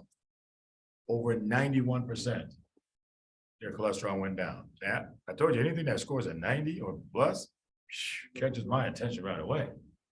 I mean, that's why now they say if you got golden insurance, because this thing is so expensive, thousands of dollars, okay? But if you got golden insurance, they'll cover it because it did work. 91%, that's not a small feat. So if you got somebody with high cholesterol and the other drugs are not working, I mean, statins are not working, you can now go to PSK9 blocker. There's only 2 or 3 of them in the market. I just wrote the one that came out first, evolocumab. They all in a QMAB, okay? It is. All the MABs are monoclonal antibodies. Yes. Sorry, based on that premise, the efficacy should only stay for like 10 years, right? Is that only true The for efficacy should be what? 10 years? Because 10 years of the- because it's an antibody? Yeah. Yeah. But then you can just give another infusion, yeah. All right, so PSK9 blockers. All right, urea cycle, last one. Any questions? Here it is, last one, urea cycle. I do it last because of this line right here. It's anabolic and catabolic. There's no other pathway that plays a role in both sides. How do I remember that? Cynthia wants to know. Good question, Cynthia. It's because think about it. If you're exercising, you're catabolic, right? You're gonna be breaking down proteins. That means I gotta get rid of the urea groups. Everybody follow me? Everybody understand that? The amino groups become urea. I need to get rid of that. But what if you eat a big old fat steak? That's protein. And so there's a lot of amino acids you gotta remove the urea amino groups off of too. That's why urea cycle never stops running. That's the reason why, folks. Look at that, 90% occurs in the liver. If your liver fails, you fail. Because if urea cycle stops because your liver has failed, how does urea finally kill you? Melissa? Any idea, Ashley? Any idea, Bryce? Yes, since urea is acid, it will increase the GABA level. Remember GABA? Remember ammonia, urea, or acid? All you gotta do is hear urea. That's why the person, if you look up uremic encephalopathy or hepatic encephalopathy, remember what I tell you? GABA, sedated, lethargic, sleepy, sluggish, somnolent, hard to arouse, bradycardia, constipated, I'm going all day. All of that is GABA to me. Okay, but this way you're not trying to memorize a few words. They got more words when you get to the exam. As long as you understand the pattern, you'll see the answer. That's why you cannot live without that liver. You have to get rid of these ammonia group, or rather the amino groups, so they cannot be turned into urea or ammonia, both of which will enhance GABA. Nolan. It's respiratory depression, right? The cause of death. Anytime you have high GABA, is if I shut off your brain, remember your diaphragm stops, you die. But your heart still beats for a while because it beats on its own, doesn't need the brain. Yes, sir. Sir, would encephalopathy happen before uremic carditis or? No, encephalopathy is usually very late. Uremic pericarditis occurs pretty early. That can also cause heart failure and stuff. Oh, sure, it can cause heart failure, yeah. Yep, too much GABA will slow down everything in your body eventually. All right, so 90% occur in the liver, 10% occurs in the renal collecting duct. 90% in the liver, 10% in the collecting duct. So here's urea cycle. Again, just so you can study it, look at the picture and see what goes on, okay? Notice, remember I said it connects to urea Krebs cycle because of fumarase. This is just show you, notice where it's coming in. All right, let's talk about renal collecting duct first. The 10% that goes on the collecting duct of your kidney is what forms what they call blood urea nitrogen. Urea, kidney, blood urea nitrogen. That's the BUN. In order to get to the collecting duct, however, you have to go through the efferent vessel. That's why BUN reflects efferent activity. See? So, what do I need to know? The renal collecting duct activity, linear with renal plasma flow. That means renal plasma flow is what goes to the efferent. And therefore, that one is going to clear at BUN. So that means renal plasma flow is linear with BUN clearance, which is also linear with secretion rate, because BUN is secreted in the collecting duct, which is also linear with PAH clearance, which is how you measure it in the lab. But it's inversely related to serum BUN. That's how we measure it in the hospital. Which means, Chris with a K, if your BUN rises, what happens to your renal plasma flow?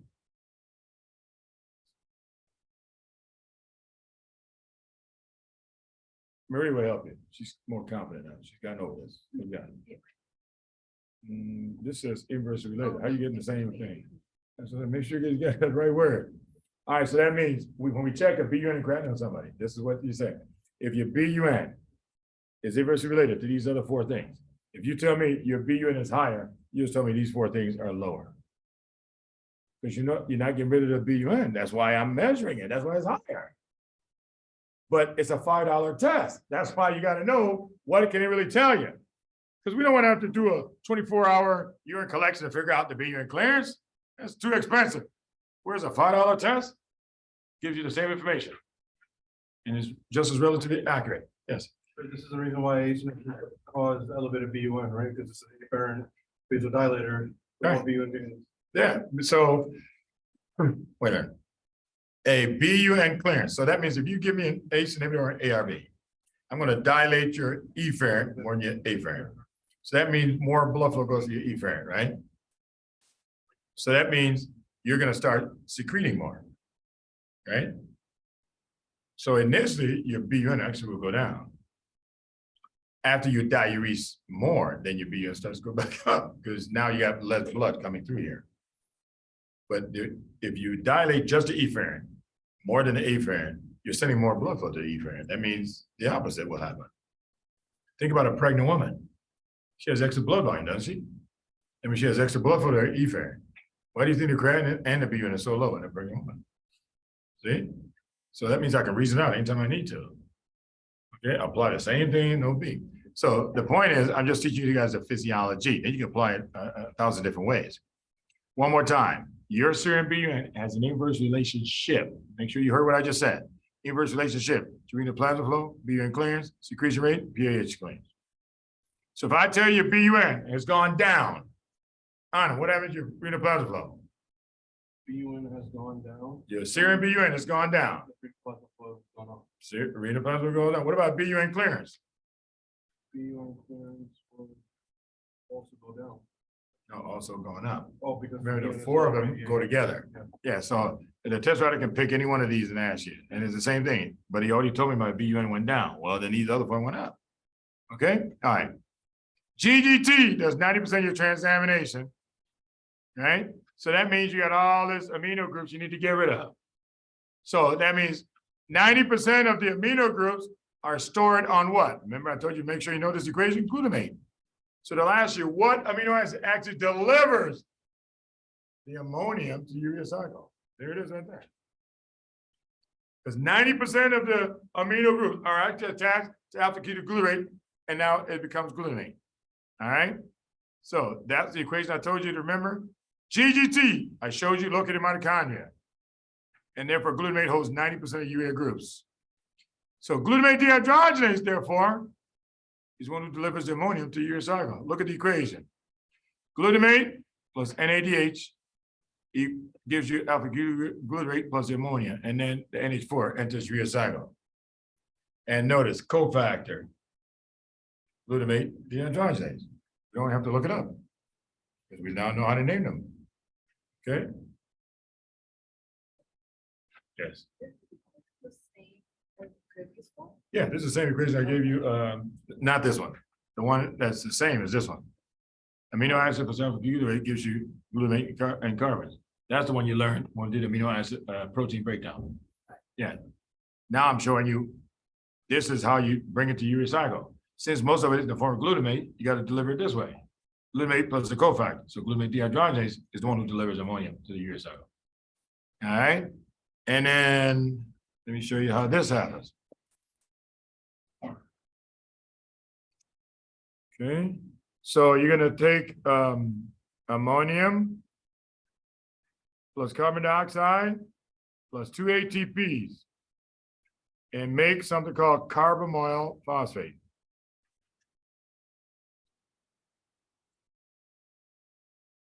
Because no bonds are broken and you're stacking it, you name it after the product. And that's called carbamoyl phosphate synthetase. Remember? 1. We already met 2. Where was CPS 2, Lydia?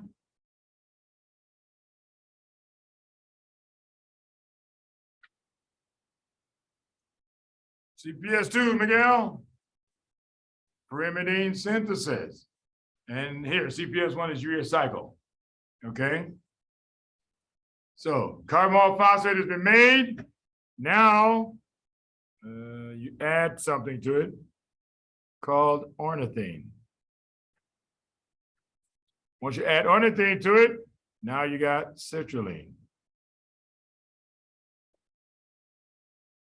And who's the enzyme that does this? Ornithine is the main substrate. Remember this guy? Ornithine transcarbamylase, OTC. Excellent recessive enzyme. Well, there it is. You just met him. So now we're at citrulline. The citrulline is then pumped into the cytoplasm. So citrulline, cytoplasm. Let's call this the mitochondrial membrane right here. That means now we have citrulline sitting in the cytoplasm. If you don't do anything with this citrulline, guess what it'll do? Attach to a whole lot of proteins. Ring a bell? Cyclical citrullinyl peptide, CCP, and rheumatoid. See that? Biochemistry is in medicine.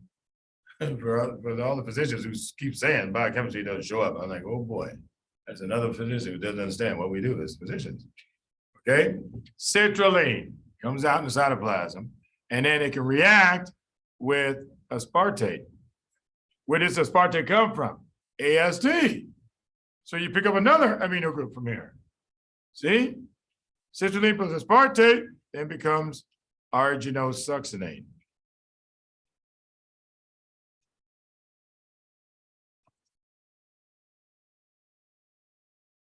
Enzyme there, arginosuccinate synthetase. Arginosuccinate.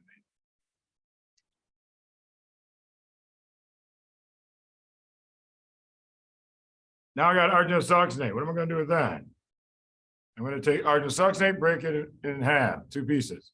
Over here, fumarate. That reminds you that it has to be a fumarase out in the cytoplasm. And that's how these two link together. Krebs cycle. You turn that fumarase back into malate, and when the malate aspartate shuttle opens up, now you take it back to mitochondria, nothing wasted. So it gives you ask you what your body does with the fumarate. It just turns into malate later on. Arginosuccinate, that's fumarate. Oops. Yeah, so second piece is L-arginine.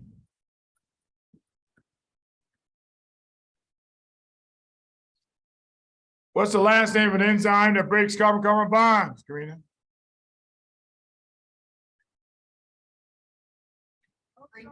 Wait, oh no, I heard her saying it earlier. I wanted to remember it now. You said, what is the? What's the name of the enzyme that cuts carbon-carbon bonds? I know you did. I heard you in the corner. It's not as easy to remember when you're under stress now. That's what I'm trying to see. I want to see if she can remember it. She's on the spot now. Right. Lyase, exactly. So arginosuccinate lyase. Very good. And now you make L-arginine. Now, if you remember, folks, L-arginine can be used to make nitric oxide. Remember that? So L-arginine is not always essential. Remember, I pointed it out before. That's because we make a small amount in the urea cycle. But arginine does not respond when you start growing and you need a ton of arginine. Urea cycle does not respond to growth.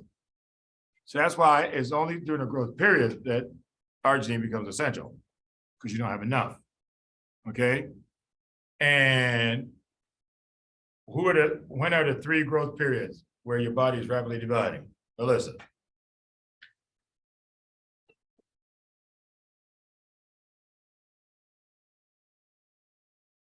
No, yeah. No, all right. All right, Karis.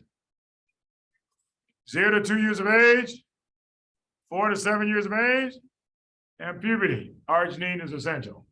Okay, and then a pregnant woman, right? So remember I told you they said, blacks have the highest incidence of hypertension. Why? Because we have the lowest incidence, lowest concentration of L-arginine in our, sorry, let me say it the right way. We have the lowest concentration of nitric oxide in all our vessels. That's what studies found. That's why we have the highest incidence of hypertension. But again, when people misunderstand, all of a sudden it becomes, oh, race, oh, black, you got hypertension. No, it's poverty. Remember, anything essential, you got to get it from your diet, which means during those periods when arginine was essential, if you don't got enough food, guess what? You don't have it. And that's why it's more rampant in the Black community. But if you look at the Hispanic community, same thing. If you go to poor countries, same thing. So it's not about being Black. It's about poverty. That's all it is. Okay? All right. One more step here. So arginine, let me just do this so I don't forget. L-arginine then can be turned into urea or ornithine. And that's how you make a full circle. Because this then goes into mitochondria and we'll go around again. Now, what does urea look like? Let's draw that. Urea has this structure, NH2, C double bond O, and H2. That's urea. They'll ask you about the constituents. One ammonia group, one nitrogen group, came from the ammonium right here in the first step. So one of these nitrogens came from the ammonium that was delivered. The C double bond O came from this CO2, something else your body doesn't need. So it says might as well attach it to that. And then the third component, the second nitrogen, came from AST. It's from the aspartate. And that's the constituents. All right, question. Jess, you had a question? Oh, yes. Oxide, I don't know why I think if I bring it down. Nitric oxide, does it connect to GABA production? Yeah. Hmm. So I don't know what, so the pyramid, so I know it's like, so it works, but I mean, like. So pyramid enhances GABA. Right. Right. So, just. It says that, like, it works by, like, burning itself into nitric oxide. And then it just like describes the pathway, and it's like, that's what leads to GABA, it was nitric oxide, and then. Nitric oxide leading to GABA. I haven't seen that connection. I see the cycle GNP. And then he said that, and I was like. Yeah, I think it may be maybe they're saying like, but it is, I've never seen any pathway that leads from to pyramid to GABA. I've never seen, it enhances GABA, but not by way of nitric oxide. Yes. This one here? There's an error there. Which picture? The circle, the figure 6.15. Here? Oh, no, that's not. Which, oh, this one here? Yeah. Okay. It says L-citrulline twice. Step 4, it says L-citrulline. Should it be the L-arginine? Let me see, aspartate. Let's see, Number ornithine. 4, sir. Yeah, I'm trying to. All right, fumarate and, oh, yeah, that isn't it. Wow. Okay, didn't catch that before. And this is out of somebody's book on the internet, so somebody else didn't catch it. Okay, so citrulline, yeah, that should be L-arginine, not L-citrulline. Yeah, good point. So everybody changed that in their notes. I didn't catch that. And number 4, yeah, it should be L-arginine, not L-citrulline. Yeah, good point. Thanks. All right, so this is your urea cycle. Now, urea, once you make it in the liver, you push it into the gallbladder, and then push into a 3-denum and get rid of it. Bear with me so far. The problem is you have a lot of germs in your gut that will attack that urea. They'll chop off one of those NH2s. And because you just drank some Coke or Pepsi, there's a whole lot of hydrogens in your gut too. So the NH2 then grabs the hydrogen, becomes NH3 plus. All right, sorry, NH3. Everybody follow so far? Well, NH3 is still fat soluble. That means you can reabsorb it right back into your bloodstream. This is why we don't like urease positive bacteria. They bring it right back into your system. But if everything goes well, it'll bind another hydrogen from that Coke or Pepsi that you ate. Okay, remember 90% of everything we eat is our acids. So it grabs another hydrogen, what do you got now? NH4 plus, which means you cannot absorb it. You can't reabsorb it. So this is how you get rid of the urea is in the form of ammonium, NH4 plus. Okay. The C double bond O is metabolized to CO2. And therefore CO2 is the #1 cause of flatus gas in your intestines. That's mostly CO2. All that aroma is from all the other crap you ate. But it's CO2 gas that you're emitting. Yes. Is this traffic always on, like access of it, like having too much of something, like shutting down, like there's no negative recording? Yeah. I'll make that point in a second. Urea cycle, well, so as long as you said, I'll say it now. Urea cycle is the only pathway that has no inhibitory signal. You can't turn off the urea cycle. Now think about it. That's why I do it last, because it makes sense to me. Because I need it whether I'm starving or whether I'm eating, I need my urea cycle. So that means you never turn it off. It doesn't matter if you're anabolic, catabolic, that cycle better be open. You can only speed it up, okay? And to speed it up, they have something called N-acetyl glutamates. N-acetyl glutamate. Now, how do I remember this so I can understand it? All right, N-acetyl glutamate is the activator of CPS1. It can speed it up. You can never turn this thing off. This is the way it makes sense of it, folks. Look at this. You got glutamate piling up in your mitochondria. What does that mean? He's supposed to be dropping off the urea cycle, and he's not. That means your urea cycle is not moving.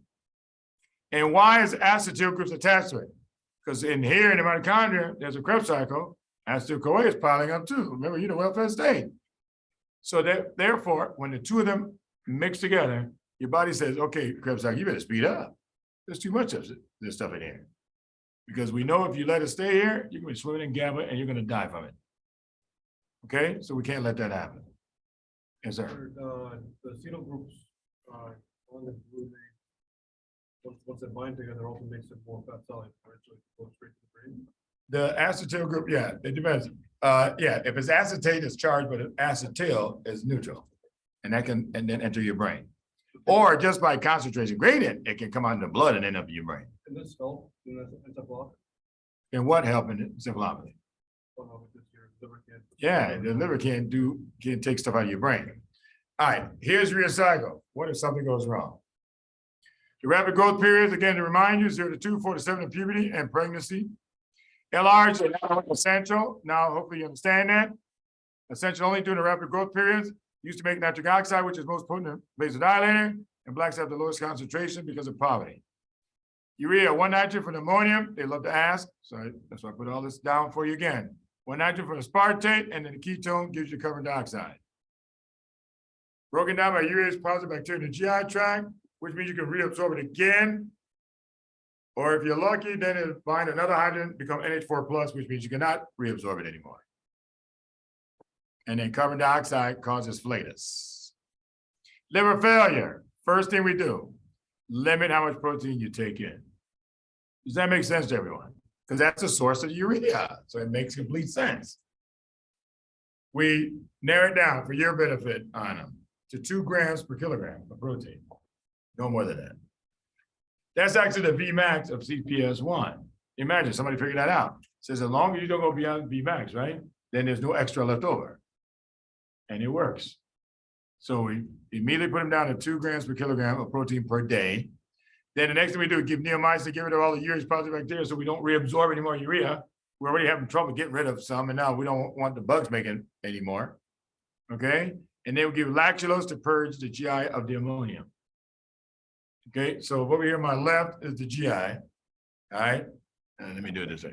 My left right here, GI tract. I'm right here, I'm in the liver.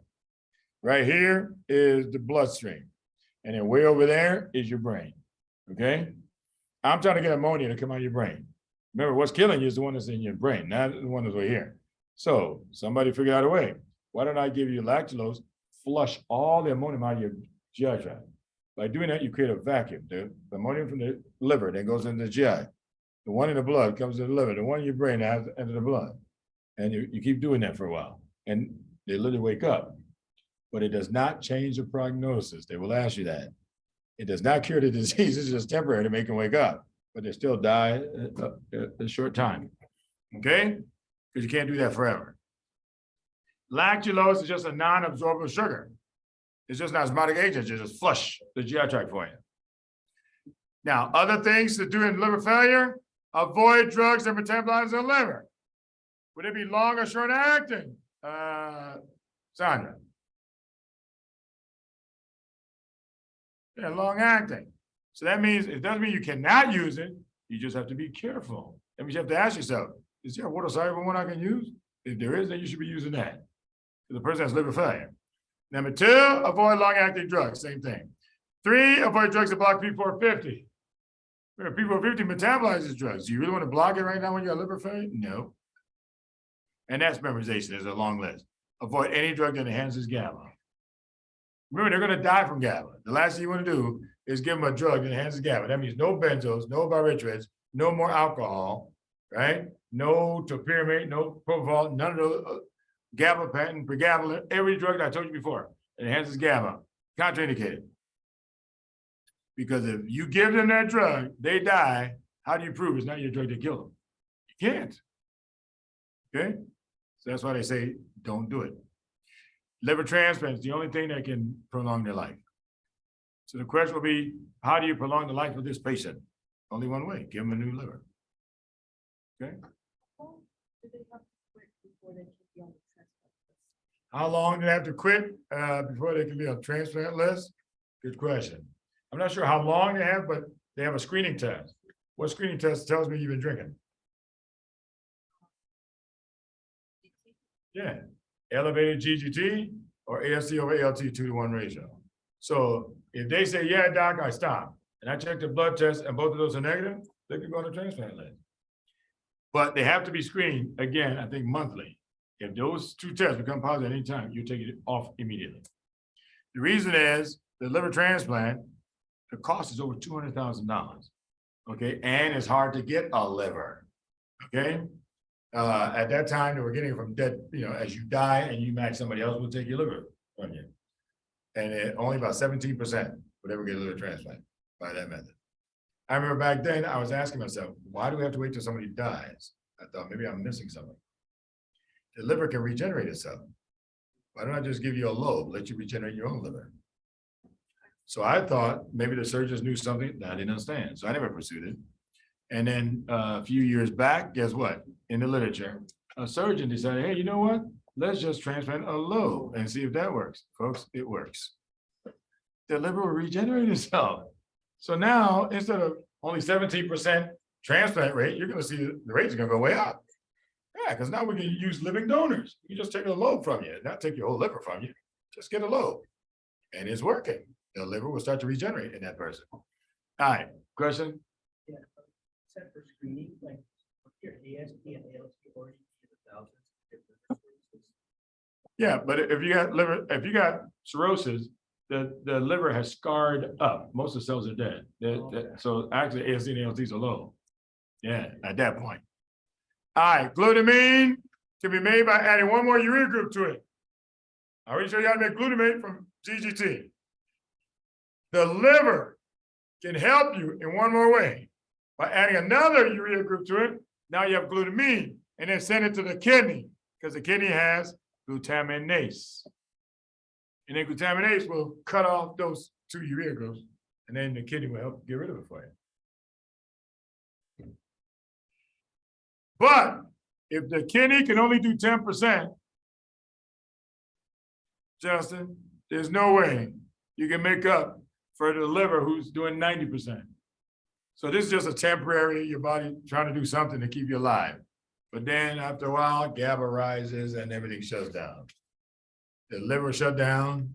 What happens to your cardiac output, Justin?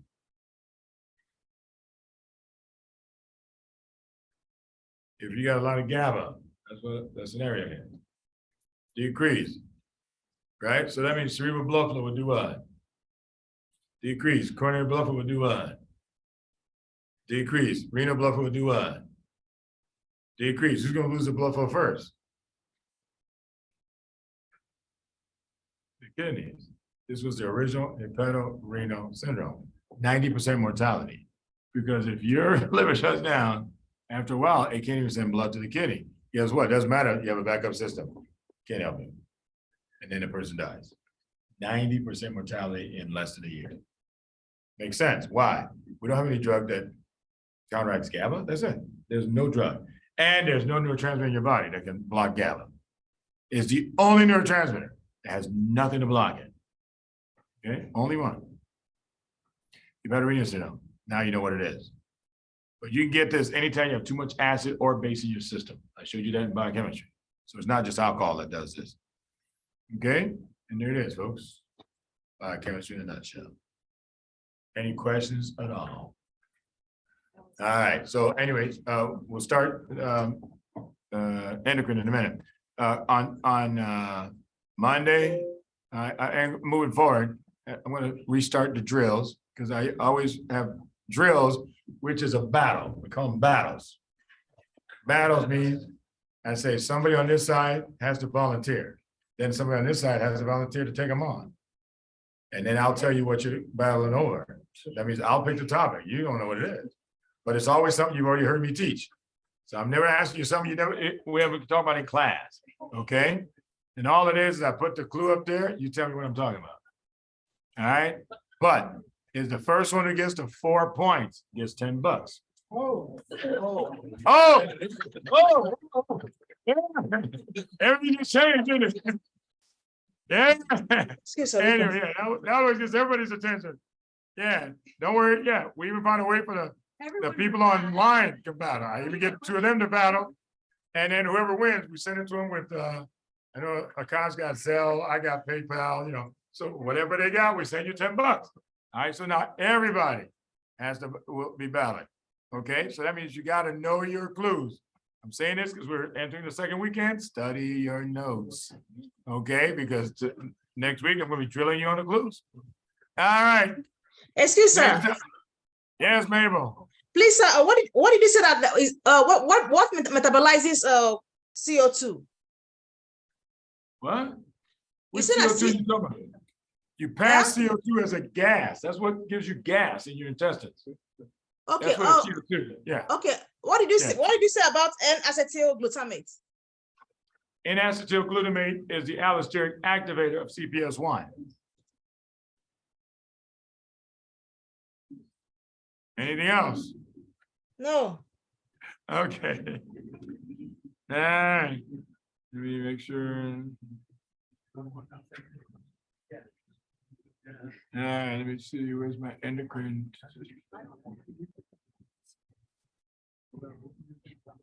Oh, there we go. All right, we'll start endocrine and finish up on Monday morning. Let's go. Endocrine goes much faster because again, why? A lot of things you already heard.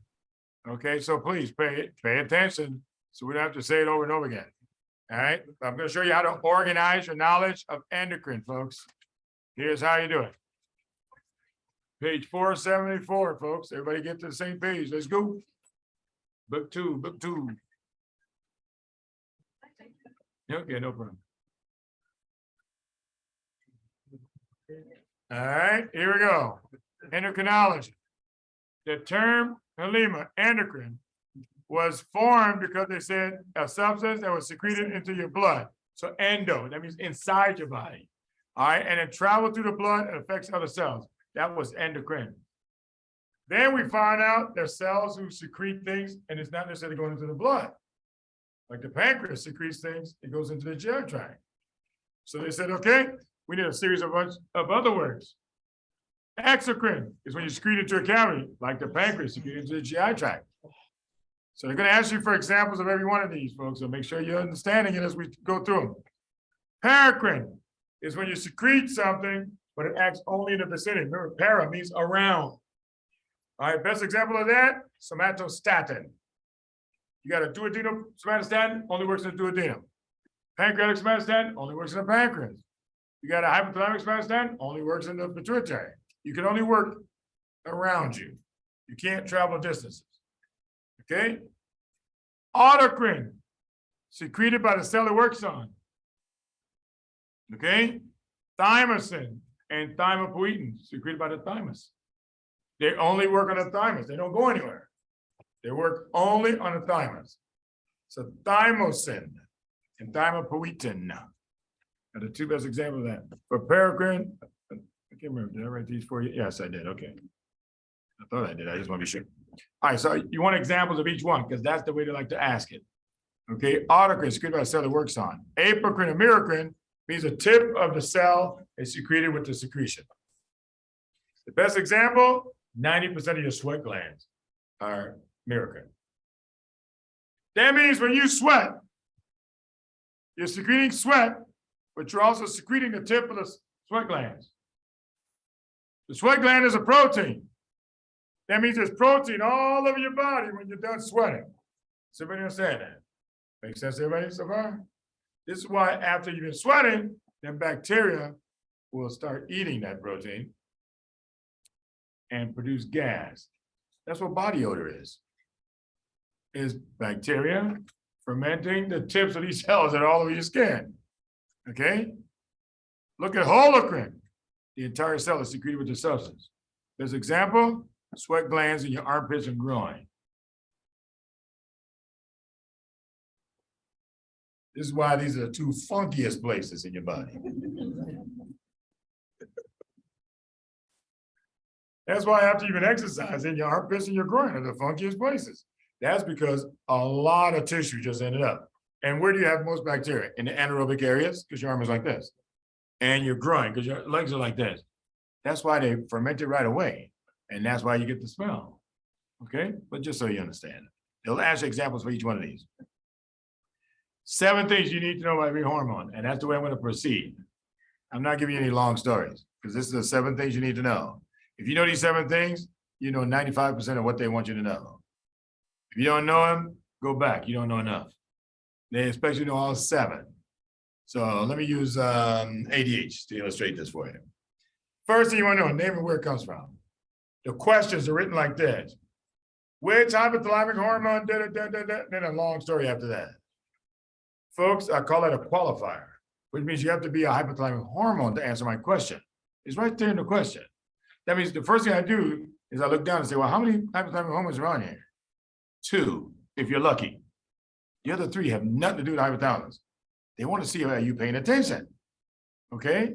That's what I say, folks. If you organize your mind in a certain way, all of a sudden the questions start looking simpler. So a name and where it comes from is important because they use the name in that vignette. And therefore, you cannot consider any answer that doesn't come from that same location. Otherwise, you're just wasting your time. You're trying to talk yourself to something, but you won't get any points for it. Okay? Number 2, main stimulus. So for ADH, sorry, I forgot about the example I'm using. ADH, where does it come from? Remember, it's made in the hypothalamus, stored in the pituitary, posterior pituitary. So the question will say made or stored, then I know which one they want. Main stimulus for ADH, high osmolarity.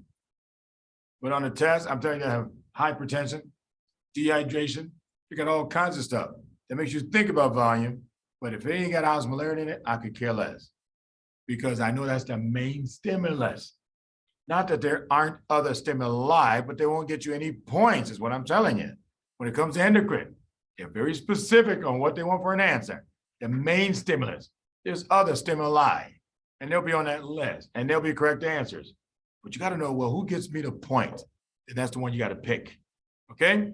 Main inhibitor, low osmolarity, not low blood pressure, not dehydration. I've seen all kinds of, nope. If I don't see osmolarity in there, that ain't the answer. It's not the best answer, let's say it that way. Where does it go? Remember, we talked about this. V1 receptors on vasculature, vasoconstrict.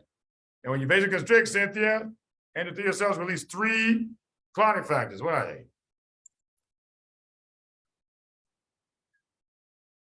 3 clotting factors. Serotonin is not a clotting factor. When you vasoconstrict, the endothelial cells release 3 clotting factors. Abigail wants to help you. She's a nice girl. Not 7, 8. Let's see, Fatima, can you help him out? What 3 clotting factors are released by endothelium when you squeeze them with ADH? VWF.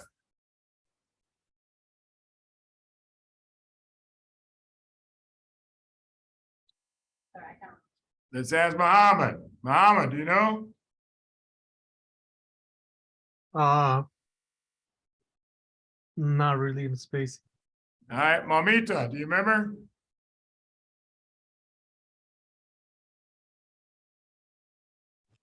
All right, Leslie. VWF.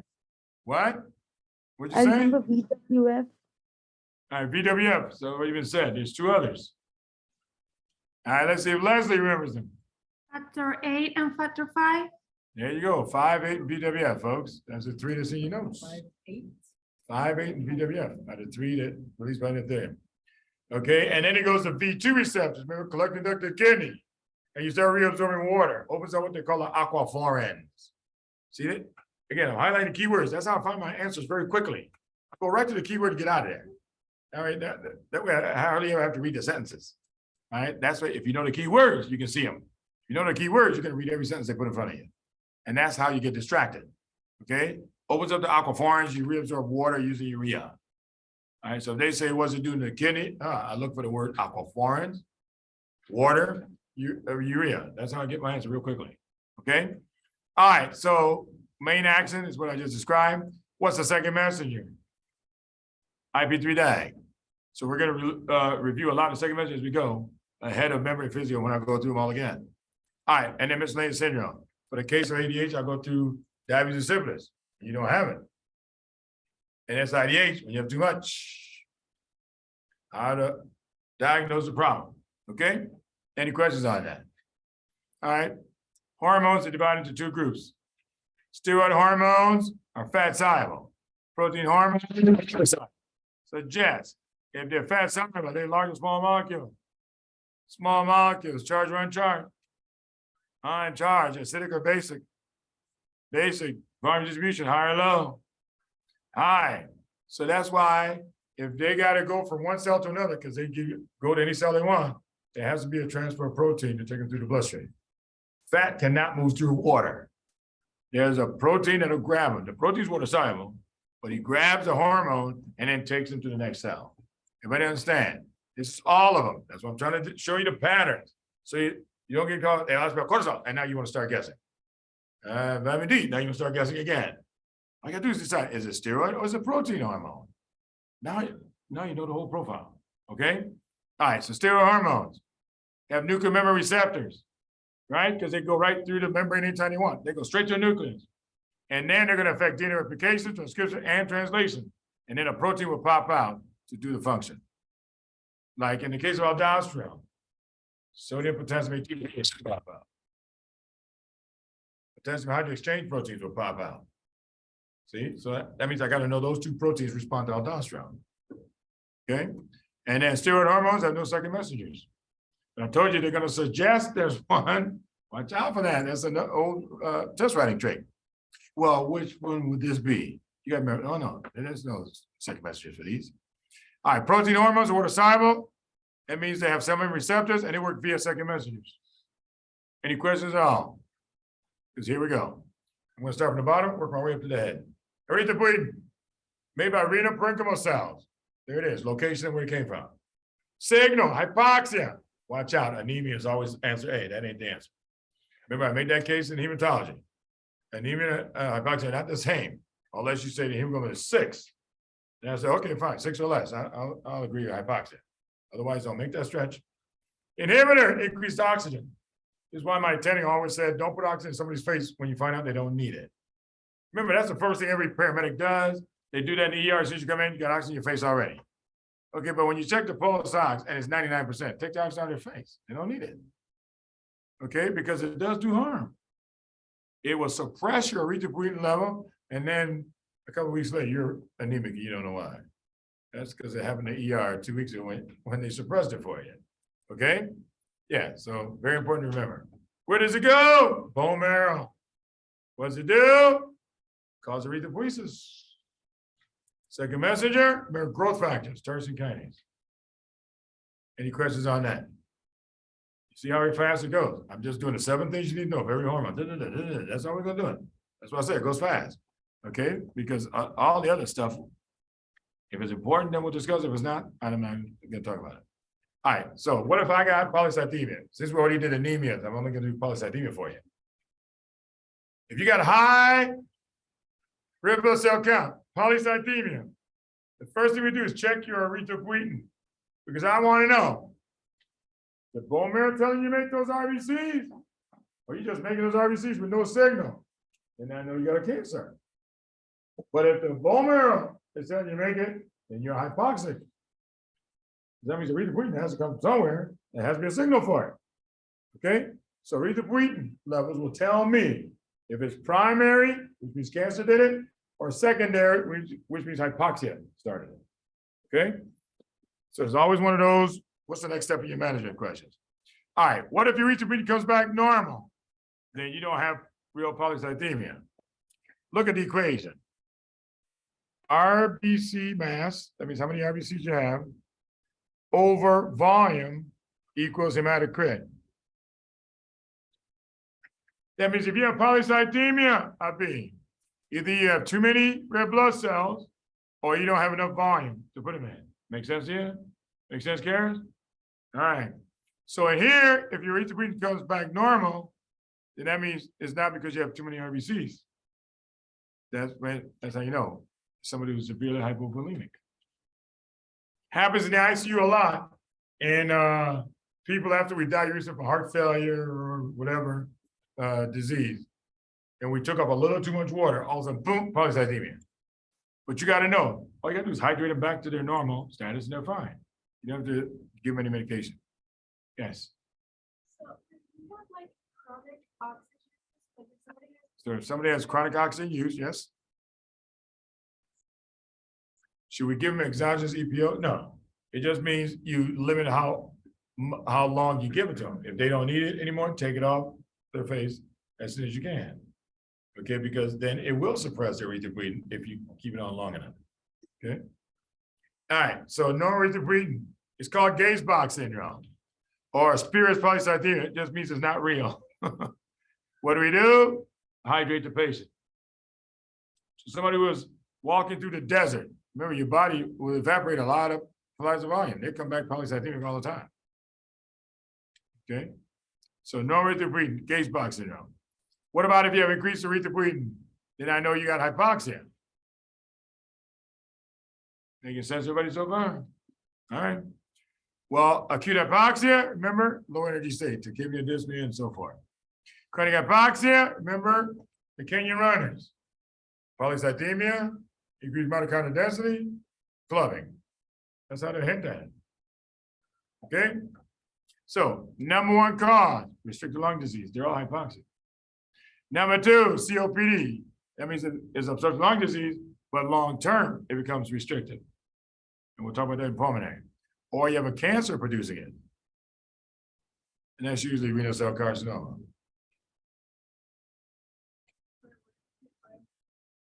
Which one? R who?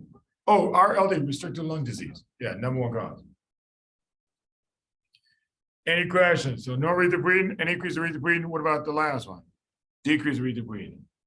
If you got decreased erythropoietin and yet you got too many RBCs, that means there's a cancer growing in those cells.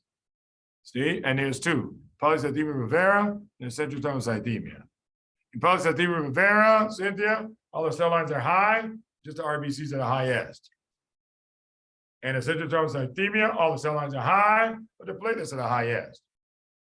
So that's how I know the entire bone marrow is involved in cancer. So all of them will be elevated. Any questions on erythropoietin? Yeah, but so it's kind of so like long-term oxygen, it isn't like if you have like a rate, and I know sometimes like they can limit here for like Oh, yeah. months. So is there, I don't know, is it can it affect your long All the time. So she's asked about neonates in the NICU. We as MedPeace, we did NICU every year, once a month for every year. All right.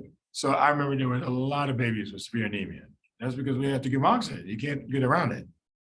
But I remember my attendant used to talk about that. You got to do what you got to do. But it's we who are suppressing this child's erythropoietin.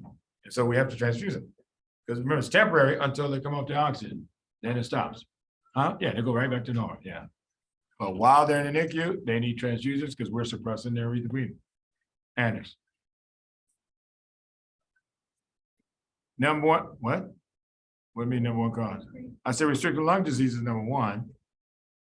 Then I said COPD is number two. Notice chronic obstructive. So that means years later, obstructive lung diseases look restrictive. That's why you become hypoxic. Yeah, obstructive lung disease doesn't have hypoxia for years. Yeah.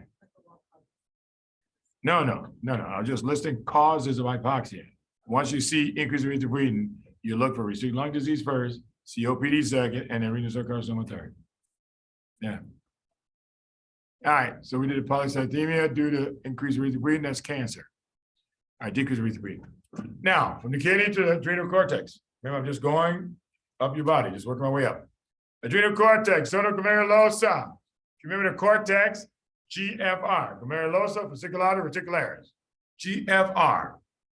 Zona glomerulosa, Melissa, is where aldosterone works. Stimulus, they now found, this is an update. Hyperkalemia stimulates aldosterone before hypovolemia does. So if you see that question, for years, they always wrote hypovolemia was number one stimulus, not anymore. Hyperkalemia is number one, then hypovolemia, then hyponatremia. Because remember, aldosterone controls all three of them. All right, but you need to know the order. Inhibition, hypervolemia. So if you over transfuse somebody or you give them too much normal saline or whatever, okay, then you can shut off aldosterone. Where does it go? Late DCT. In the late distal convoluted tubule, stimulate the synthesis, well, so first production and synthesis of sodium potassium ATPases. Late DCT causes production and synthesis of a lot of sodium potassium pump. That way you can reabsorb sodium and kick out potassium. Well, and there's another location, their response to aldosterone, a lot of books don't mention, I don't know why, but the ascending colon has tons of sodium potassium pumps that respond to aldosterone. Why are they there? Because it's your last chance to reabsorb water out of the stool in case you're dehydrated. So that's water that would have gone out. The body says, okay, wait a minute, let me bring that back. I'm too dehydrated right now. Okay, so sodium potassium pumps, number one. And then potassium hydrogen exchange proteins. Reabsorb potassium to kick out a lot of hydrogen.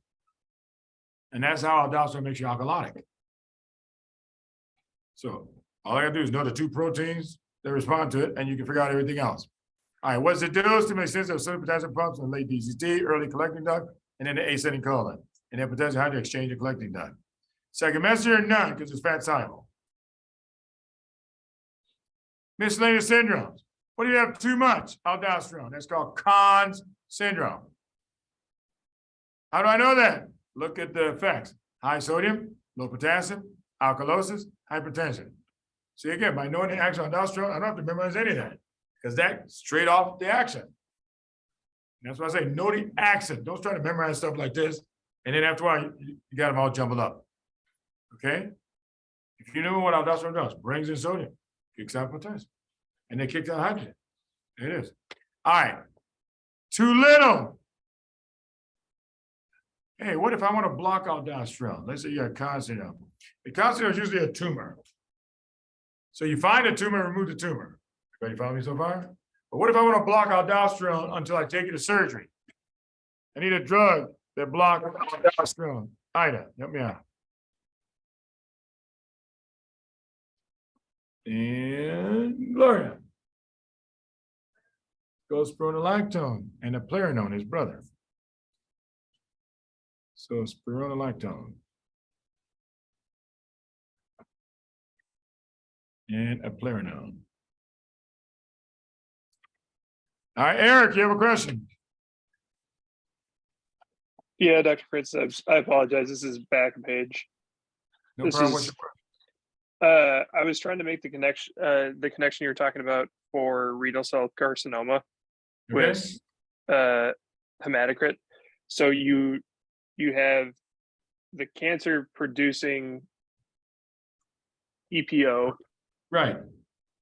and then since you've got increased EPO, increased red blood cells, increased use of oxygen, that's the hypoxia? No, you get it just by saying you got a VQ mismatch. You got more blood in your lungs than you have oxygen. That's why you get hypoxia. Oh, gotcha. Yeah, Okay. that's the easy way to explain it. I just thought of one Cool. more thing. Give you guys an update on these drugs that go with their EPO. There's 3 erythropoietin analogs on the market. So that's just something to add to your notes. Here we go. First one is called Procrit. See that? Pro hematocrit. Next one was Epogen. See that? And then the last one was Dapapoetin. Dapapoetin. These are 3 EPO analogs that are on the market right now. We use them primarily, bone marrow suppression, renal failure, when you can't make any more erythropoietin. All right, the top side effect for every one of them is hypertension, because they're going to clog up some of your arteries. You're going to make a lot of RBCs. They work, but they work too good sometimes. What's that? Oh yeah, endurance athletes will abuse anything they can get their hands on. Remember, just like the Kenya runners, but they're trying to do it synthetically. Huh? Oh yeah, the cyclists, remember was it Tour de France? Yeah, because you got all the mountain phase, and so you want the erythropoietin to help you win that phase. Anyway. Huh? No, they use any of them they can get their hands on. Yep. But they get busted eventually. All right. Too little aldosterone is called adrenal insufficiency. And remember we said earlier, the number 1 cause of adrenal insufficiency in children, 21 hydroxylase deficiency, that's 90% all by itself. And then 11 hydroxylase deficiency. Let me show you my little mini adrenal that I use to remember all this stuff. All right, so we got 17 hydroxylase that goes straight ahead to testosterone. We got 2 pathways that make cortisol. No, 2 pathways. One makes cortisol, one makes aldosterone. So first one, 21 passes to 11, and you make aldosterone. And the second one, 21 passes to 11, same 2 steps, but now you make cortisol. There's only one intermediate that you need to know, and that is called 11-desoxycorticosterone.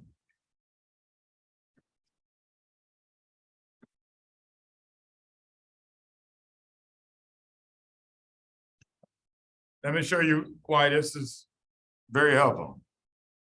All right.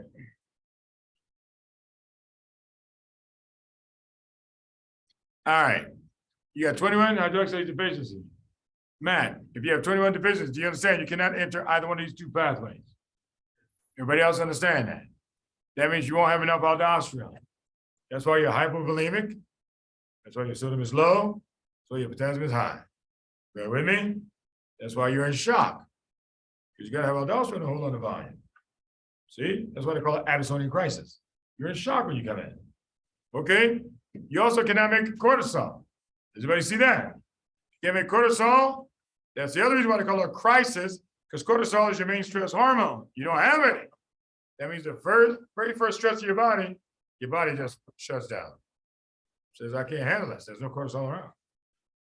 And cortisol also raises your blood sugar. That's why they're hypoglycemic, because they can't do that anymore. Any questions so far? If you cannot go down these 2 pathways, look what happens. You shunt everything up to 17 hydroxylase because he's still there. You understand, Karis? You understand, Mitchell? If I shunted all the 17 hydroxylase, this is why the screening test is called 17 hydroxycorticosteroids. All you do is measuring the products of 17 hydroxylase. That's it.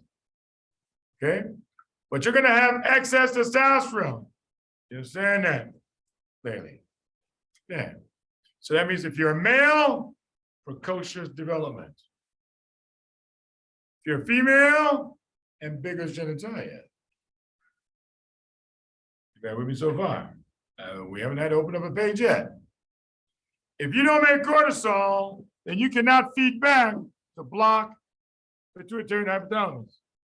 So your pituitary, sorry, let me see, it's hypothalamus first. Hypothalamus starts making more of this stuff, pro-opiomelanocortin. POMC is a precursor for ACTH, which then hands it off to the pituitary.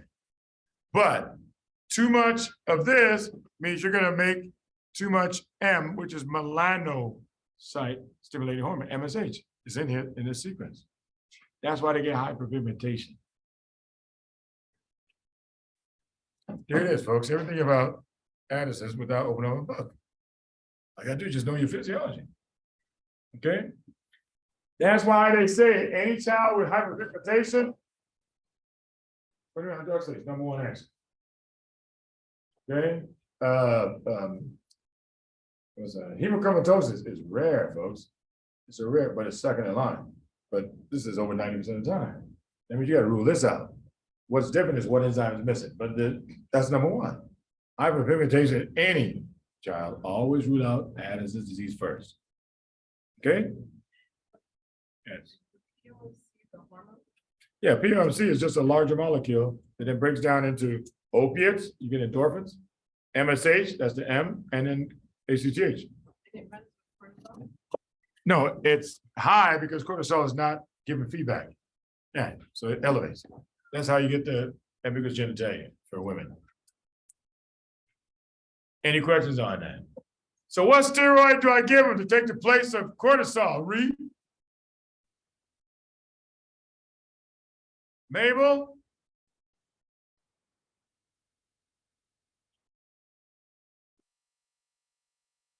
Hello, Mabel. Sir, please, what did you say about 11, the oxycorticosterone? What about 11? I haven't even done 11 yet. Oh, I'm sorry. I've been talking about 21. Did you Okay. hear everything I said about 21? Yeah. Okay. My last question for you was, what steroid do you give to take the place of cortisol? Because if you have adrenal insufficiency, I got to treat you. You always give the cortisol first. Why? That's the permissive hormone. Without it, nothing is permitted to work. If you don't give them the cortisol first, they're going to die right in front of you. So, what's the form of cortisol that I say you should give them? Mabel, what's the name of that drug? Hello, Mabel. I don't know. All right, so Walter. Hydrocortisone? Yeah, remember hydrocortisone is the drug of choice to take place of cortisol for anybody with adrenal insufficiency. Anybody, even babies. And which one takes the place of aldosterone, Michael? No, fluids. That's the one that takes place of aldosterone. Yeah, because you got to give them both, but hydrocortisone is given first. So now they've settled that those are the 2 drugs you give everybody. They used to be different set for children, different set for adults, but not anymore. All right, so 21 is number 1, 11 hydroxylase is number 2. Remember in adults, abrupt withdrawal of steroids, followed by autoimmune. They've actually detected antibodies against 21 hydroxylase enzyme. Wow, an antibody against an enzyme, that's pretty new. Okay, but that's update. All right, moving on. Zona fasciculata. Fasciculata comes from the word facilitate, to make things easier. That's where cortisol comes from. Cortisol makes everything easier. That's why they call him the permissive hormone during stress. Facilitate. He upregulates all the receptors throughout your body. All of them. This is why if you don't have any in adrenal insufficiency, all the receptors downregulate and stay down. That's why everything stops working. And the person can go into a deep coma. So for this reason, folks, this was another new finding. It's pretty good. Somebody did this study.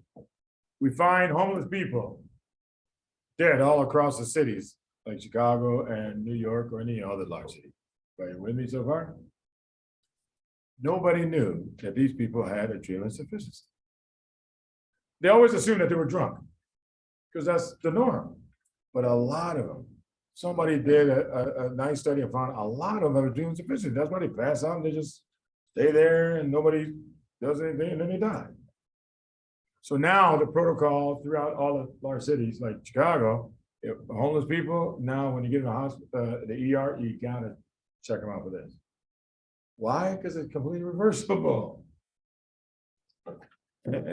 So I'm starting to see questions on UWorld already. That's how I know they're gonna start asking that question this year. Because that's a study that's been out for a couple of years. Now it's showing up on the US Link. So watch out for that. Stimulus for cortisol, stress, and hypoglycemia. Inhibitor, hyperglycemia. Where does it go? Everywhere, because it's permissive. What does it do? Upregulates all receptors during stress. Second messenger, none, because it's a steroid hormone. Cortisol, physiological effects, just like steroids. Notice it's the same thing. There's the eye kiss that I gave you before. There's the physiological effects I gave you before. It's exactly the same thing. Remember that every steroid drug we give is a form of cortisol. Back for a second. The 21 hydroxylase. For 21 hydroxylase deficiency versus 11. Oh, good question. Yeah, let me go back and pick that up. I should have given you a contrast. Yes. All right. So let's do it together. So we did the 21. Low sodium, high potassium, alkalosis, no, acidosis, and hypotension. Whereas if you're 11 deficient, watch carefully. This thing is piling up. 11 desoxycorticosterone is piling up. This works just like aldosterone. So that's why your profile is completely different, opposite. Sodium is now high. Potassium is now low. You got hypertension rather than hypotension. And you're alkalotic rather than acidotic. Just so you know, it's not aldosterone doing it, it's this guy, 11-DOC, that does it. So the electrolyte or blood pressure will give you the answer. It's acidosis for 21 because aldosterone gets rid of hydrogens. And it's alkalosis for 11 because you got this thing working like aldosterone, get rid of too much hydrogen. All right, so on the test, they'll give you ambiguous genitalia in a female and one clue. Cesar, ambiguous genitalia in a newborn female with hypertension. Which enzyme is missing? It's 11. There you go, folks. The question I see, they only give you one clue. They figure out so he needs one clue. I don't need to give you 4 electrolytes, just 1 electrolyte or the blood pressure. You should know the answer already. All right, and that's a legitimate question. Hey, good point. I'm glad you brought me back to that. Very good, because I have seen some questions like that. All right, so anyway, cortisol, same thing as steroids. So make sure you know IKIS and the 2 physiological effects. All right, too little cortisol is adrenal deficiency, is what I already showed you. What about when you have too much? We call it Cushing syndrome. Well, there's Cushing's disease and there's Cushing syndrome. What's the difference between a disease and a syndrome? Right there on the slide. A disease, remember, affects only one organ. ACTH can only go to the adrenal gland. It can't go anywhere else. That's why it's called Cushing's disease. Cushing syndrome, a syndrome involves many organs. Cortisol goes everywhere. That's why it's called Cushing syndrome. So in other words, Halima, disease can cause syndrome, but not vice versa. Everybody clear? So you can't just use the titles interchangeably unless you understand what you're dealing with here. Cushing's disease can become Cushing syndrome. So if an author uses it, okay, fine, I'll go along with them, even though that's not 100% accurate. Okay, but you cannot go the other way. That I know he's trying to trick me, okay, because you cannot do that. All right, so when you have Cushing syndrome, the first thing you want to do is rule out normal people. There are some people who look like they're Cushingnoid, but they aren't. Okay? So, dexamethasone suppression test is the first test we run. But sometimes they'll ask you, how do you prove that somebody actually is putting out too much cortisol? How do you prove it before you do this? The best test is 24-hour urine collection for cortisol. Yeah, but who wants to collect the urine for 24 hours? Yeah, that's why it's for test taking purposes. I'm just letting you know, because nobody does that. Okay? Another one. Check the 4 a.m. cortisol. In the morning, your 4 a.m. cortisol should be real low because you're fast asleep. You're on your 3rd dream. Okay, there's no stress whatsoever. Cortisol should be real low at 3, 4 a.m. If it's normal or elevated, you got Cushing's. Because the normal body does not do that. So that's just in case they ask you, what is the most specific way to document if somebody has high cortisol? That's your two tests. But to work through it, here's how we do it. Low dose dexamethasone suppression test. And you got to know the dosing. That's on step 1, 2, and 3. 0.5 milligrams, just half a milligram every 6 hours. So you give 4 doses and then recheck the cortisol the next day. Okay, if suppression occurs, that means it obeys physiology. Feedback inhibition. That's how you know it's still normal. So obesity, because adipose tissue produces everything that's fat soluble, including cortisol. Depression, because depression is a stress to your body. Even though it's in your mind, it's still a stress to your body knows. And then normal variant. When you draw a curve, remember there's 2.5% of people on the high end. So if the low dose suppresses, you don't have Cushing's, it's one of these 3. Any questions at all? Yes. How what works? It's dexamethasone trying to. Yeah, using it as feedback inhibition. Okay, If so- I can feedback inhibit it, that means it's still under normal physiological control. That's all you're doing. Yeah. So that means if I can suppress you that fast with just half a milligram, that means you're still under normal conditions. Yeah, and these are the 3 normal conditions. Yes, sir. Cortisol level should be the highest. Highest in the morning is after 7 o'clock. That's when people wake up. I'm talking about 4 a.m. It's why you're still asleep. Yeah, that's why they say it's got to be early morning while the person's asleep. That the nurse has to wake you up so they can do the blood test. Yeah. Anytime after 12. Yeah, exactly. Yep. Excuse me. 3 hours in the morning. Yes, Mabel. So please, what did you say about if there's suppression, there's really the disease, right? If there's suppression, it means they don't have disease. They're a normal variant. So that's why I have here normal variant. There's 2.5% of people on the high end of any curve, right? A bell-shaped curve. So they can have high cortisol, but they don't really have a disease. And then depressed people, that's a stress to your body, even though it's coming through your mind, but that's why you put out all this cortisol. And then obesity, adipose tissue produces cortisol as well as anything that's fat soluble. So when low dose suppresses, there's your 3 answers. If low dose is not suppressed, then you have Cushing's. The question is, where's it coming from? Is it pituitary, cancer of the lung, or tumor of the adrenal gland? Well, now they say you should rule out the cancer first, which makes sense to me. That's why you check ACTH levels first, because the cancer puts out ACTH. Cynthia.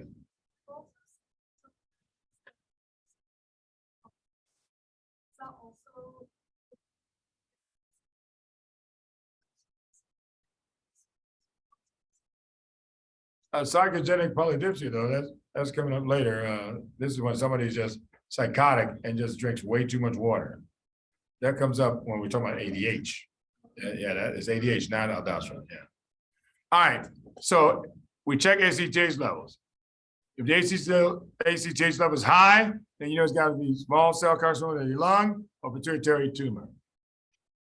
Then you check if it's low ACTH, then it's adrenal adenoma.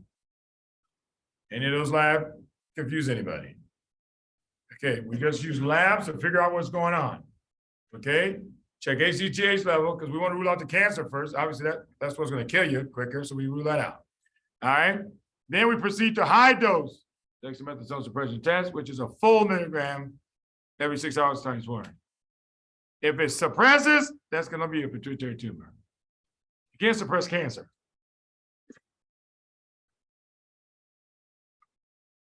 All right, so this is the order in which we do it. Do the low dose, go to ACTH level. If it's high, then go to the high dose dexamethasone. If it suppresses, pituitary. If it doesn't, lung cancer. Any questions on that? Because this is a standard right now that we use to work up anybody with Cushing's. So you got to understand the test, because on the test, and we already done one more question that did that, they just tell you results. And then you got to be able to read the results and say, oh, that's pituitary tumor. All right, and so forth. Yes, sir. So it goes low dose, ACTH, then high dose? Then high dose, correct. So dexamethasone suppression test. So again, low dose first, ACTH level second, high dose third. With that, you already have your answer. Zona reticularis. That's where testosterone is made. That's where testosterone is made. Well, let's talk about the male for a second. Sorry, Yes. just figure out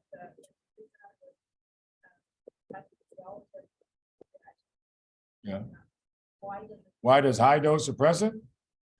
Well, high dose suppresses it because all you needed was a higher dose to actually feedback to inhibit it because the tumor is still benign. That means it still suppresses with physiology, but you need a higher physiologic signal to finally block it. Yeah, because cancer will never block. Yeah, for any reason. Yeah, that's how you separate it. Yep, correct. So zona reticularis, let's talk about men. So here's a podium, and this is, let's say this is internal male genitalia. Okay. And then this is external over here. We divide the internal into two halves. All right, so hopefully people online, this is the podium here is the inner or the internal male genitals. We divide it into two halves.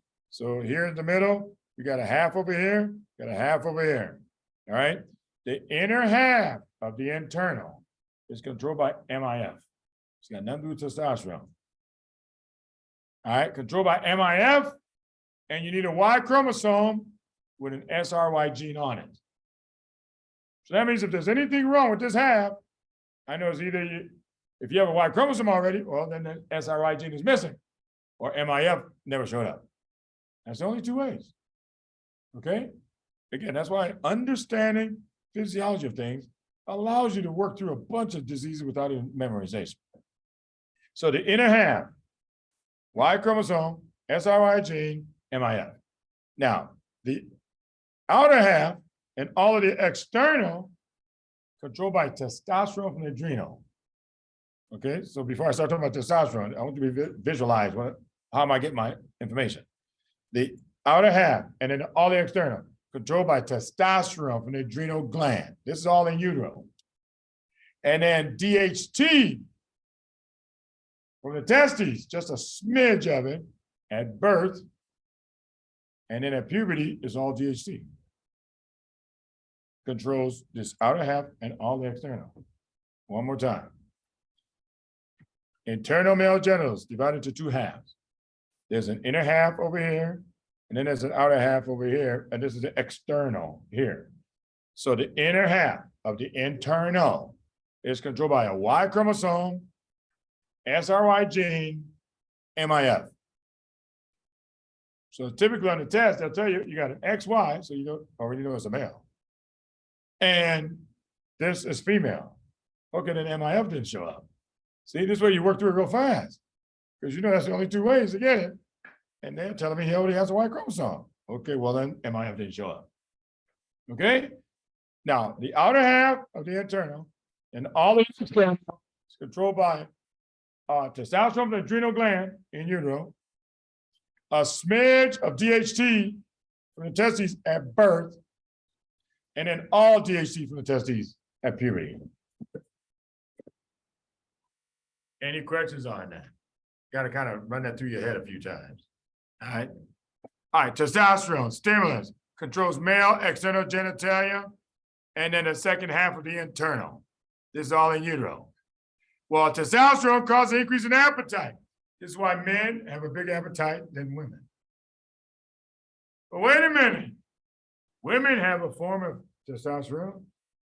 The closest that women have to testosterone is called DHEAS. But after that, women have a testosterone-like hormone called progesterone. Progesterone actually has a sequence of testosterone in the middle. Now, so long. When do women have more progesterone in their system? First half of menses of the menstrual cycle or the second half? Second half. First half is all estrogen, the second half is all progesterone. Everybody with me? And progesterone levels are highest right before menses. That's why women get the munchies right before you menstruate. Ring a bell? How about pregnant women? Because they got to eat more. Ring a bell? How about if I put you on Depo-Provera or any pure progesterone IUD? How come all of a sudden they have more appetite? There it is right there. Okay. All right. Next. Testosterone causes aggression and violence.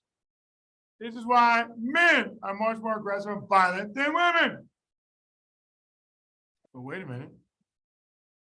This is why some women are highly aggressive and violent right before menses. Yeah, angry. Yeah, right before menses, man. Okay, but look at the next one. Testosterone increases libido. Oh, wait a minute. This is why men have a higher libido than women. Men are always trying to figure out why women don't have the same sexual appetite as men. They don't, because endocrine says they don't. When we do reproductive, I'll show you ways around this. All right? We work a little physio, a little magic, all right? Reproductive lecture is always a big one. Everybody loves it. And we talk a lot about men and women and how to do it, but we'll save it for that. Increased libido. Men have more libido than women. However, that means a woman has more libido right before her menses. Wait a minute. Fellas, look at this, man. A woman's got more drive to have sex right before her menses. But then she's also more angry and violent at the same time. So you have to think pretty damn hard. Is it really worth it? Do I need it that bad? You don't want to be like the Black Widow spider. You guys ever heard about Black Widow spider? Black Widow spider mates with her male and kills that fool right afterwards. I'm telling you. It is, folks. It's all physiology, man. All right. And then look at the next one, RBC count. This is why men have a higher hematocrit than women. See that? It's not just memorized, 13, 17, but you don't know why. There it is. That's because the sequence, Ashley, for erythropoietin is in that testosterone sequence too. All right. This is why for a female, she produces extra blood right before she loses blood. That's why she makes extra and then loses it. See that? There's no deficit. The deficit is when a female does not take enough iron in her diet. That's why she's as a deficit. Menses by itself should never cause iron deficiency anemia by itself. It's poor intake that causes it to cause iron deficiency. Yes, sir. So technically, Depo-Provera can increase libido. Technically, Depo-Provera can increase libido. This man has made a connection. This is also why, Anna, a pregnant woman has more libido too. Because the progesterone rises high right after you get pregnant. See, so a pregnant woman wants to have plenty of sex. All right, so that means they'll come to you and say, okay, she's worried about harm to the fetus. The husband is just happy we can have sex. That's it. All right, so she's the one that's usually asking the questions. What position should we use? This is a real question, folks. I'm not making this stuff up just to be funny. What position should we use? There's two. Well, let me not get on that. Reproductive, sorry. See, let me not get, I gotta keep doing it. That's a reproductive. We'll get there. I'll tell you what, that a reproductive. All right, Victoria. Because they will ask. You. So how does, sorry. So how does this relate to, I know like SSRIs and stuff like that decrease libido. So does this play in this role at all? Yeah, they do. It's just not hormonal. The SSRIs and other antidepressants do it by way of neurotransmitters. Yeah, hormones are not the only input to sexuality. Neurotransmitters play a role too. Yeah, we'll talk about that. All right, but anyway, I just want you guys to see this whole connection. Libido, RBC count, that is physiological, it's endocrinology. So don't just memorize numbers. Once you understand where it's coming from, it'll make sense to you. Yes.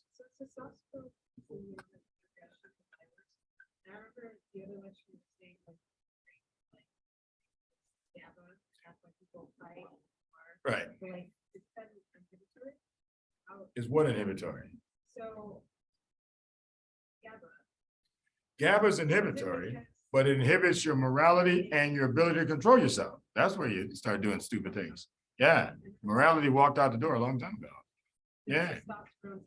Testosterone then takes over, yeah. And now you don't have morality to tell you, please don't say that, please don't do that, and then a fight breaks out. Yep. All right, so anyway. Zona reticularis, testosterone, stimulated, is controlled by ACTH in utero. Very important, because remember, after you're born and in puberty, ACTH does not control testosterone. This is the only time ACTH controls testosterone is in utero, okay? Second messenger for testosterone, none. Remember, it's a steroid hormone. And then DHEAS is the testosterone form seen in women. Comes from the ovary and adrenal gland. So when a woman has androgen excess, like hirsutism, that's why we check testosterone levels and DHEAS to see which one is making her grow all this hair. Okay. So DHT, made in the testes, that's starting in puberty. Remember, you need a little bit as soon as you're born, and then a whole lot in puberty. Made by the testes, by the enzyme, 5-alpha reductase, and it leads to secondary male characteristics of puberty. Okay? So this is why if you have 5-alpha reductase deficiency in a baby, you get a blind part vagina. Why is that? The second half right here did not develop into a male. You follow me? So the penis goes in and you got a pocket right here. That's a blind part vagina. That's because the hormone that was supposed to make all this into a male is not there. See, this way you're not just memorizing. That's why I always go back to the physio first. And then I can look at pathology. I say, oh, now I see it. Once you have visual memory on things, you don't forget it anymore. Visual memory lasts longer than any other memory there is. Okay? Obviously, you can't visualize everything, but the more you can visualize, the better. All right, so anyway, 5-alpha reductase deficiency, blind part vagina at birth. All right. DHT, responsible for hair growth. But too much DHT will choke off their hair follicles. So you get the hair growth at puberty, but over time, as you make more DHT, you get balding. And as it turns out, Chris with a K, the most sensitive hair to DHT is right here in the front and goes right to the middle like that. Isn't that where most balding occurs in men? Yeah. That's called androgenic balding. Because remember, they used to call it male pattern balding because they thought only men had it. So they saw a bunch of women had the same thing. So you got a female with high androgens, you'll get the exact same problem. Androgenic balding is multifactorial, so it's not, genetic in any way because it's hormones. So whoever has the hormones will have the same problem. All right, so I had the same. My father had that design, and I got that design, and I got so tired of it. You hate to give up your hair, right? So you start combing it that way. And you comb it that way. And I got so tired of it. I used to have to get up early in the morning. Okay, I gotta make sure I cover up as much as I can. And I was so happy. You know what changed my mind? Wesley Snipes and Michael Jordan made balding sexy. I was like, hallelujah. I was there, Barbara, do your thing. Yeah. Okay, get a lawnmower. Yeah. I was like, man, I'm tired of this. And that's when I cleaned up. I said, I don't want any more hair anymore. I was so happy it was okay to be bald as a male. Because back then, way back when I was, women didn't like if you were bald. Okay, but now bald, oh, sexy. Wesley Snipes, Michael Jordan, save the rest of us. All right, so. All right, but remember, it's DHT that makes you grow hair and DHT that makes you lose hair. That's the point. Okay? All right, androgenic baldness. Drugs we use, remember, finasteride and his brother dutasteride, blocks 5-alpha reductase. They're used for hair loss. So many different names on the market. And then flutamide blocks DHT receptors. That's used only for prostate cancer. Okay? Yes, sir. Sir, alopecia from hypothyroidism, how would that look different? Alopecia from what? Hypothyroidism. Hypothyroidism. What are you saying? Why? How is it different? Oh, it'll be the whole scalp. It won't be just right here. Nice X shape. It'll be the entire scalp will be bald in hypothyroidism. Yep. Because remember, without the permissive hormone, nothing is going to grow. That's why you're bald all the way around. Okay. All right, so that's testosterone. Yes.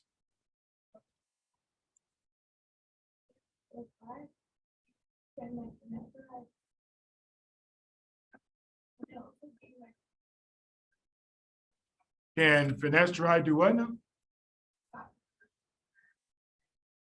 Yeah, well, yeah.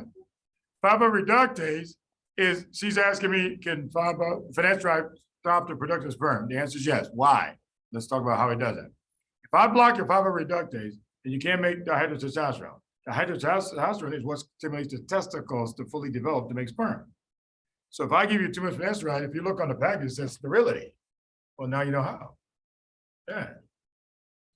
And they always say, don't let your children get this cream on it because you know you rub it on. Well, if some child gets it, now the kid is sterile. Okay, because that's the way the drug works. All right. Adrenal medulla, where we at? Sorry. Adrenal medulla. So I'm going into the medulla of the kidney now. All right, of the adrenal gland, sorry. Epinephrine, this is where epinephrine comes from. Stimulus is the #1 stress hormone. Remember the adrenaline rush? It's the first hormone to respond to stress. So stress and hypoglycemia will cause epinephrine to come out. Inhibition, hyperglycemia, says you don't need me anymore. Where does it go? Liver and adrenal cortex. Remember, glycolysis, gluconeogenesis only goes on in the liver and adrenal cortex. Okay, and now they're finding out some of it does occur in the renal cortex. So now I got to add that to the mix. It's a new finding. It's always been adrenal cortex. Now they say they found some in the cortex of the kidney. Glucose 6-phosphatase is located there too. They say they prefer the cortex. They prefer the cortex. Like there's more of cortex than there's. No kidding. Wow. Yeah, that's new information. I just knew that they found it, but I didn't know about the ratio. So there's more glucose 6-phosphatase in the renal cortex than in the adrenal cortex. It's the outside of what? GFR, yeah, panthymal. Yeah, reticularis. Yeah, okay. That's why cortisol and epinephrine are released at the same time. Exactly. Cortisol and epinephrine are released at the same time. All this time, they thought the signal comes from over here, one comes over here. Now we find out they're coming from the same organ at the same time. Huh? Yeah, the timing is different, but the small amount of cortisol comes out exactly the same time your epinephrine comes out. Remember I told you the small amount that comes out blocks all your long-term memory. I told you this when you're stressed out, all of a sudden you can't remember anything you learned. Okay? All right. So what does epinephrine do? Glycolysis, gluconeogenesis. What's the rate enzyme for glycolysis? Michael.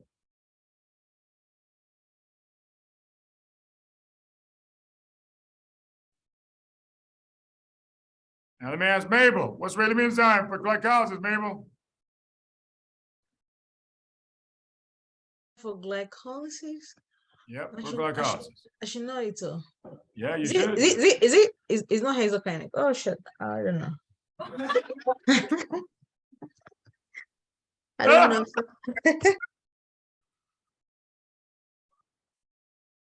That's all right. We'll forgive her. It's Friday, so it's okay.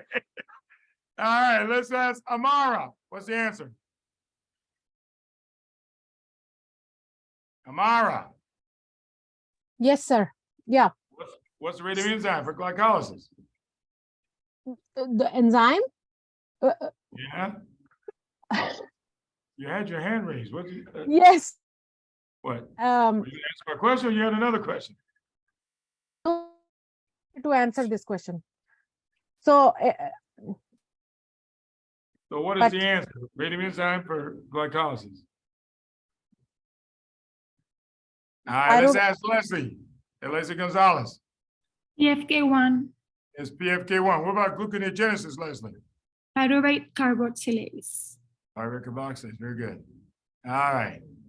And second messenger for epinephrine, cyclic B, which is for all anything sympathetic. Okay, what about miscellaneous syndromes? Pheochromocytoma or neuroblastoma? You get, listen carefully, episodic surges of sympathetic activity. So the person will have intermittent palpitations, hypertension, diaphoresis, and headaches. But it comes and goes. They'll say paroxysmal or intermittent, field, first thing you have to think about. It's an excess of norepinephrine and epinephrine. The only difference between epinephrine and norepinephrine is that epinephrine has a methyl group on it. Who's my methyl donor for that, Angie? Same as usual. Very good. All right. So now, what about neuroblastoma? The clues for that one: hypsarrhythmia and abscoclonus. dancing feet, dancing eyes. So mom will tell you the kid's eyes just look like he's bouncing around. And the feet just keep twitching, twitching, twitching, twitching, like he's dancing. All right. So how do we diagnose this problem? We measure urinary VMA metanephrine or serum VMA metanephrine. And it turns out serum VMA metanephrine was 97% sensitive and urine was 94% sensitive. How did I learn that one? On some of you, because we always did the urine. So of course I picked urine because that's what I'm used to. I didn't know serum was 3% higher, but lost a point from that. But anyway, as long as I learned something, I'm always happy. Now I can teach it in class. So urinary or serum. If you have a preference, always pick serum over the urinary, then 3% points. But anyway, the breakdown products, HVA is a breakdown product of dopamine. The VMA metanephrine come from epinephrine and norepinephrine. That's one way to diagnose it. Or the second way is with medication. Phentolamine is a short-acting alpha-1 blocker. If you guys remember, norepinephrine has a higher affinity for alpha-1 receptors. So if I give you this short-acting drug, guess what? Your blood pressure will drop in a minute. It don't last for about 10 minutes, but your blood pressure will plummet. There it is. That's how I know you were too vasoconstricted a few seconds ago. You understand, Lillian? You understand, Kathleen? All right. Hey, that drug only lasts about 10 minutes, Kathleen. Is that a long or short half-life? Short half-life, better water soluble. Water soluble, large or small? No, if you got to pick large. Remember, you're picking the negative side. All right, so large. Acid or base? Acid, hard, easy time, across the membrane. Hard, volume distribution, high or low? Low, CNS toxicity risk, high or low? Low, should I give it IV or oral? IV. Available IV only. See the point? You now know about a ton of drugs and we don't have to keep looking it up. Okay, all you need is one clue to know whether it's fat or water soluble. And whenever you don't know, default back to water soluble. I told you that's 90% of drugs. Okay? All right, very good. Well done. All right, so phentolamine short acting, used to diagnose the field. Phenoxybenzamine is long acting, used to treat the field. Remember, they always tell you never use a pure beta blocker to treat a field. Jess, why?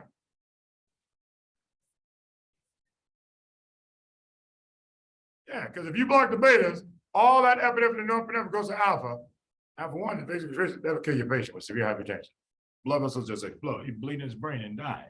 All right, so they tell you never use a pure beta blocker. Now you can use a beta and an alpha blocker, or just use an alpha blocker, but never use a pure beta blocker.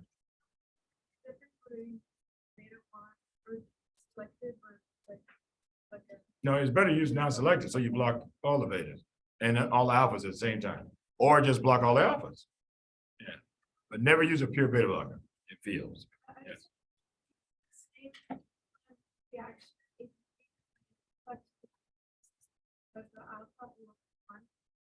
An alpha-2 agonist will inhibit norepinephrine release.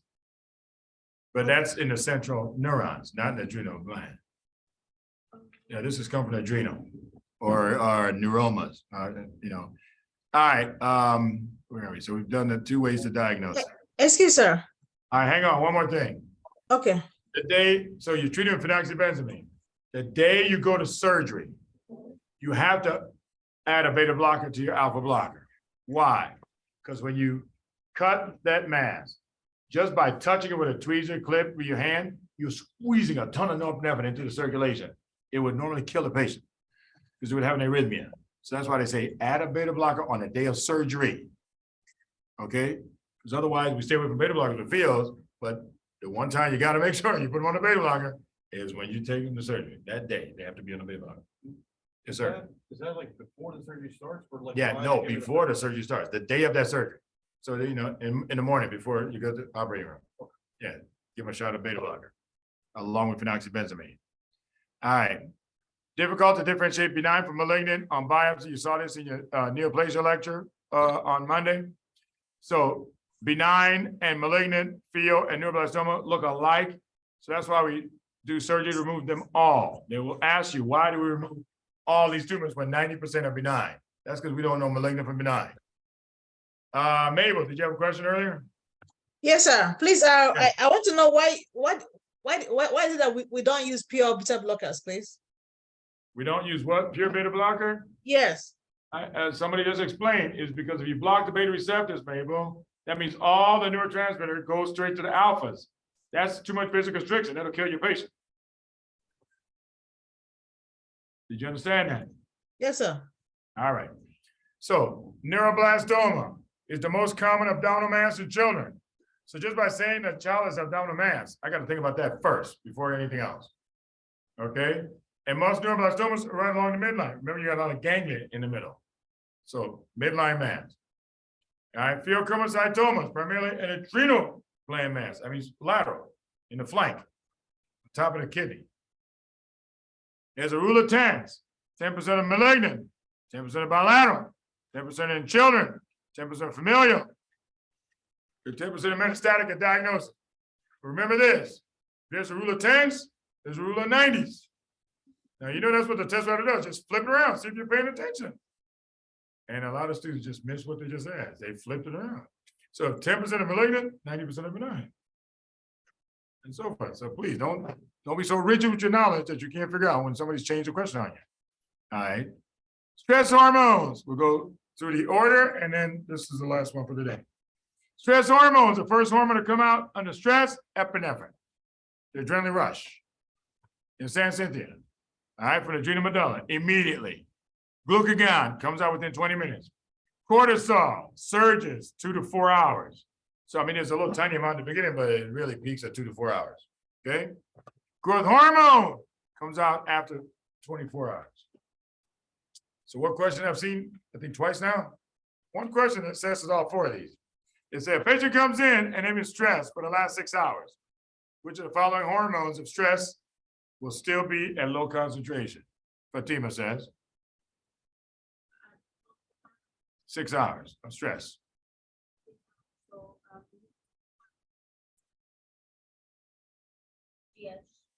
Yeah, so growth hormone is the only one that's not come out yet. See, I mean, that's a beautiful question. I mean, because again, I look at the question, oh, this is good. I like this one. Because that question, one question assesses if you know all 4 of these. If you didn't know all 4 of these in the timeline, you'd never get it right. That means you'd be guessing again. Okay? Whereas if you know the timeline, it's an easy question. Because you know there's only one that doesn't come out till 24 hours. That's it. Yes, sir. So they can flip this around and add the starvation state, right? And Sure, yeah, starvation state will do that to you. Yeah, and then look at insulin.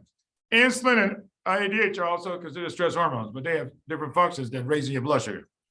Insulin comes out to push the sugar into the cells. But notice, Mitchell, it comes out 30 minutes. That means 10 minutes after glucagon. Because if he came out early, you'd be hypoglycemic, you'd pass out. How do you run from that dog? That's how I make sense of it. It's got to come out after glucagon. That means after you raise my sugar, I need somebody to push it into the cells. Okay? And ADH comes out, again, at 30 minutes with insulin. Why? Because when sugar goes up, your osmolarity goes up. That's the signal for ADH. You need water to dilute it down so blood keeps on moving. Otherwise, your blood will become sludge. That's the timeline, folks. And that's where we'll take it in the morning. No, tomorrow's Saturday. Damn. I'm not coming in the morning. Sorry. I mean Monday morning. I had to think about that for a second. No, I don't come in here in the morning. All right, folks, enjoy your weekend. Remember, rest, exercise, and then study. Hey, wait a minute. Anybody know if are we playing basketball this weekend? Anybody playing basketball on Saturday? I want to do, Yeah, that's what I'm saying. Nick usually arranges it. Oh, they say yes. They do? Yeah, 8:30. 8:30, where? At Savoy? All right, then I'm coming down. Yeah. Yep. So we'll play ball tomorrow. All right, I'm coming. folks. Good. Study the weekend. Hey, Mabel, you gonna play basketball with us? Yes, sir. I like to play. I'm a footballer, though. Yeah. Mabel, you're funny as heck, man. I'm telling you. All right, Mabel, we'll see you on Monday. Bye-bye, sir. All right, take care now. Study hard. You got 2 days to just keep studying those notes. Get familiar with them. Okay, sir.